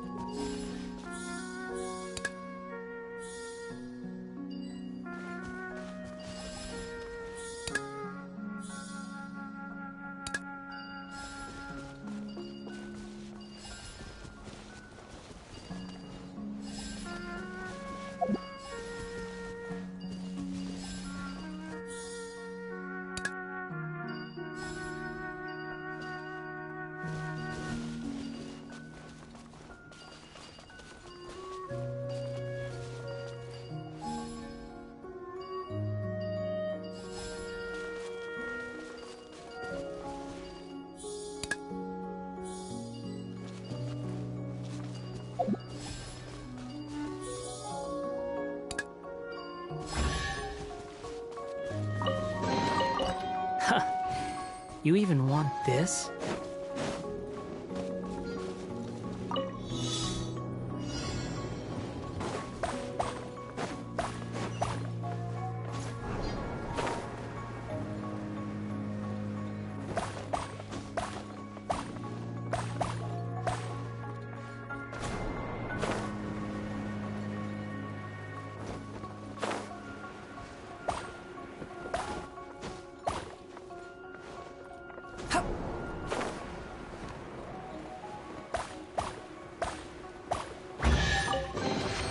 Take it and have fun. Behold!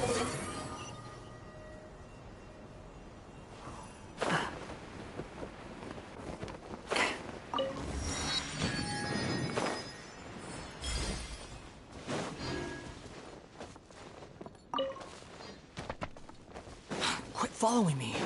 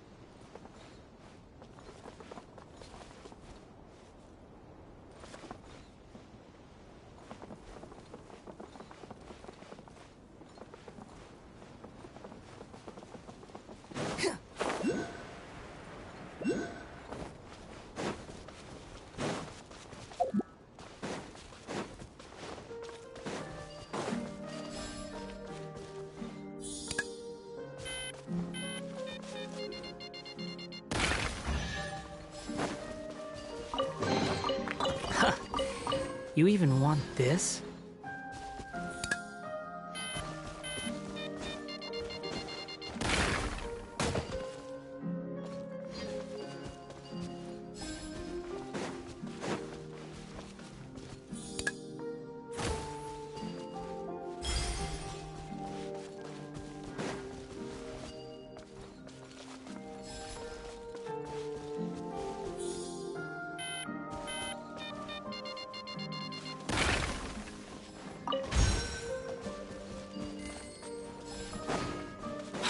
Following me.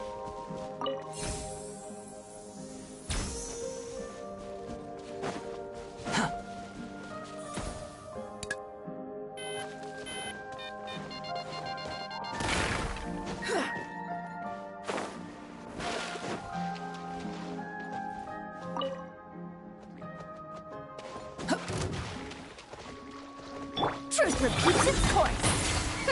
We'll see about that. Squall and Fury.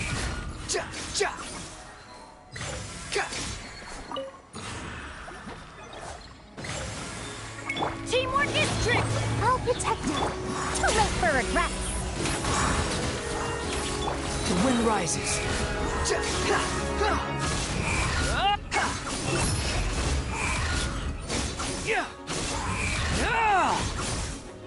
You dare to gaze upon me?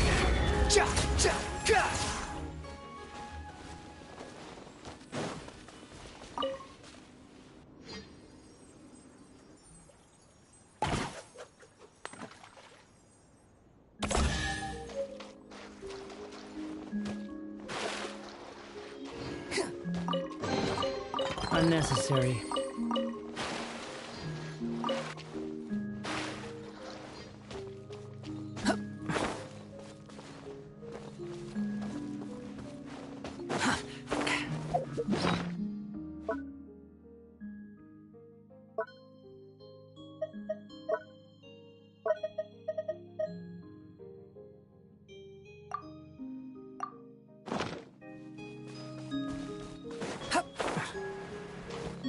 Squall and Fury.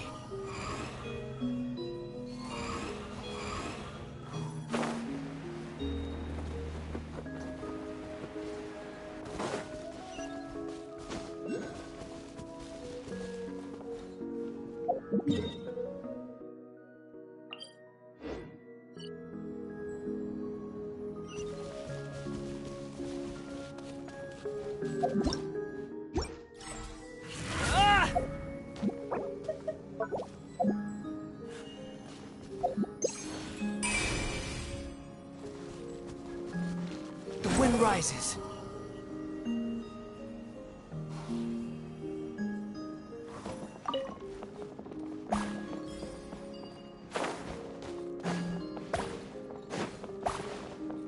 Quit following me.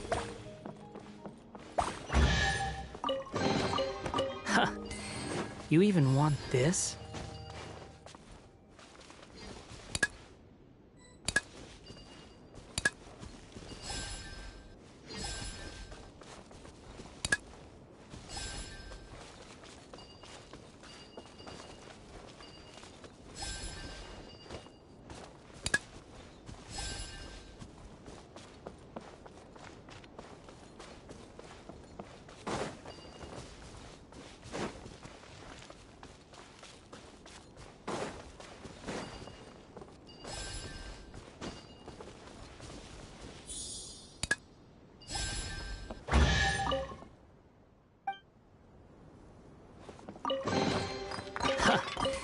You even want this?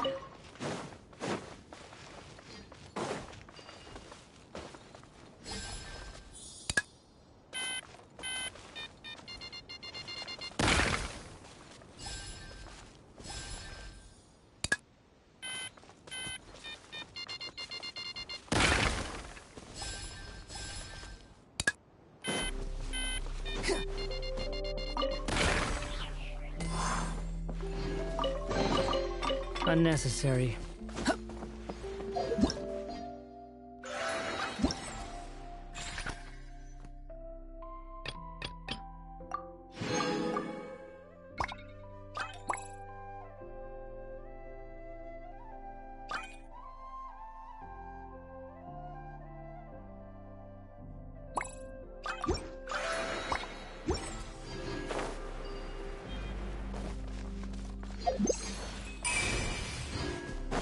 Following me.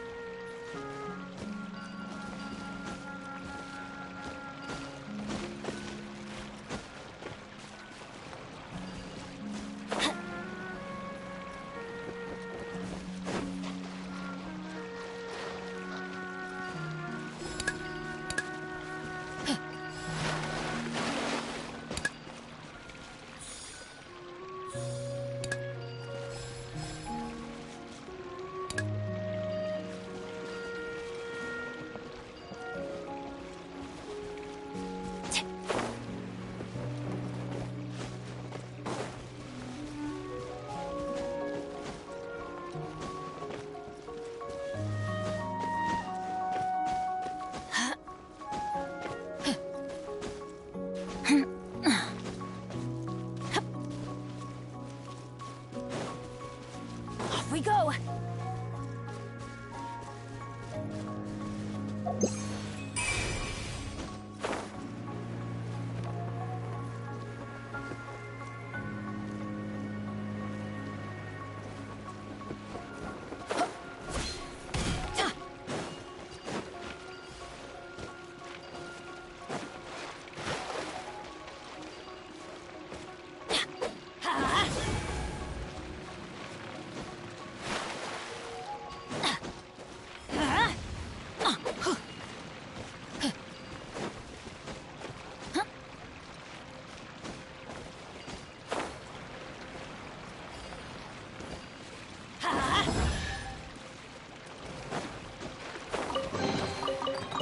What I call treasure.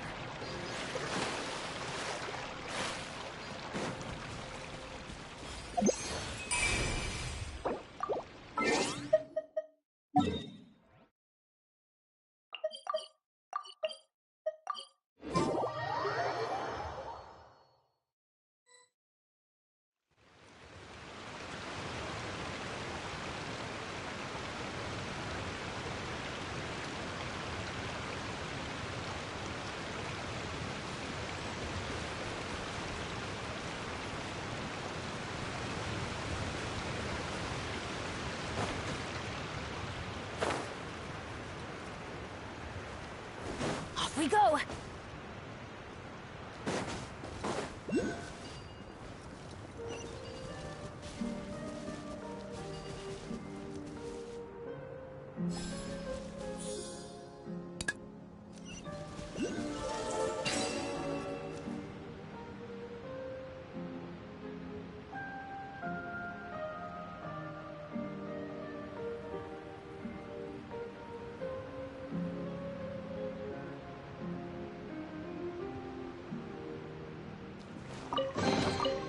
That's what I call treasure.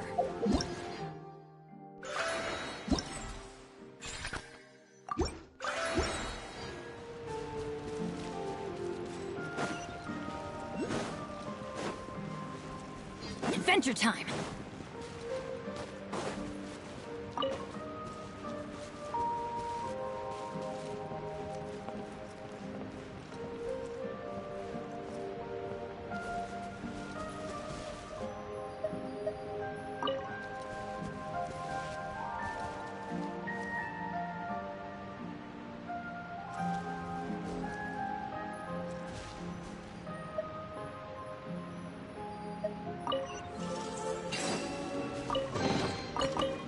What I call treasure.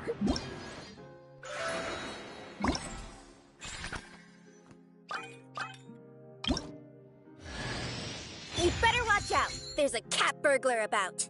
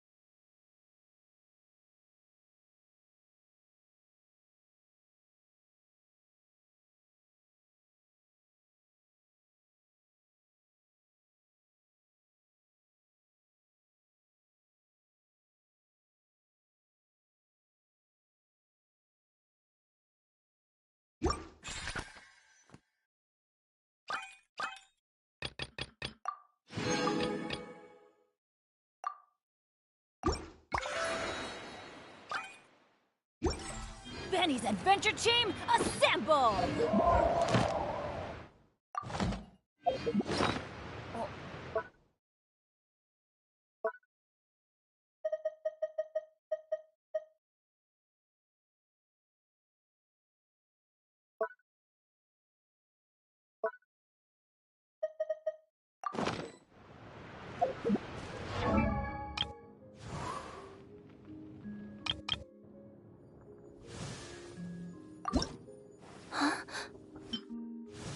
Scaling walls, leaping across the rooftops? Nothing new for me.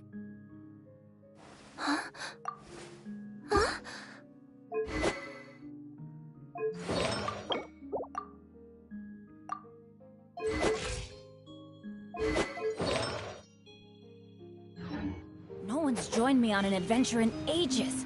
Come on, let's go!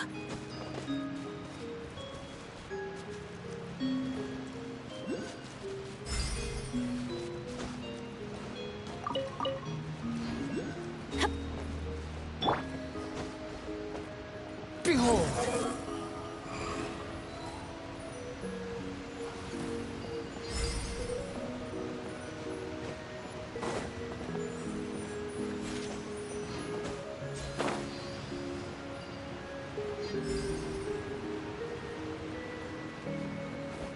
Squall Fury!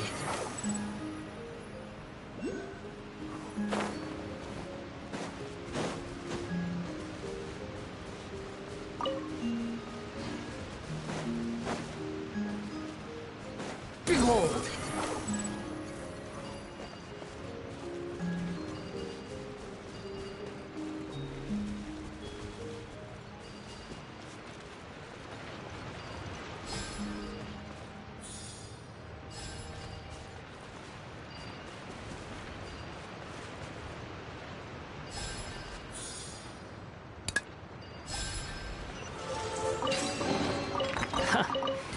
You even want this? Squall and Fury!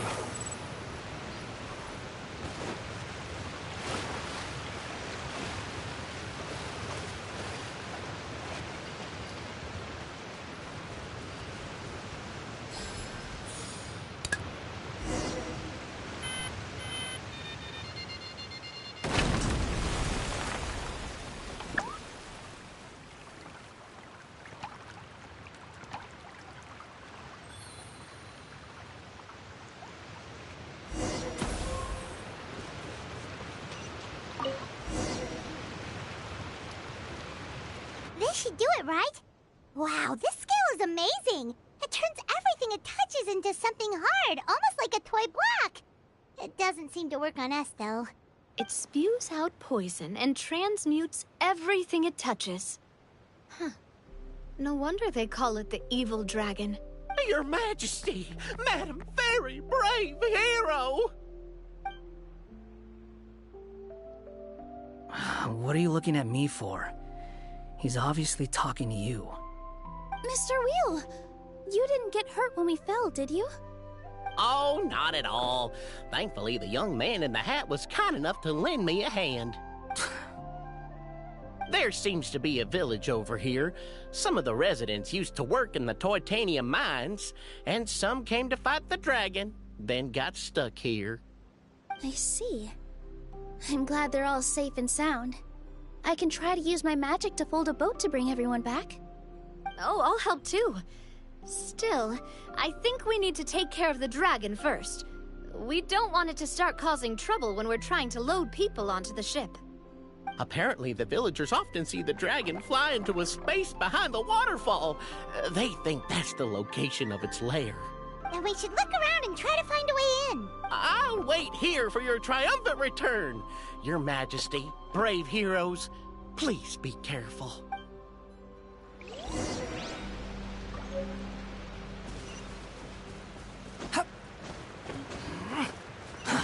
Too slow.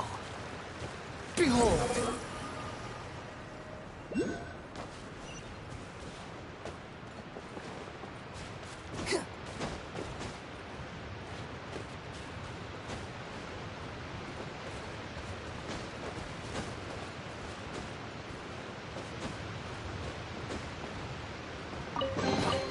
Take it and have Squall and Fury.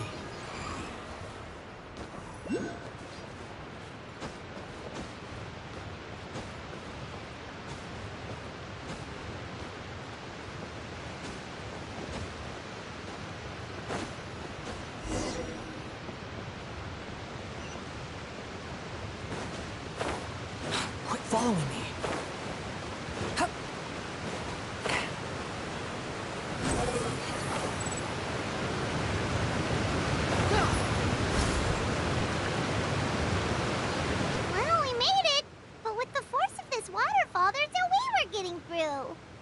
Quick, take out the dragon scale. Wait, but... No. Paimon doesn't need to ask you anything. The dragon scale can turn anything it touches into toy blocks, so... Aha! You want to use it to block off the water! See? Paimon can figure things out all on her own.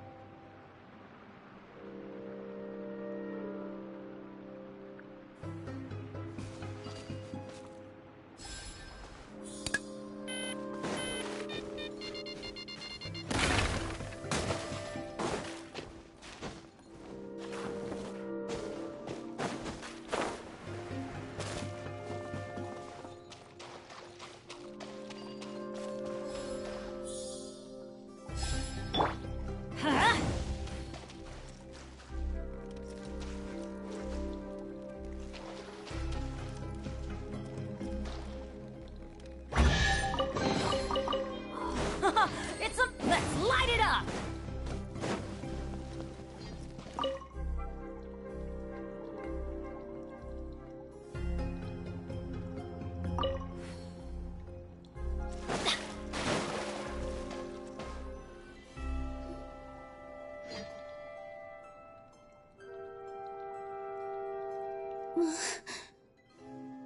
What's wrong, Nilou? Oh, nothing. It's just... I sensed a very powerful magical signature just now. Huh. Guess this is the dragon's lair after all. Huh? When did you put your hat on? Well, we're getting ready to fight, aren't we? I feel more comfortable in my regular outfit. Hat Guy also put away that sword around his waist. Should have never had to use this thing to begin with. Do you need to do anything to prepare, Traveler? Paimon's getting kind of nervous seeing everyone else serious like this.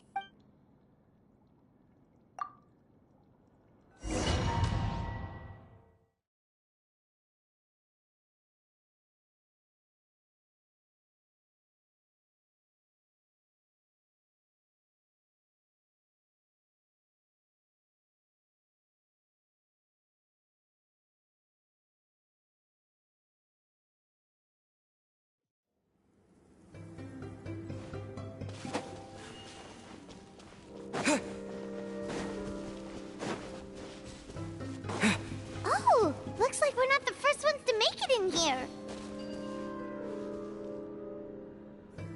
Wait, hold on! Let's fight the dragon together! They're already gone! Let's try to catch up! Ooh, what's that sound? Is it an earthquake? Where'd they go? Reckless idiots.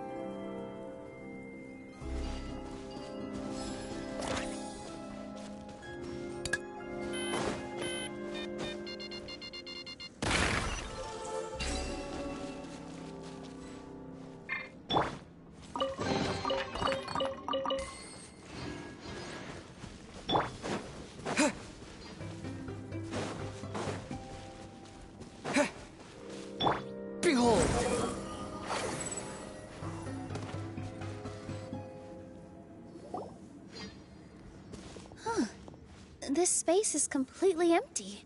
Paimon bets this is where the dragon sleeps. Watch out in front! It's coming!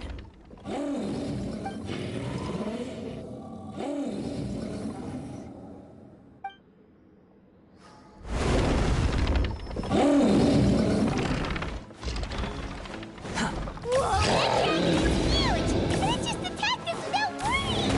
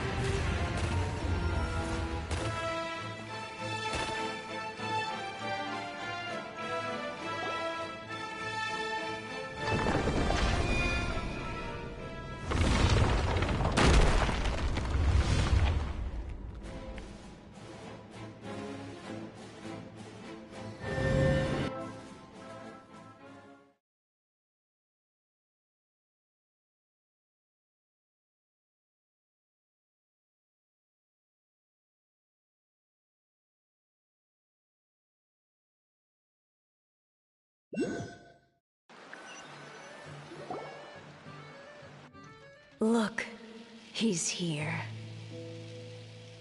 Ah, another new soul has joined this world. But are you sure his fate will be as you described? Of course. My predictions are never wrong. I just don't like that kind of story. Then you need only do as you said, and let him find his own story within your fairy tale. You're right. Then listen closely, my child. Your name is...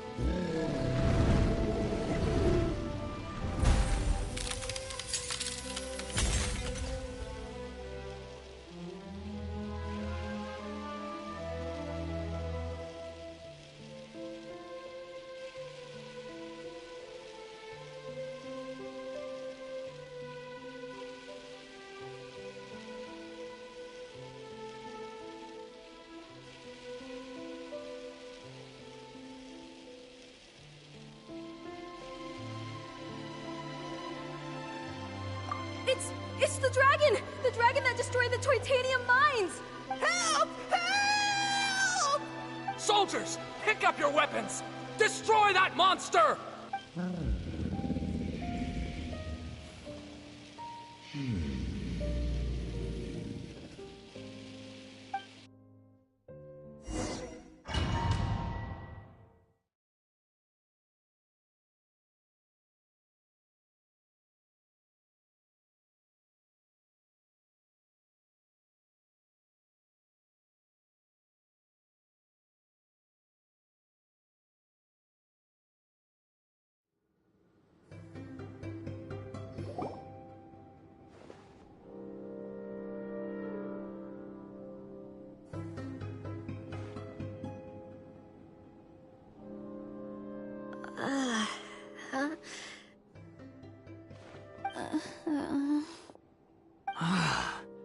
How many times am I going to have to save you? Thank you, Hat Guy. Paimon still feels dizzy. Hey, did any of you also see something strange? It was like we were witnessing... The dragon's memories. Sounds like we all saw the same thing just now. Well, we definitely saw a different side to the story. Watching it all unfold, Paimon couldn't help but feel bad for the dragon. This world might be a lot more complicated than we thought. The next time we encounter the dragon, how about we try talking to him instead of fighting? That sounds like a good plan. But maybe we should figure out where we ended up first. Huh. If the world above is a fairy tale realm, then maybe we've fallen into the next page of the book. Just keep walking and don't fall behind. Hey, wait for us!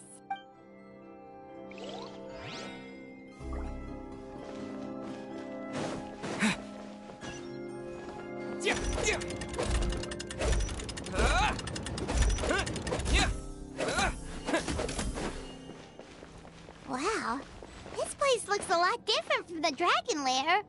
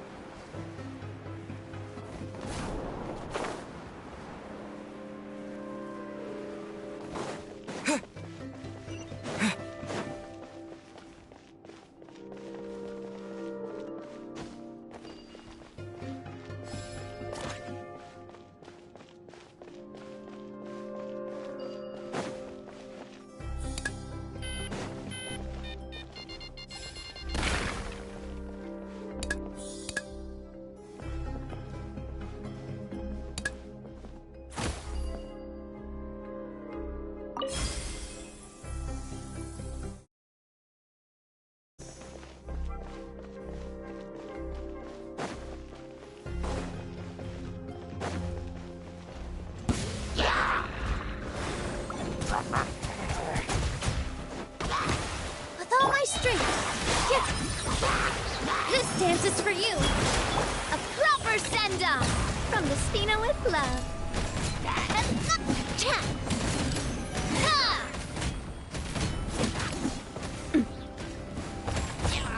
Umbrella warfare, I guess. Yeah.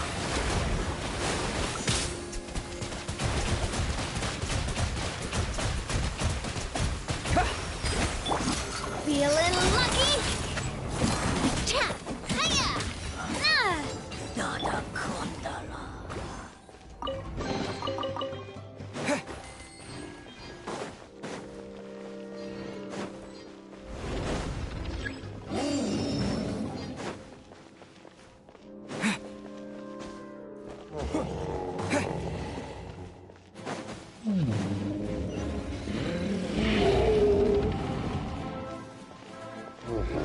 He seems angry. We just want to talk to you.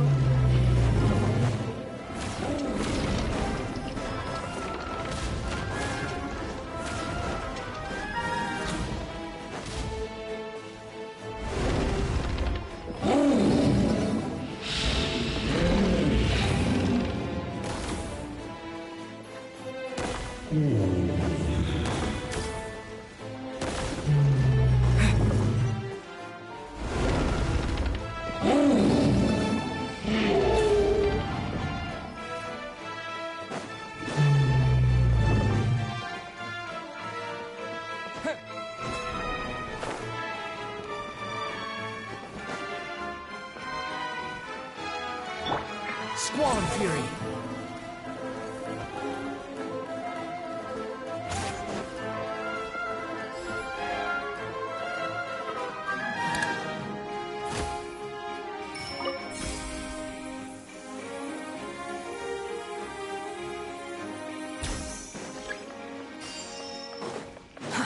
Too slow.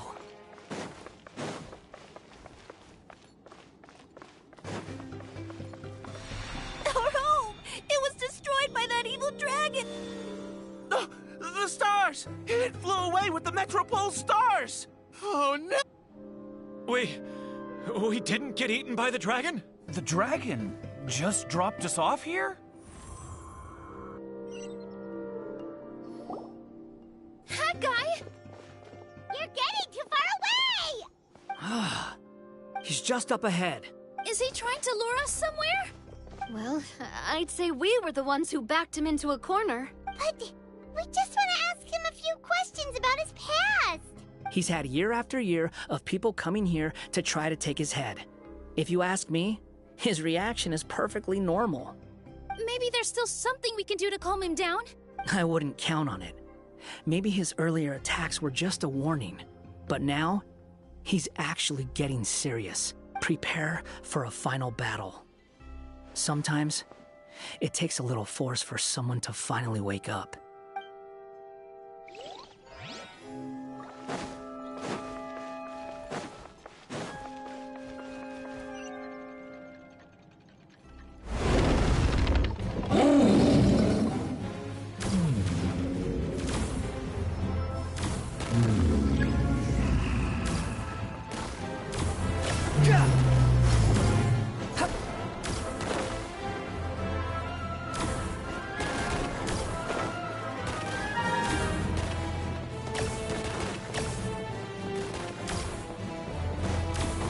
Following me.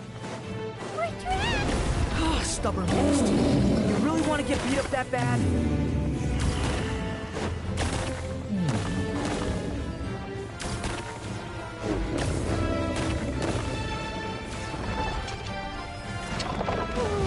Its mouth is huge! Are we really gonna have to throw a bomb in its mouth?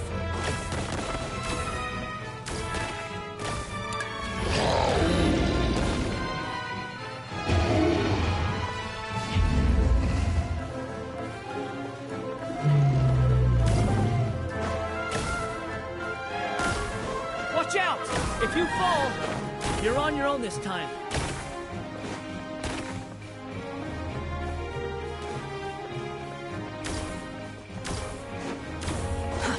Too slow.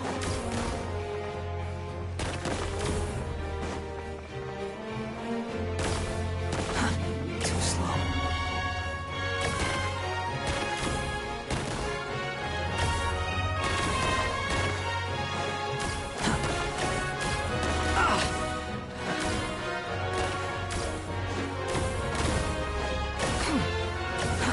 Too slow.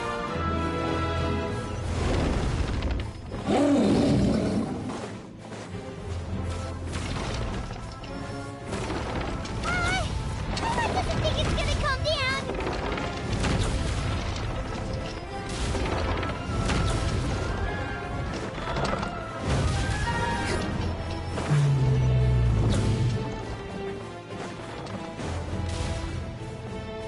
Quit following me.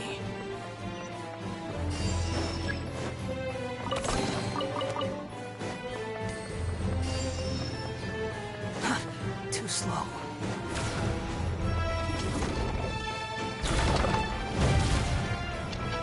Quit following me.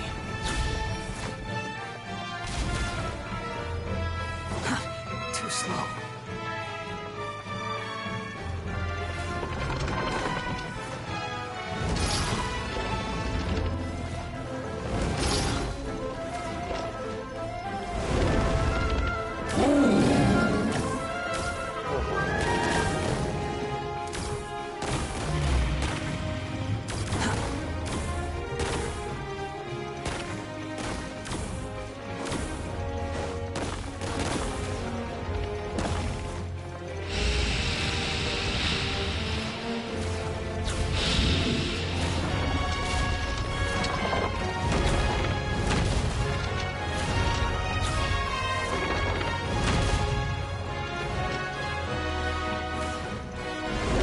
Where did those come from? It's getting serious. Don't get hit.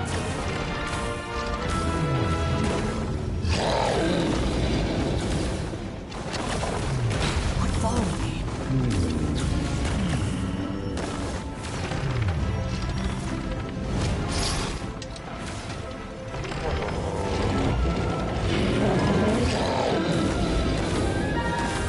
There's a bomb over there!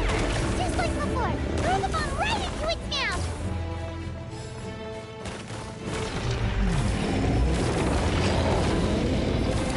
What are you waiting for? Now's our chance!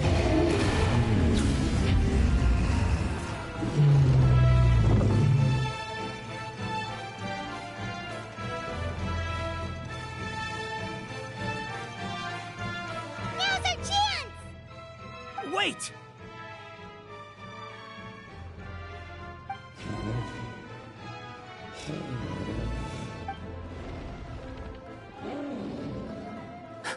Huh?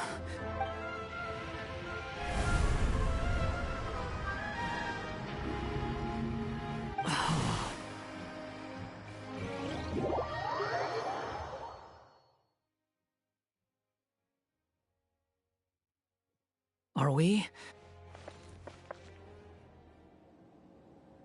Are you sure you want to create this child, Em? Even after what I told you about his fate?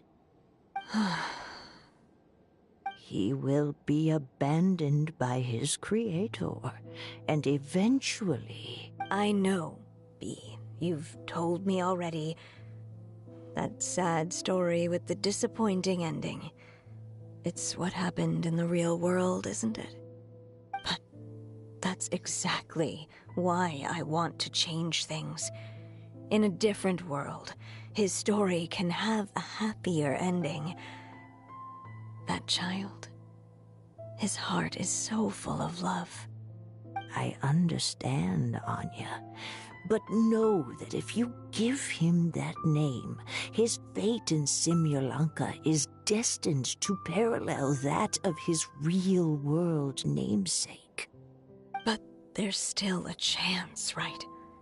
Maybe it's a shot in the dark, but I have to try.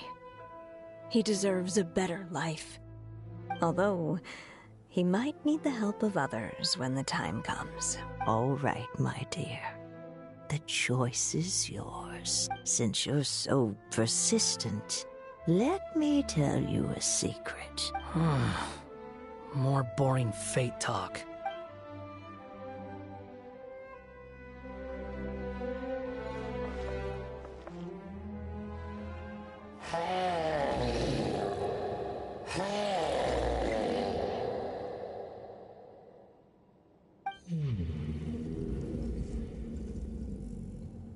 I'm sorry, my child. Unlike my friends, I don't have a long time to live.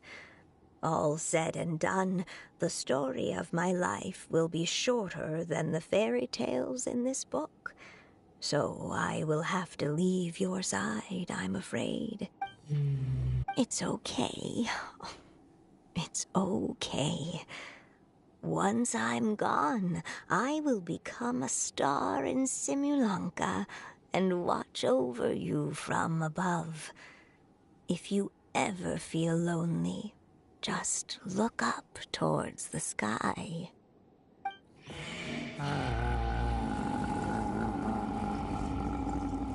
Go forth and witness this world, my child. Make sure to be nice to everyone. You'll meet good friends one day. I'm sure of it. That is my wish for your future. As for this world, I leave it to you.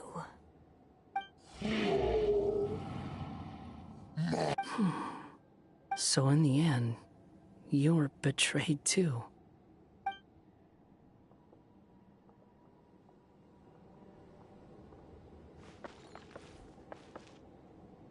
Hey, Mr. Dragon! He brought you some food. You must be hungry. Shh! Quiet! We can't let anyone hear us. Everyone says you're a bad dragon, but you're always nice to me when we play together. You always help me pick flowers way up high that I can't reach.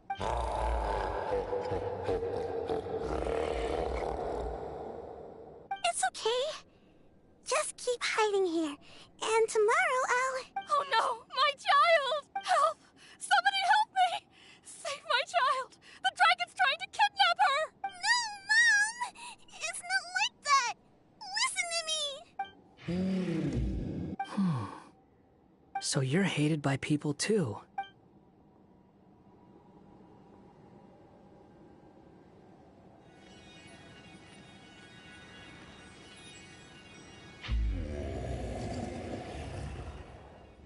So that's it. That's really your wish? To never have been born at all? That's not a fate you should wish for.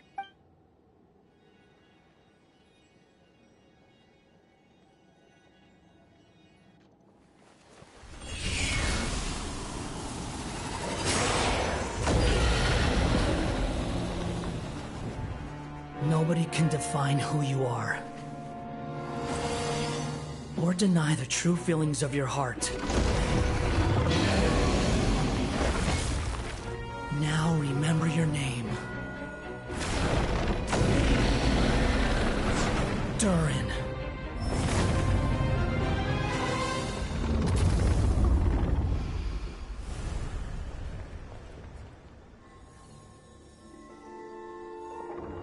It's all right now.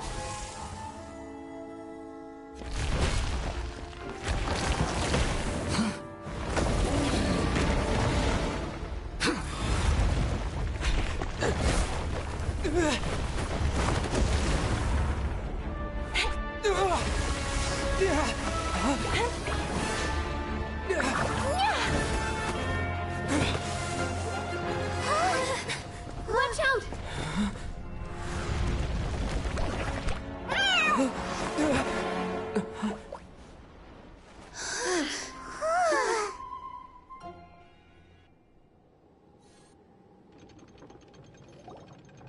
That was a close call. Are you guys all right?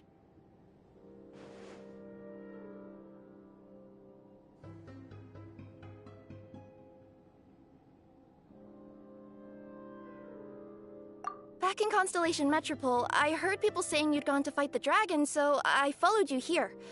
Right when I managed to catch up, I saw you fall through that hole. Wait, didn't someone else fall through just now? Shouldn't we do something? Oh yeah, that guy. Well, he can fly, so he'll probably be fine. He called the dragon something earlier.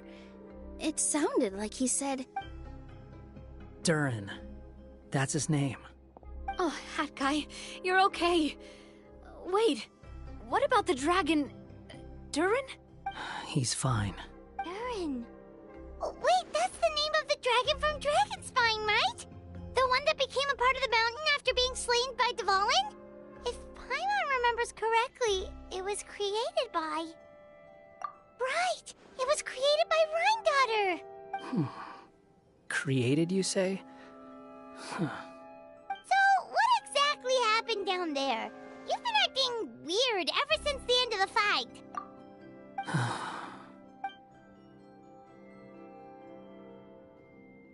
So that's the truth about Simulanka's evil dragon. What we saw in the mist weren't hallucinations, but the dragon's memories. Huh. I thought it was strange. The people around the Broken Sea are clearly stranded, but I never heard any stories about the dragon attacking the village. The people we met along the way are probably workers from the Titanium mines, or guards who came here to claim the dragon's head. Durin probably allowed them to live here because there was nowhere else for them to go. When I first came to this world, a voice spoke to me and said, "You are the hero of this world. Now go forth and save the dragon." Who is the person behind this voice anyway? And why did they bring us all here? Come with me. The answer to all this can be found below.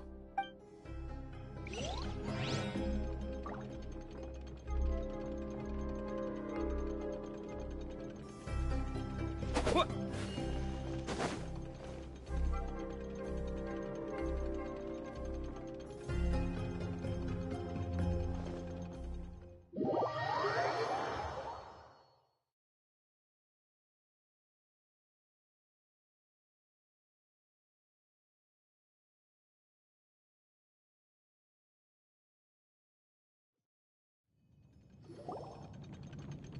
Is this a study?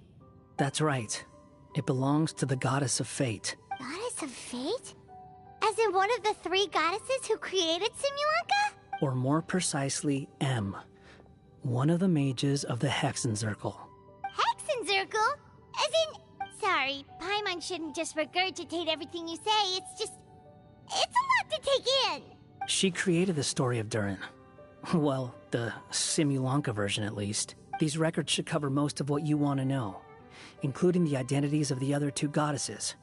Read them for yourselves.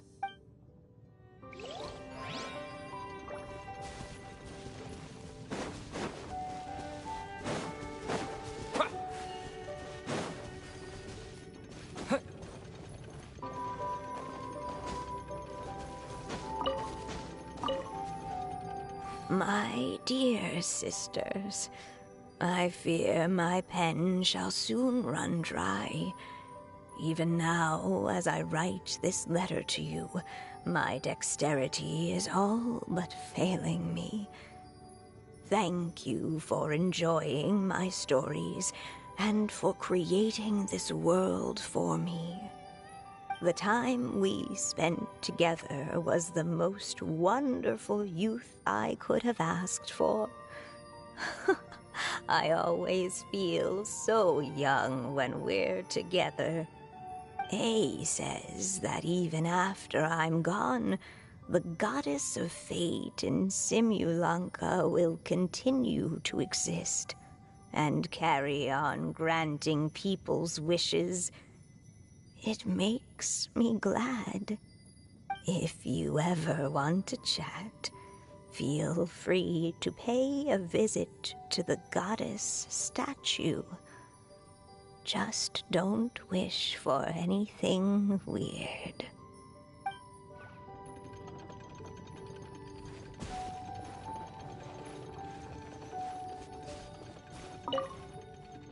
By all rights, I should have been A, since A is the first and last letter of my name. But Alice overruled me on the basis of seniority and said I should be M instead because of my middle name. She really knows how to push my buttons. Still, her magic never fails to amaze me. I still can't believe she got one of my origami frogs to start talking. Why don't I write a story with origami animals as the main characters? Let's see. Once upon a time, in a magical forest, there lived a group of animals made of paper. Barbie loves looking into the future, so she used her powers to map out the fates of all living things in Simulanka. But knowing the ending in advance takes all the fun out of the story. I think I'll make a bet with her. I believe that one day, the people of Simulanka will decide to carve their own destiny. Apparently, she wants to build a statue of herself in the capital city. Always looking to add some pizzazz.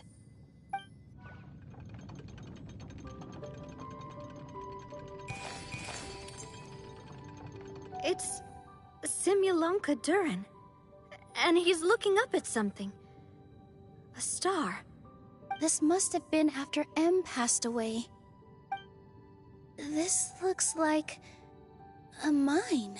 Maybe the Toitania miners dug too deep? So deep that they dug right through to the world on the next page. Yeah. Now that you mention it, this miner's lamp looks really similar to the star on the previous page. The Forest of Blessings. This book has been recording Simulanka's history all along. Look at the size of those footprints. If that's every time he lands, then no wonder people are so terrified of him. So that's why you took the stars.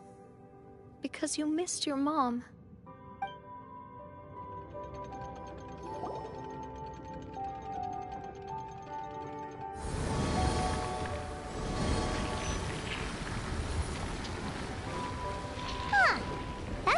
Looks different from the one in the Metropole. It's a different goddess. This one is the goddess of fate.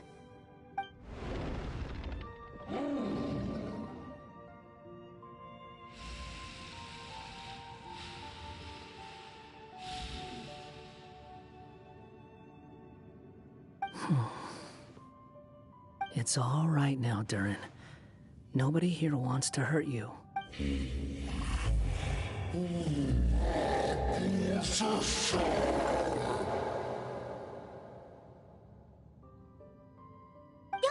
that, Durin! Paimon made a mistake. She was wrong about you. But it's nice to talk, isn't it? Now that we've all calmed down?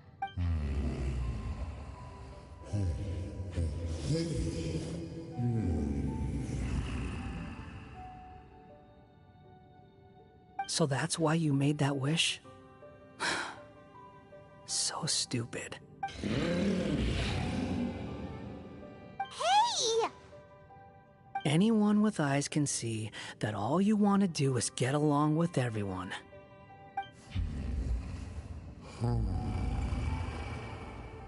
You just want to make friends, people to play with, to talk to, people who accept you, or at least accept your apology.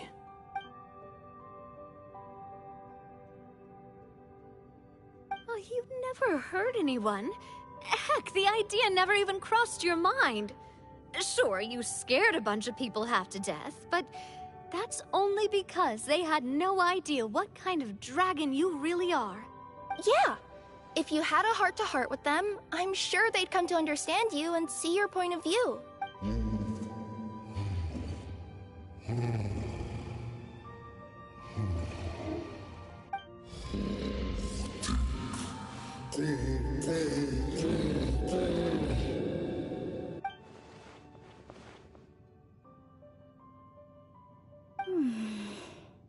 The curse.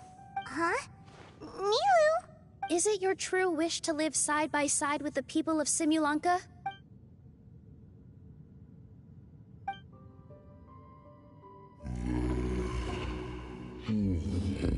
Then close your eyes and make a wish to the goddess of fate. We will help make your wish come true.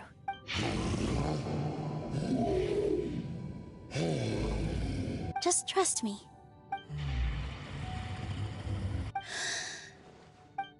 I, Nilou, the Forest Fairy, give to you my blessing and welcome you as a dweller of the forest.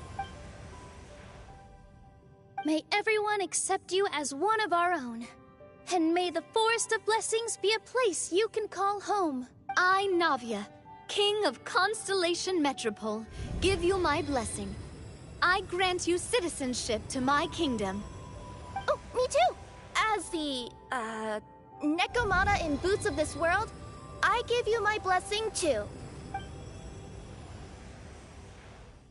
Wait, what's going on?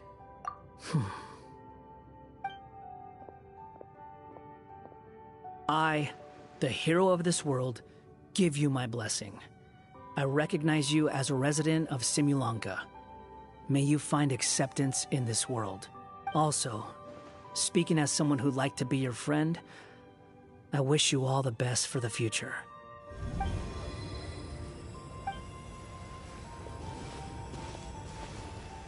I, a traveler who has traversed many worlds, give to you my blessing. May you find friendship and goodwill, no matter where you go.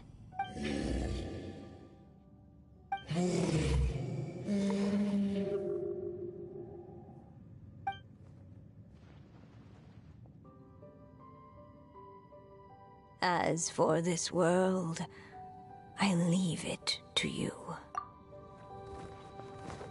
Huh? What? Why are you all staring at me? Huh? My claws?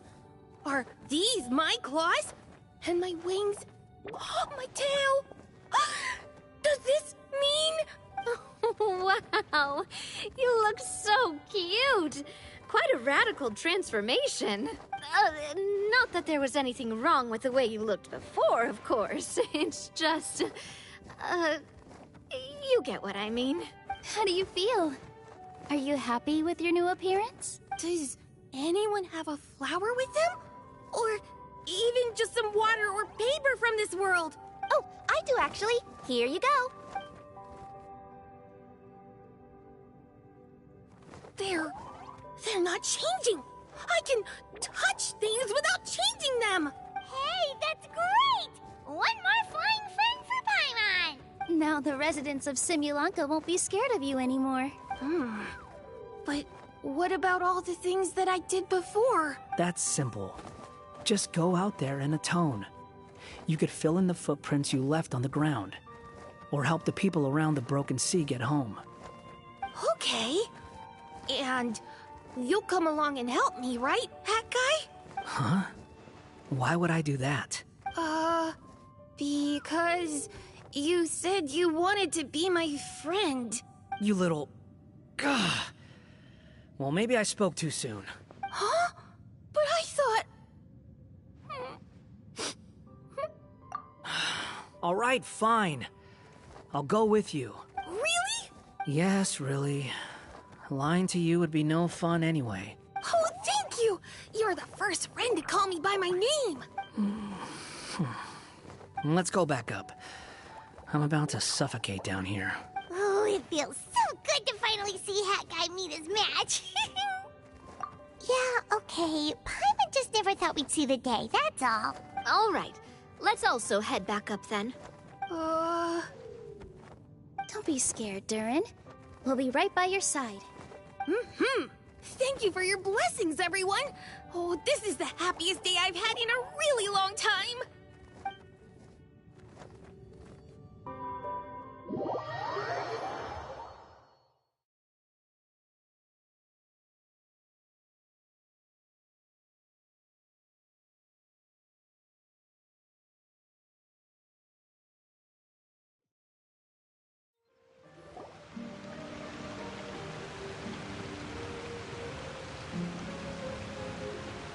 Ta-da!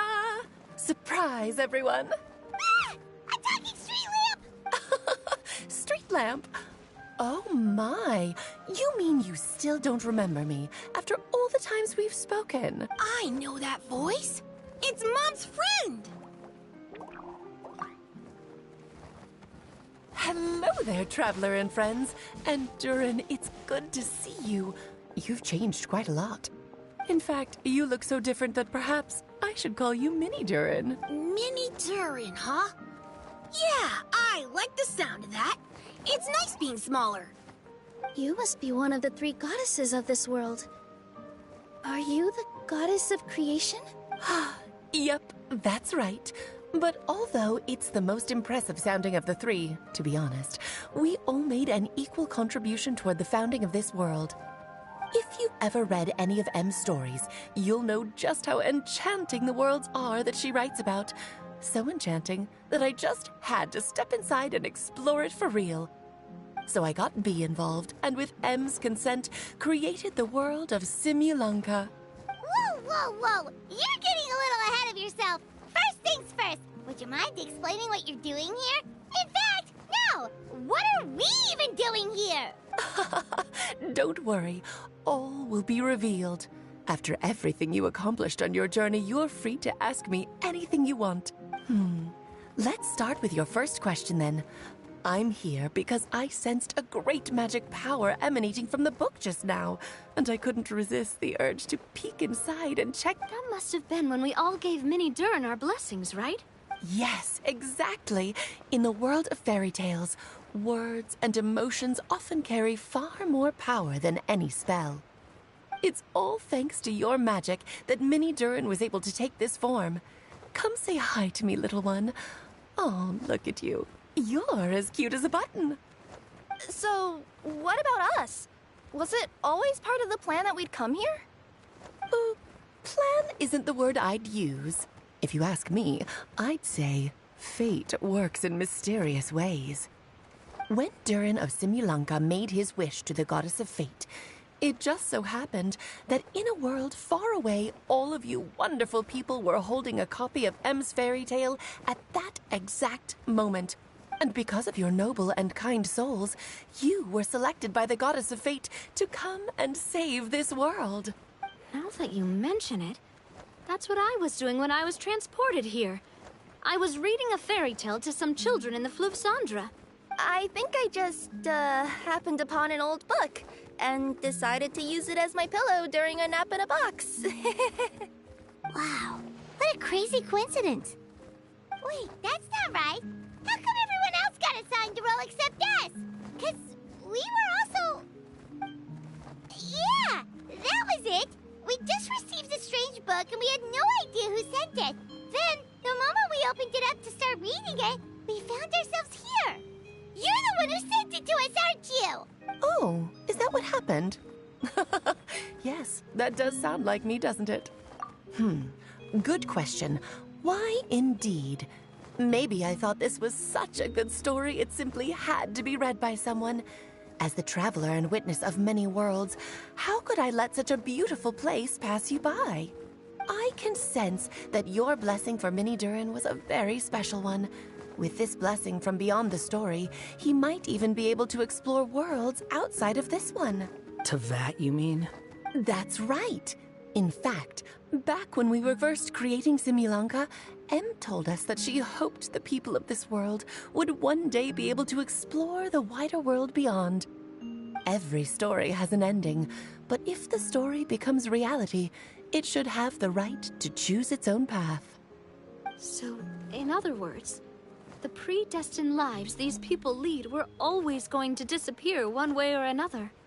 Wait, so even if the people here get to go to other worlds, surely there's gotta be a way we can leave too, right? Don't you realize you've been able to leave all along? Huh? You can either take the boat at the Broken Sea or touch the giant bookmark at the Cliff of Prophecy. All you need to do if you want to leave is focus on the place you want to go. How were we supposed to know that if you never told us? Huh, didn't I? Well, given how smart and capable you are, surely it can't have posed a huge problem for you.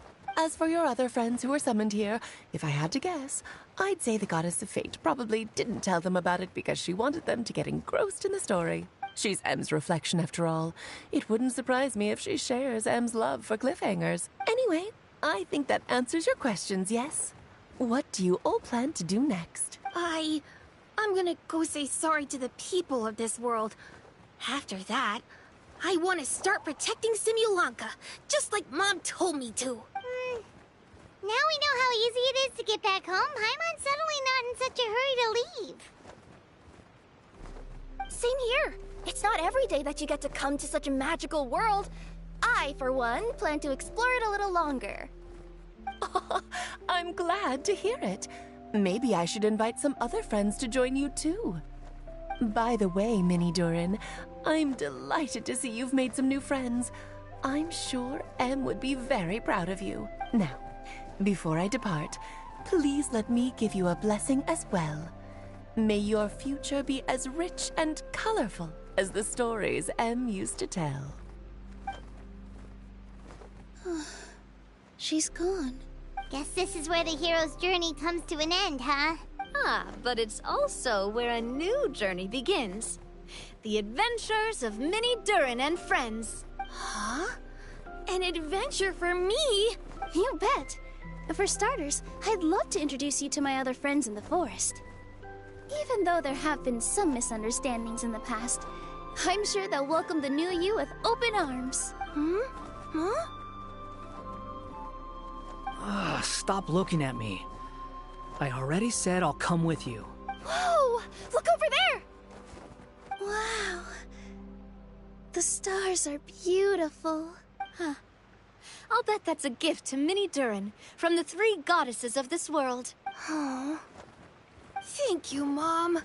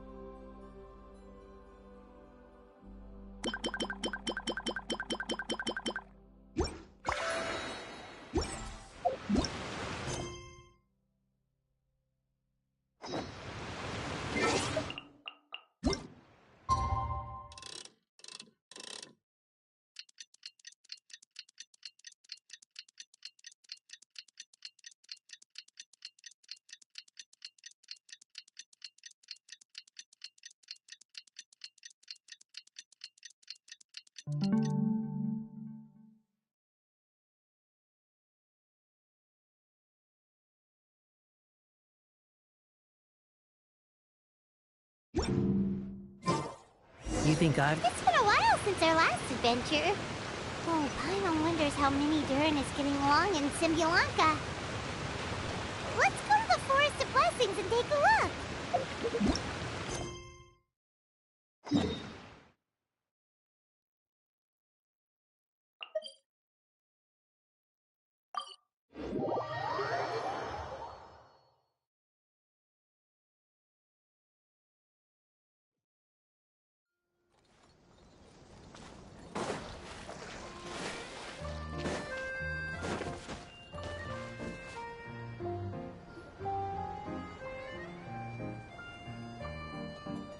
Here's your 2 Magic Tonics.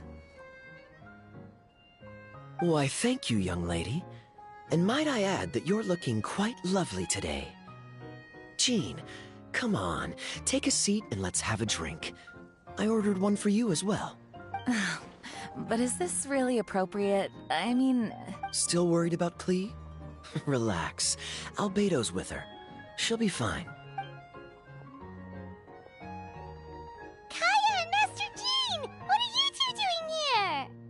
Oh, look who it is. The Traveler and Paimon.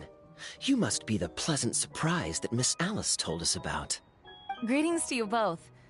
This is one place I didn't expect to run into you two. The locals here have been talking non-stop about some brave heroes who saved the world. Let me guess. You two have been up to your old tricks. Well, not just us. We only played a small part. You could say we were 2 members of the Heroes Adventure Team. Still sounds mighty impressive to me. As ever, our honorary knight is making us proud wherever they roam. That's right. We received a letter of invitation from Miss Alice, proposing that we take Klee for a vacation in Fairyland when work dies down. I wasn't sure what she meant by Fairyland at first, but if my eyes are not deceiving me, she was being quite literal. Klee ran off excitedly as soon as we arrived. I'm a little worried about her, but Albedo insisted he would look after her while we do our own thing. We could hardly say no to such a considerate offer, so I took it upon myself to bring Jean to the nearest tavern we could find. Any excuse for a drink, huh? Well, we are on vacation. It's only fair that we get to indulge ourselves a little. You're right.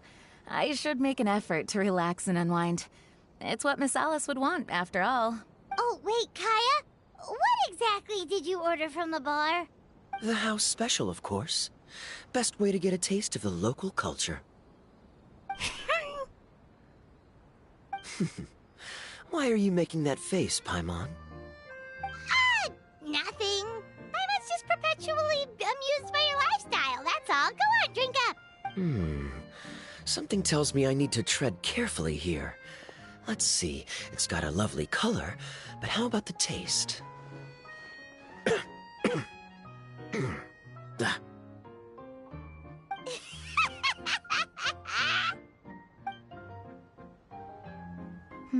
I think maybe I'll pass.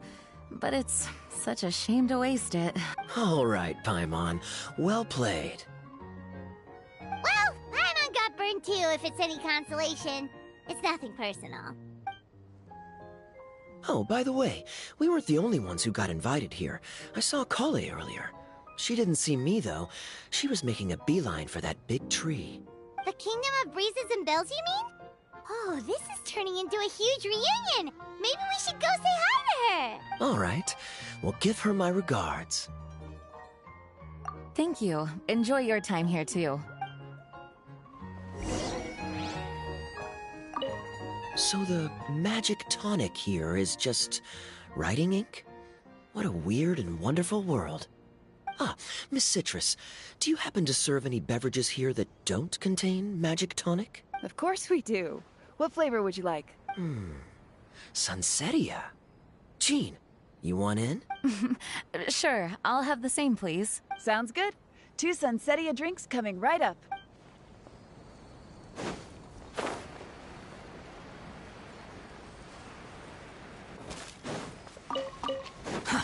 Too slow. Quit following me.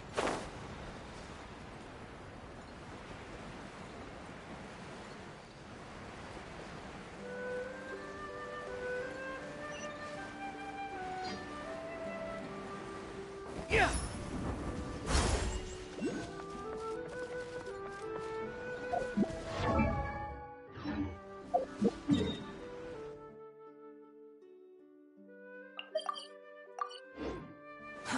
Too slow.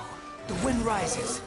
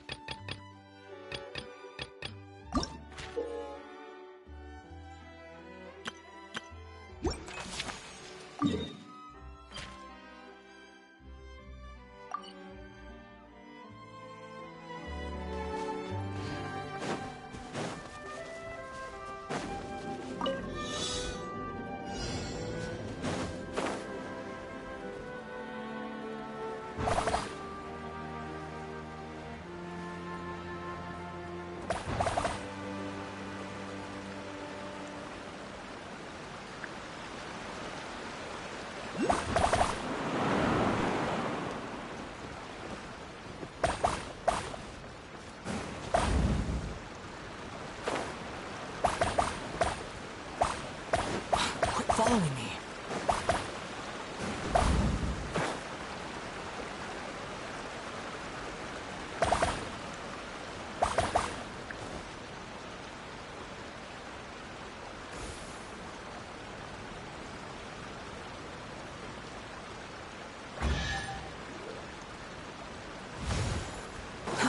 Too slow.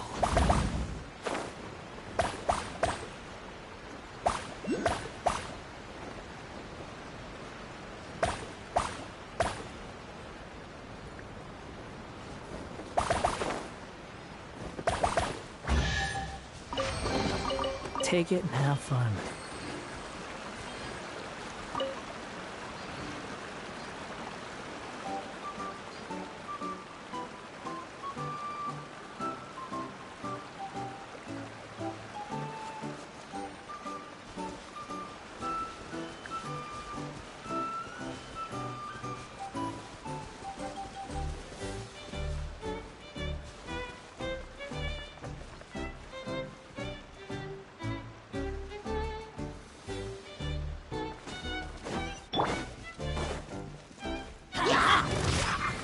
Behold!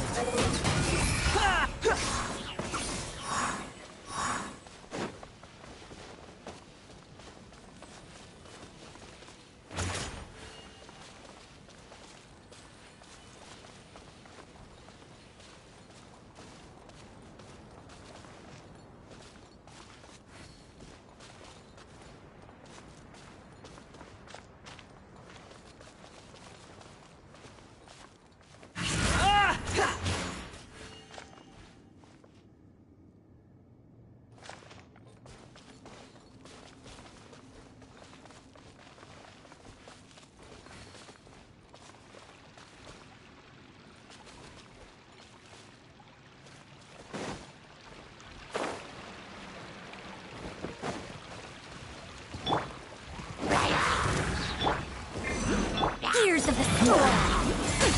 We'll see its new sense of respect!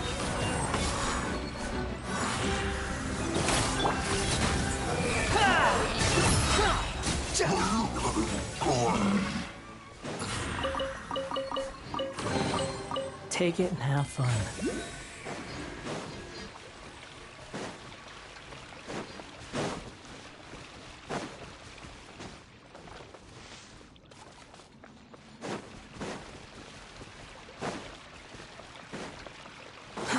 Too slow.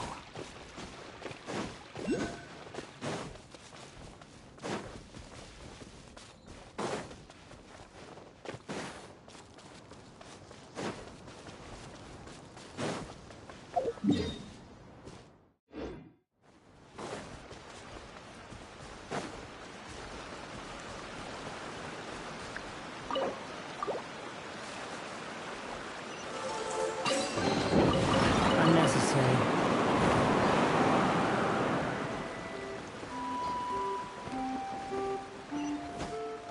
Quit following me. The wind rises.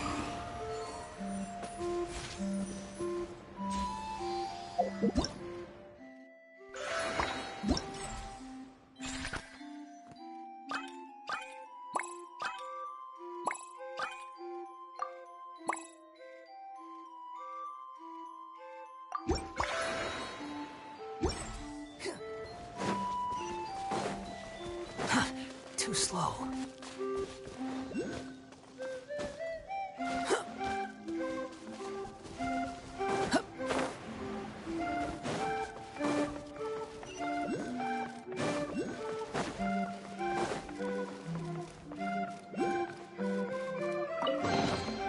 Unnecessary.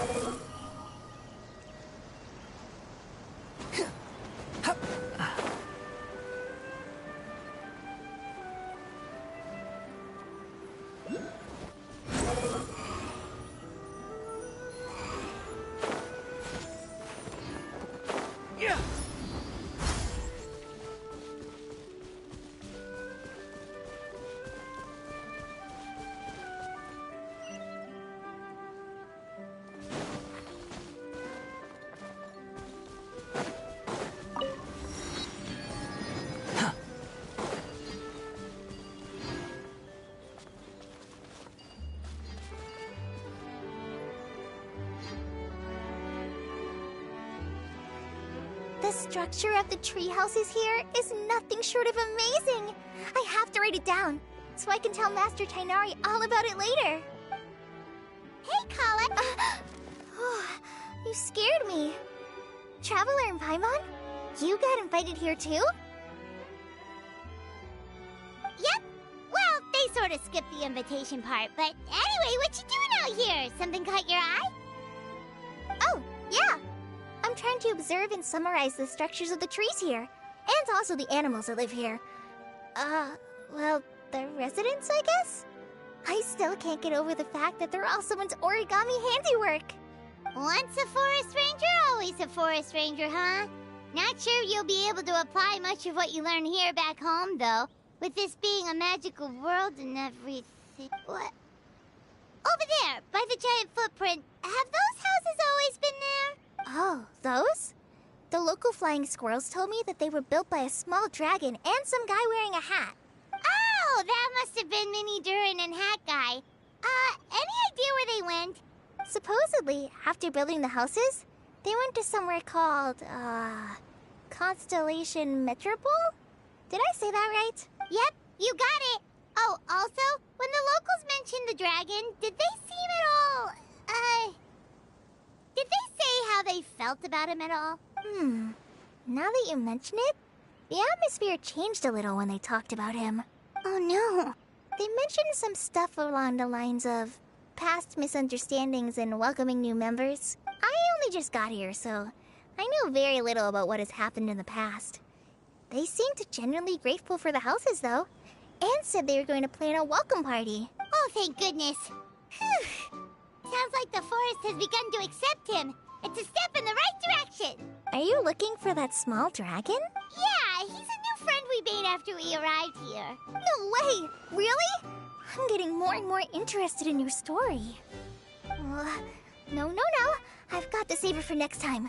For now, I've got to make the most out of my time in this wonderful world. Oh, there's no rush. Just take it slow and enjoy yourself. Like Kaya. Oh, he sends his regards, by the way.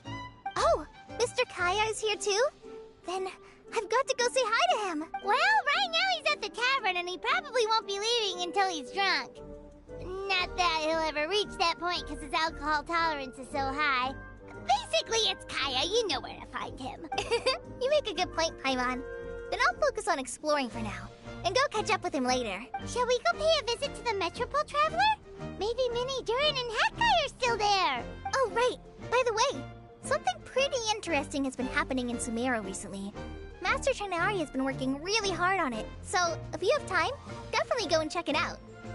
Sounds good. We'll find some time in our schedule. Of course. See you later.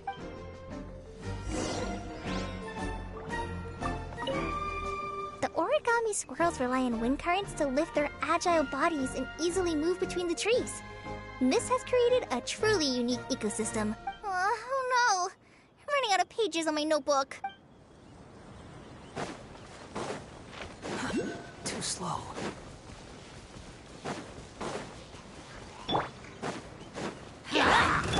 Behold! That's far enough!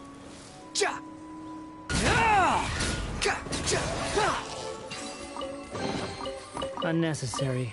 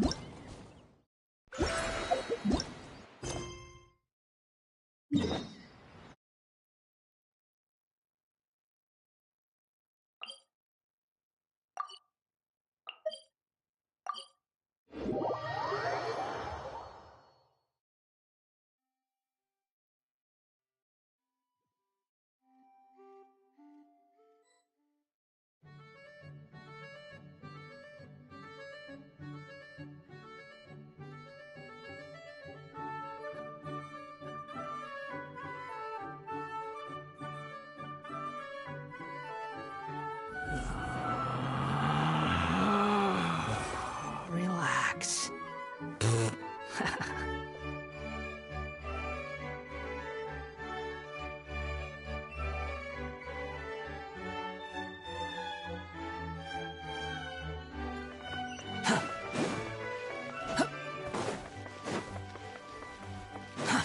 Too slow.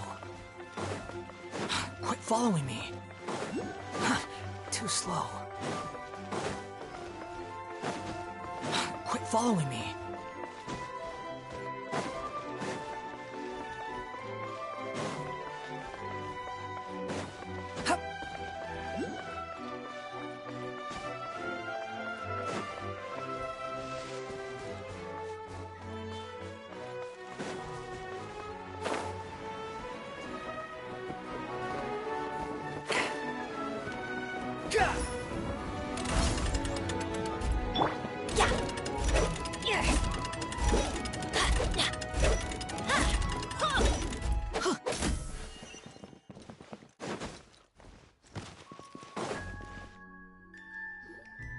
What? Are my eyes deceiving me? There is no way. I can't believe it. Hey, Mona! We heard you muttering from a long way away. What's up? Oh, is your scry glass acting up again? Oh, it's you, the saviors of this world. My scry glass is fine, but I'm not sure I can say the same about my eyes. Look! Look at this statue! What? Is it broken or something? Looks fine to Paimon. That's your master, right? AKA the goddess of prophecy? I refuse to believe it. There's no way that old hag looks anything like this. When she was younger. Oh, actually, now that you mention it, this does remind me of the fashionista phase she wrote about in her diary. She can't hear me, can she? I swear I just got chills down my spine. Either way, it's probably a little rude to talk about her right under her statue. But how do you know it's a statue of her if you never saw her as a young woman? I did a quick scry when I came into this world, and when I saw the stars' reflections, I was at a loss for words. It looks like fate in Simulanka is based directly on Tevat, a projection of real-world fate to form an image of reality. Or in layman's terms, basically the creator made this world inside a mirror or a lake, and this world is the reflection. Still sounds pretty impressive. The more I scried, the more familiar everything looked. It's her work, there's no doubt about it. Even so, everything's far more complex than I'd imagined. Trying to decipher it all is giving me quite a headache. I also asked the locals about her. They call her she who has dominion over the stars and the course of fate itself. Not even a pretense of humility. Clearly, she let the role of creator goddess get to her head. Not that I'm surprised in the least, of course. It certainly matches the tone of her diary. Anyway, we should change the topic. Oh, so Mona, have you seen a small dragon around by any chance? He's about the same size as Paimon, but with tiny little wings. Ah, you mean the one that caused all that trouble? I haven't seen him for myself, but I heard that he came to the Metropole not long ago to formally apologize for his actions. Apparently, he brought a huge stash of Toitanium and plant oil to make amends. Most people accepted his apology, although there are some who said that they'll reserve judgment until they've seen how he acts in the future. Oh, okay. Do you know where we can find him? One moment.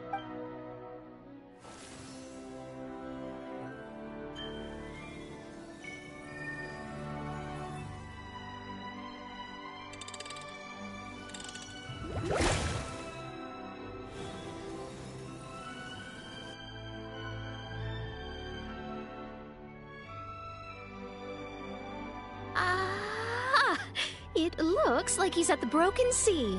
There's a big group of people with him, too. Cool! Wanna come with us? We can introduce you? I think I'll sit this one out. This might be the closest I ever get to meeting the old hag in our youth, so I think I'll spend some time seeing what else I can glean from her grand design. You guys have fun. What do you mean, be careful? Now you're making me nervous. We'll be off now. See you later, Mona! Creating a whole world starscape is no easy task. Old hag, I guess you do deserve the title of Trismegistus after all.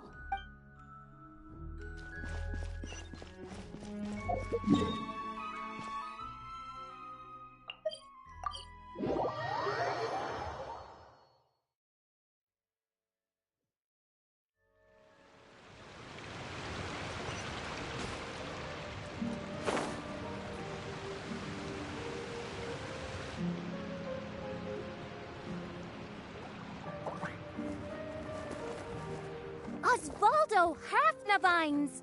Does thou see what I am seeing? Tell me that my all-perceiving Aug de Verurtelang deceiveth me not. Your eyes see true, mein Fräulein. Very well. Then, as sovereign ruler of the Immenachreich, I extend to you both my greetings, O Night Dragon from the land of the Thousand Stars and his hat-wearing servant. Who did you just call a servant? What mein Fräulein means to say is, hello, it's a pleasure to meet you. Pleasure to meet you too. But Hat Guy's not my servant. He's my friend. Now you're over-explaining. Hat Guy, Minnie Durin! Found you at last. Whoa, and Fischl's with you too? Oh, greetings, Outlander blessed by the Immenachreich.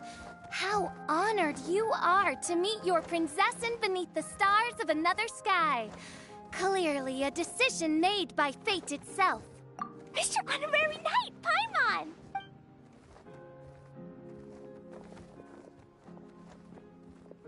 Greetings. You both look well. Hey there, Klee! Have you been having fun here? Yup, loads and loads of fun.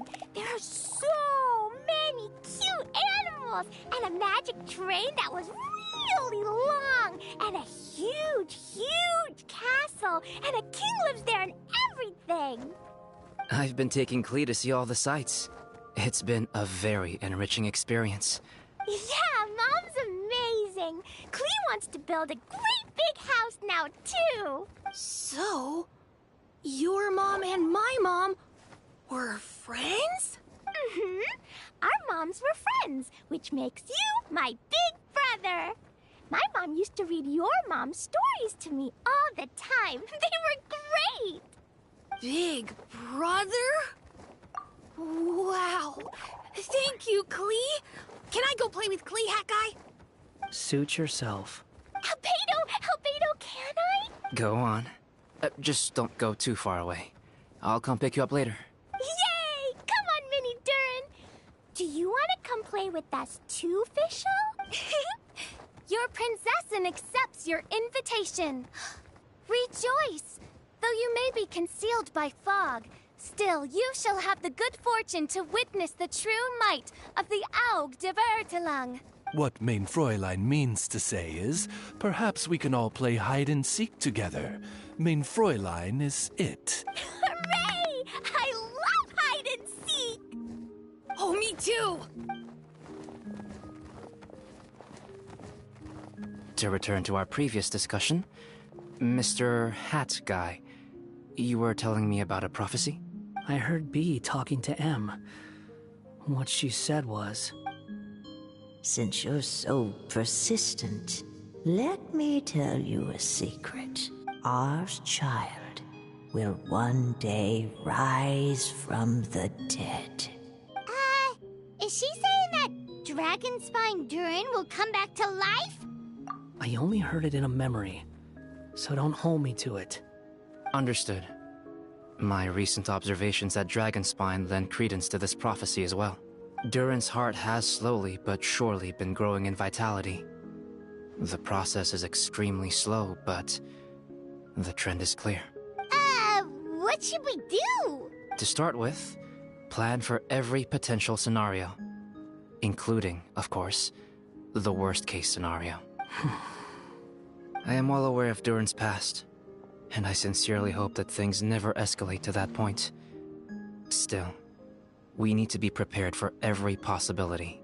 If the prophecy is true, and Durin's heart will one day beat again, I'd like to hope that whatever rises from the dead is no evil dragon, if you understand what I mean.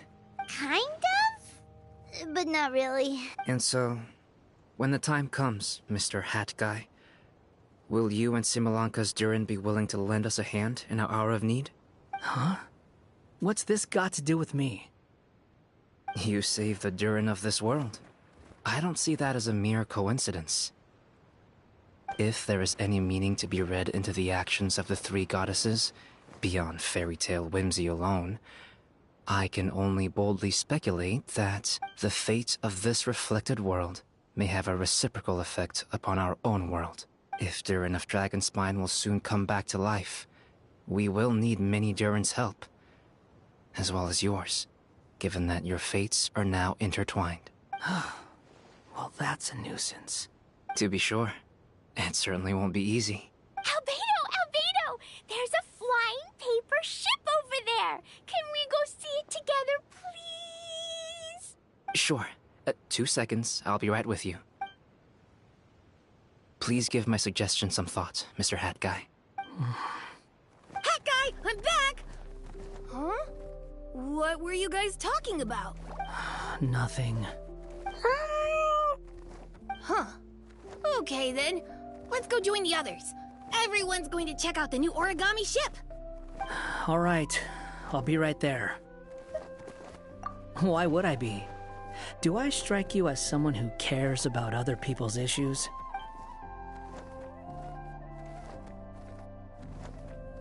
Quit trying to guess what I'm thinking. I'm leaving.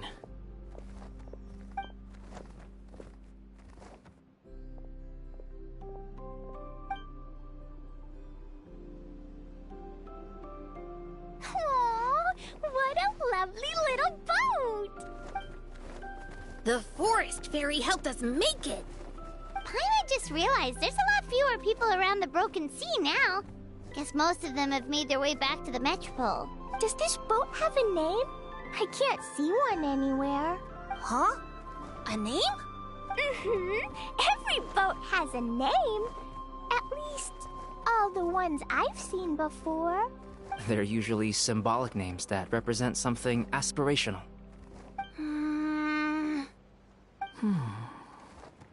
Let's go with the Durin. Huh? You want to name it after me? Oh, you mean to wish Mini Durin a safe voyage as he sails into a new chapter of his life beyond this world? Your princessin approves. Let this vessel bear the name of the most esteemed dragon of the night. The Durin. Let's call it that then. Thank you, Hat Guy. Also, can I ask you a favor? Go on. Remember how Mom's friend said I should be able to leave this world? Well, I want to pay a visit to your world. Just a quick trip, can we? Huh? Is that a no? Paimon thinks that's a great idea. If the people of Simulanka are allowed to go to Teyvat, then what's the problem with taking Mini Durin there for a visit? I'm assuming I'll have to be your bodyguard while we're there. I can protect myself. And I'll do what you say. I won't fly off on my own, I promise. Please, can I go? It'll be up to you to stick close. If you disappear on me, don't expect me to come looking. Got it! I'll stick close! Why don't you take the Durin? Now you've given it a name, it'll be a maiden voyage for the boat and a brand new journey for you. Are you leaving, Mini Durin? Okay. Well, make sure you come visit me in Mondstadt so we can play together again. Klee will draw you a map to show you the way. Though our time together has been as fleeting as a ray of light in the depths of the long night, the Imanakreich will welcome you with the grandest of music ceremonies on the occasion of our next reunion. As surely as the stars in the sky watch over us, we shall meet again. What Mein Fräulein means is that you're always welcome to visit her at home as well. Cool! Ah, I have so many new friends now! I'm so happy! Are you done yet? If you want to leave, then get over here. Thank you, everyone! Thank you so much! The blessings you gave me are more precious than any treasure, and more beautiful than any fairy tale. Next time, it will be my turn to make your wishes come true.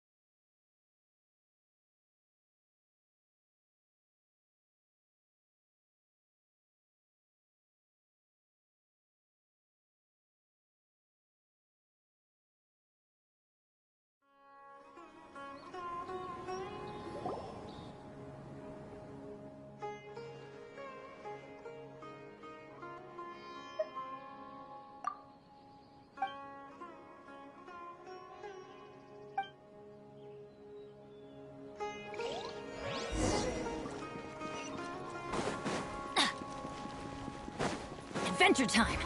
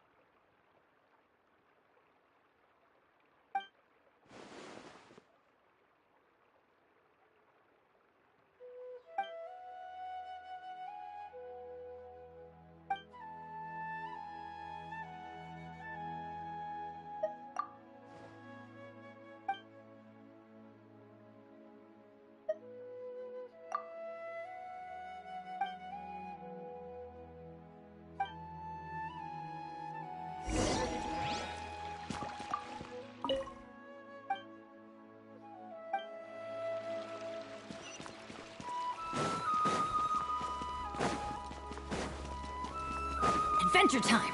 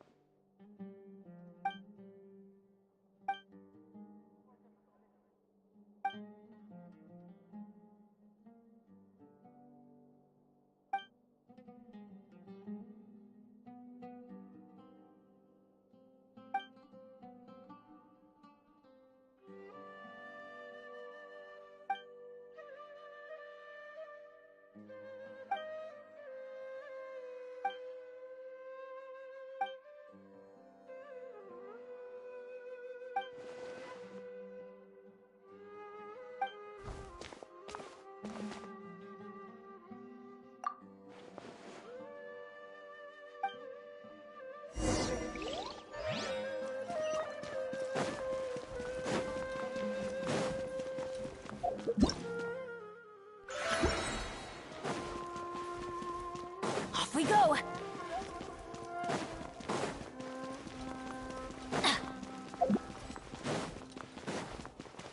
Off we go!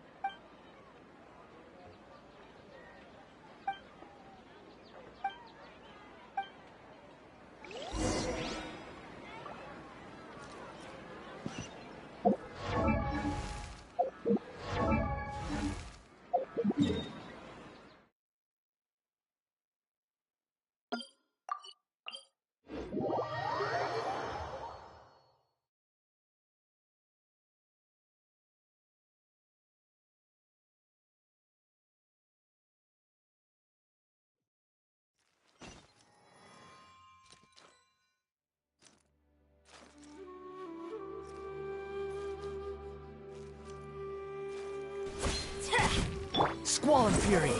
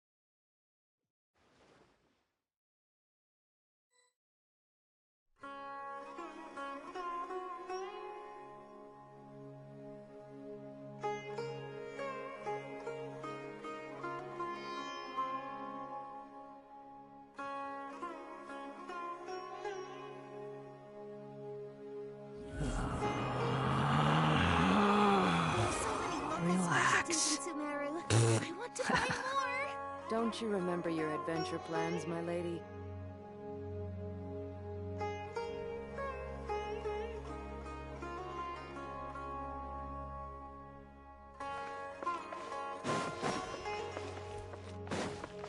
The wind rises.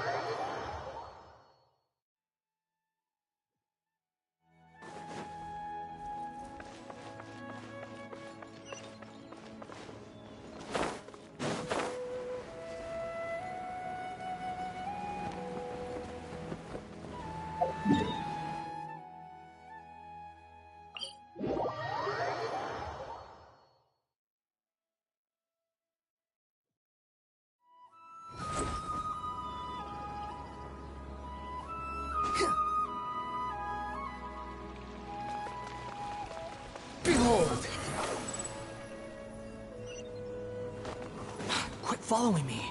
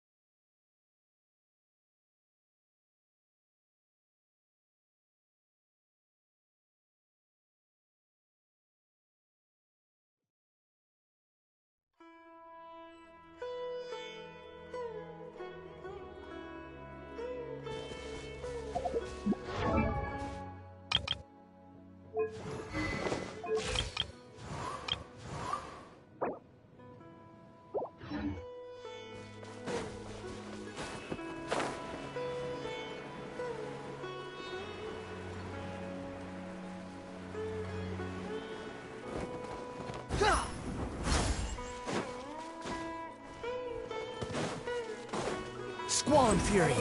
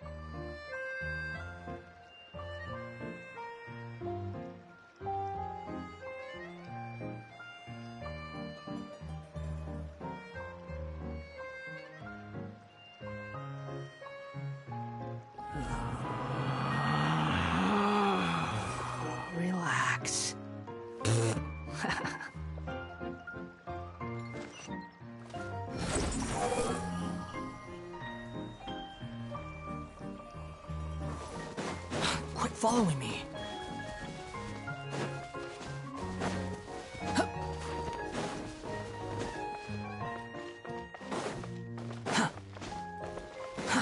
Too slow.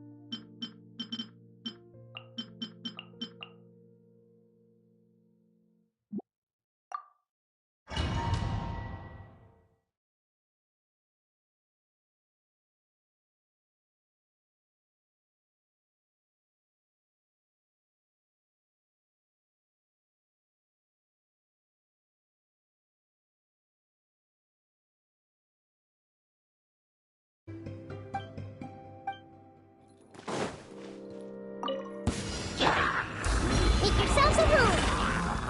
I'll grow grow! Rain Cutter! Rain outlines your fate. Our bond is strong! Scatter!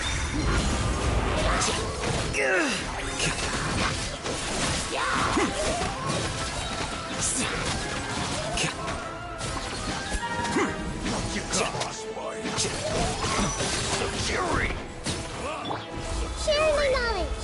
Grow, grow, grow! Let me weave you a verse. Diffract!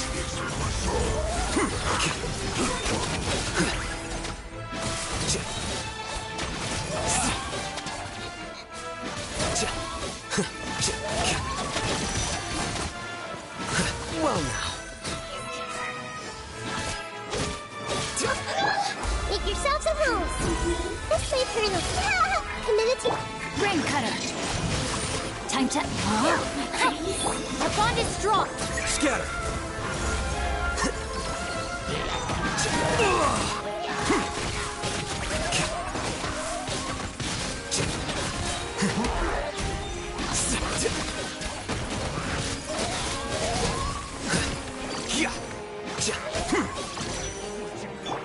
Sharing my knowledge!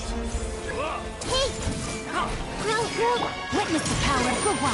Know my sword. Dissipate. The process of elimination.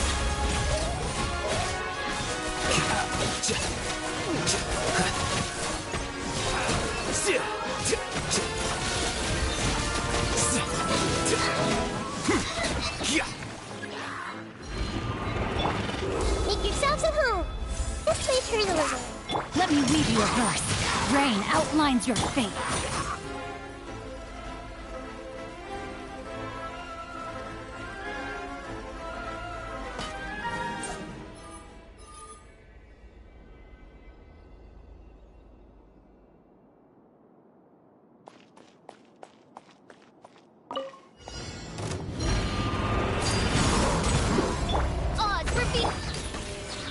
Everybody stand!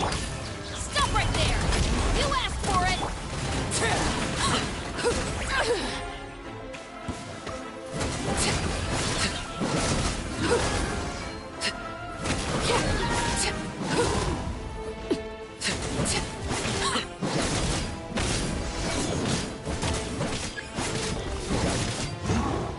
Transfix! By royal decree, teamwork is dreamwork! Drop your weapons! Hands right!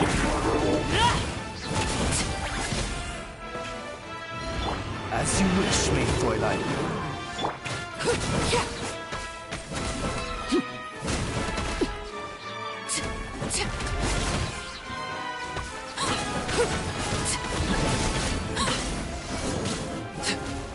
Laid bare. Oz reveals us. Going in. Final warning. Justice will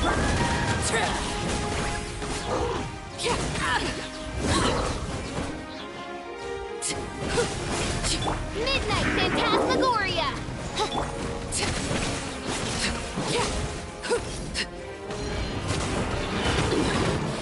Pitiful. I summon thee! By royal decree, everybody stand up! Hands where I can see them!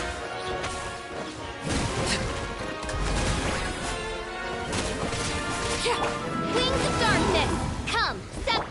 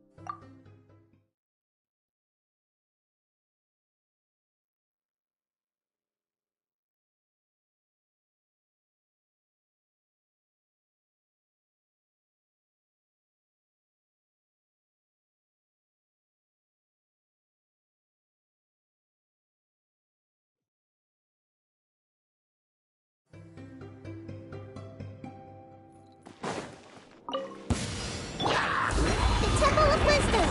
Ow! Ouchie! This way... Rain Cutter! Rain outlines your... Stand with me! Scatter!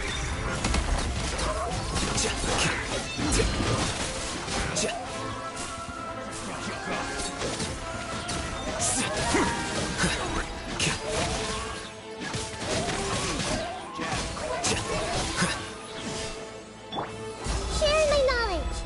Commit it to memory! Witness the power of Gugwa! Know my sword! Diffract!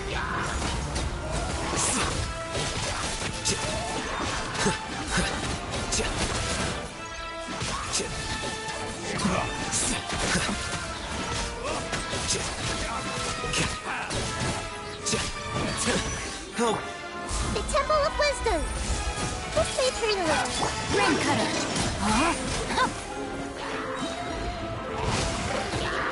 Our bond is strong! Scatter!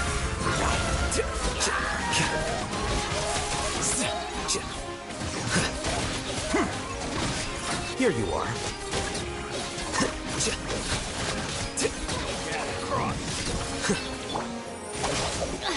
All right, come on. Let me weave you a verse. This may turn a little. Diffract!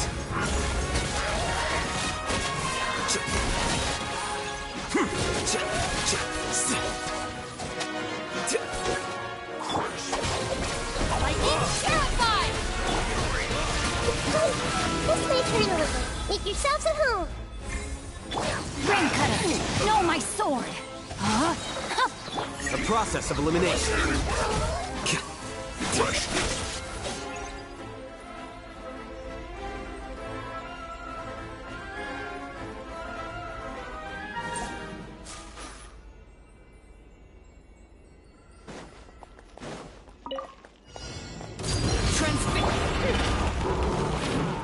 Odds reveal thyself! I'm going in!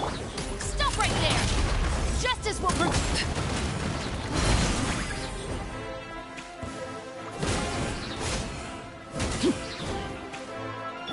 Midnight Phantasmagoria!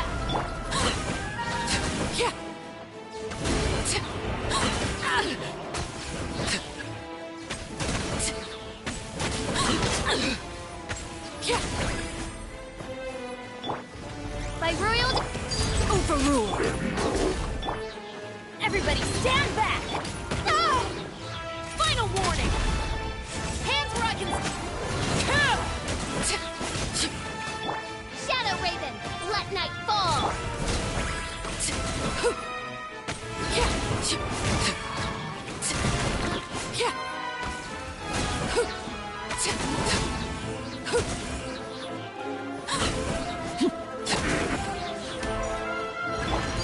Laid bare.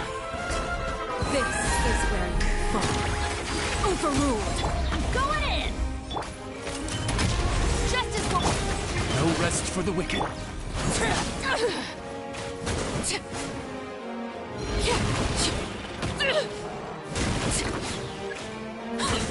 Wings of Darkness, come, sever...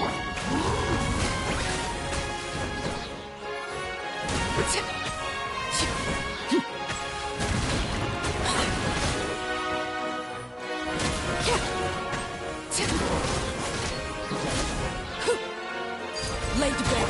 Odds reveal them! Teamwork is driven. Hands where I can see it.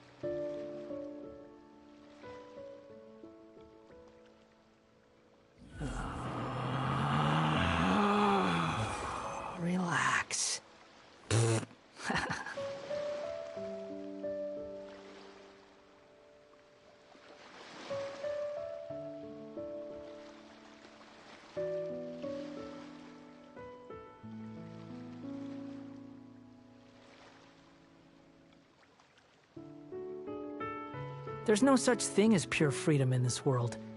Even the wind cannot blow on forever.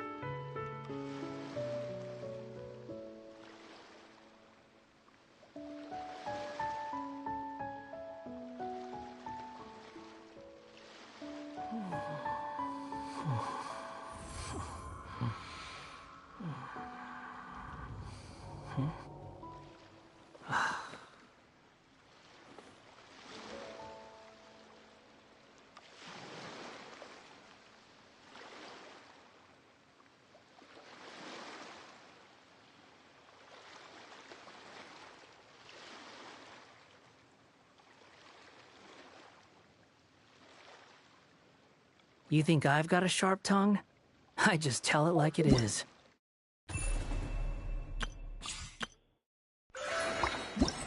If someone...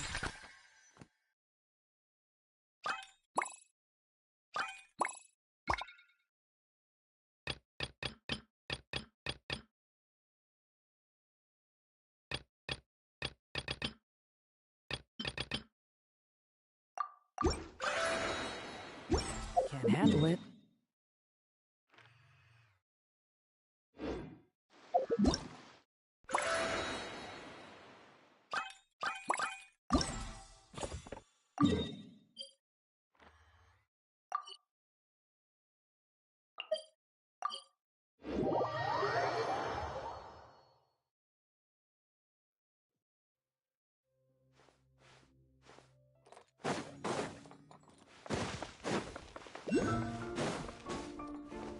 Yeah.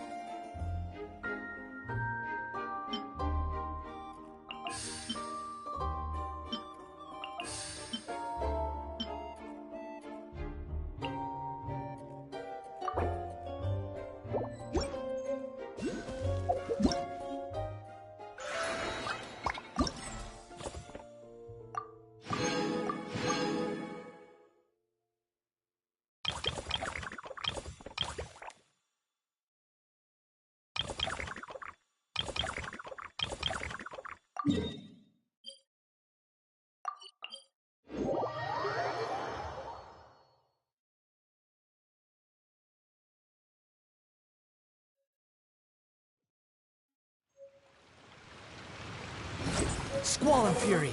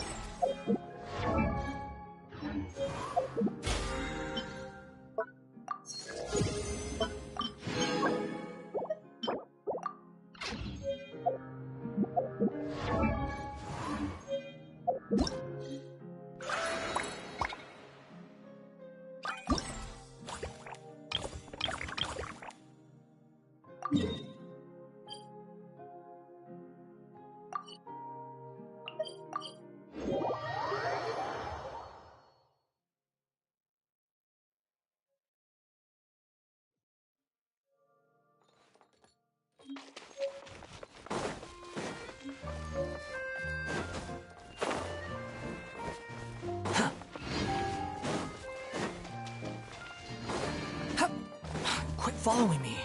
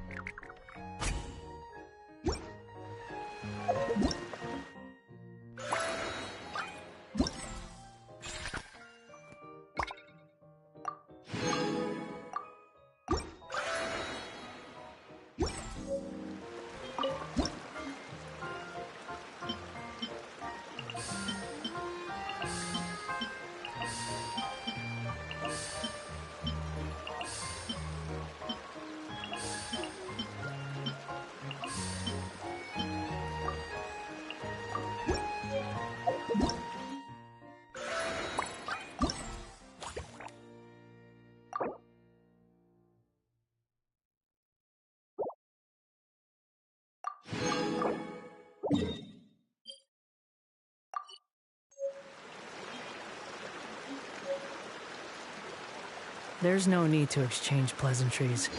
It's rather pathetic to force a conversation just to occupy silence.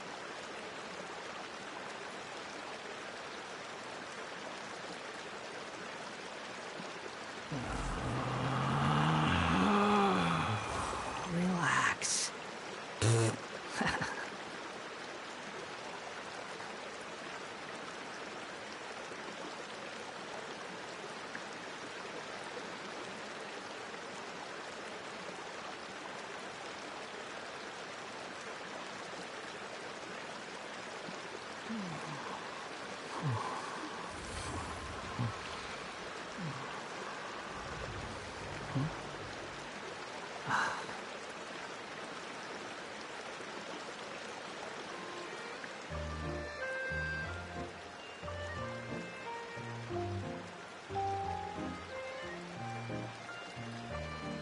You think I've got a sharp tongue? I just tell it like it is. If someone can't handle it, maybe that's their problem.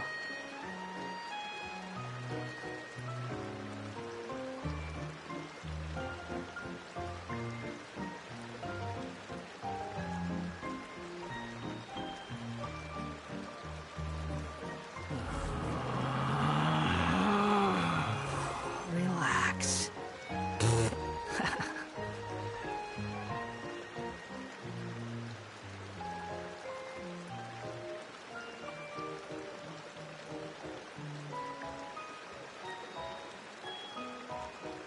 There's no need to exchange pleasantries. It's rather pathetic to force a conversation just to occupy silence.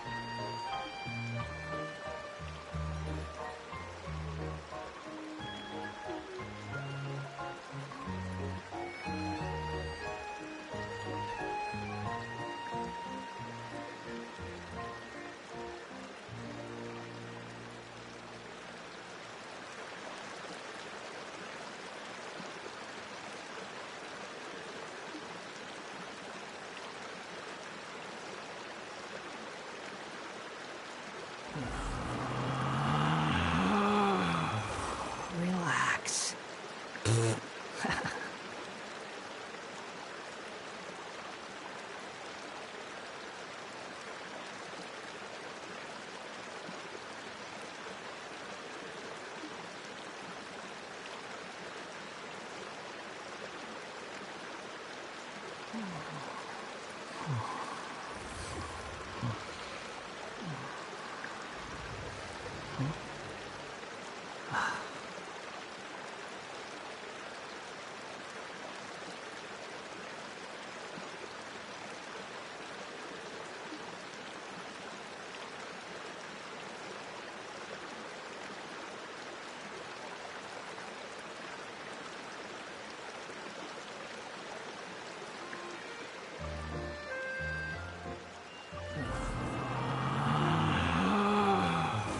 Relax.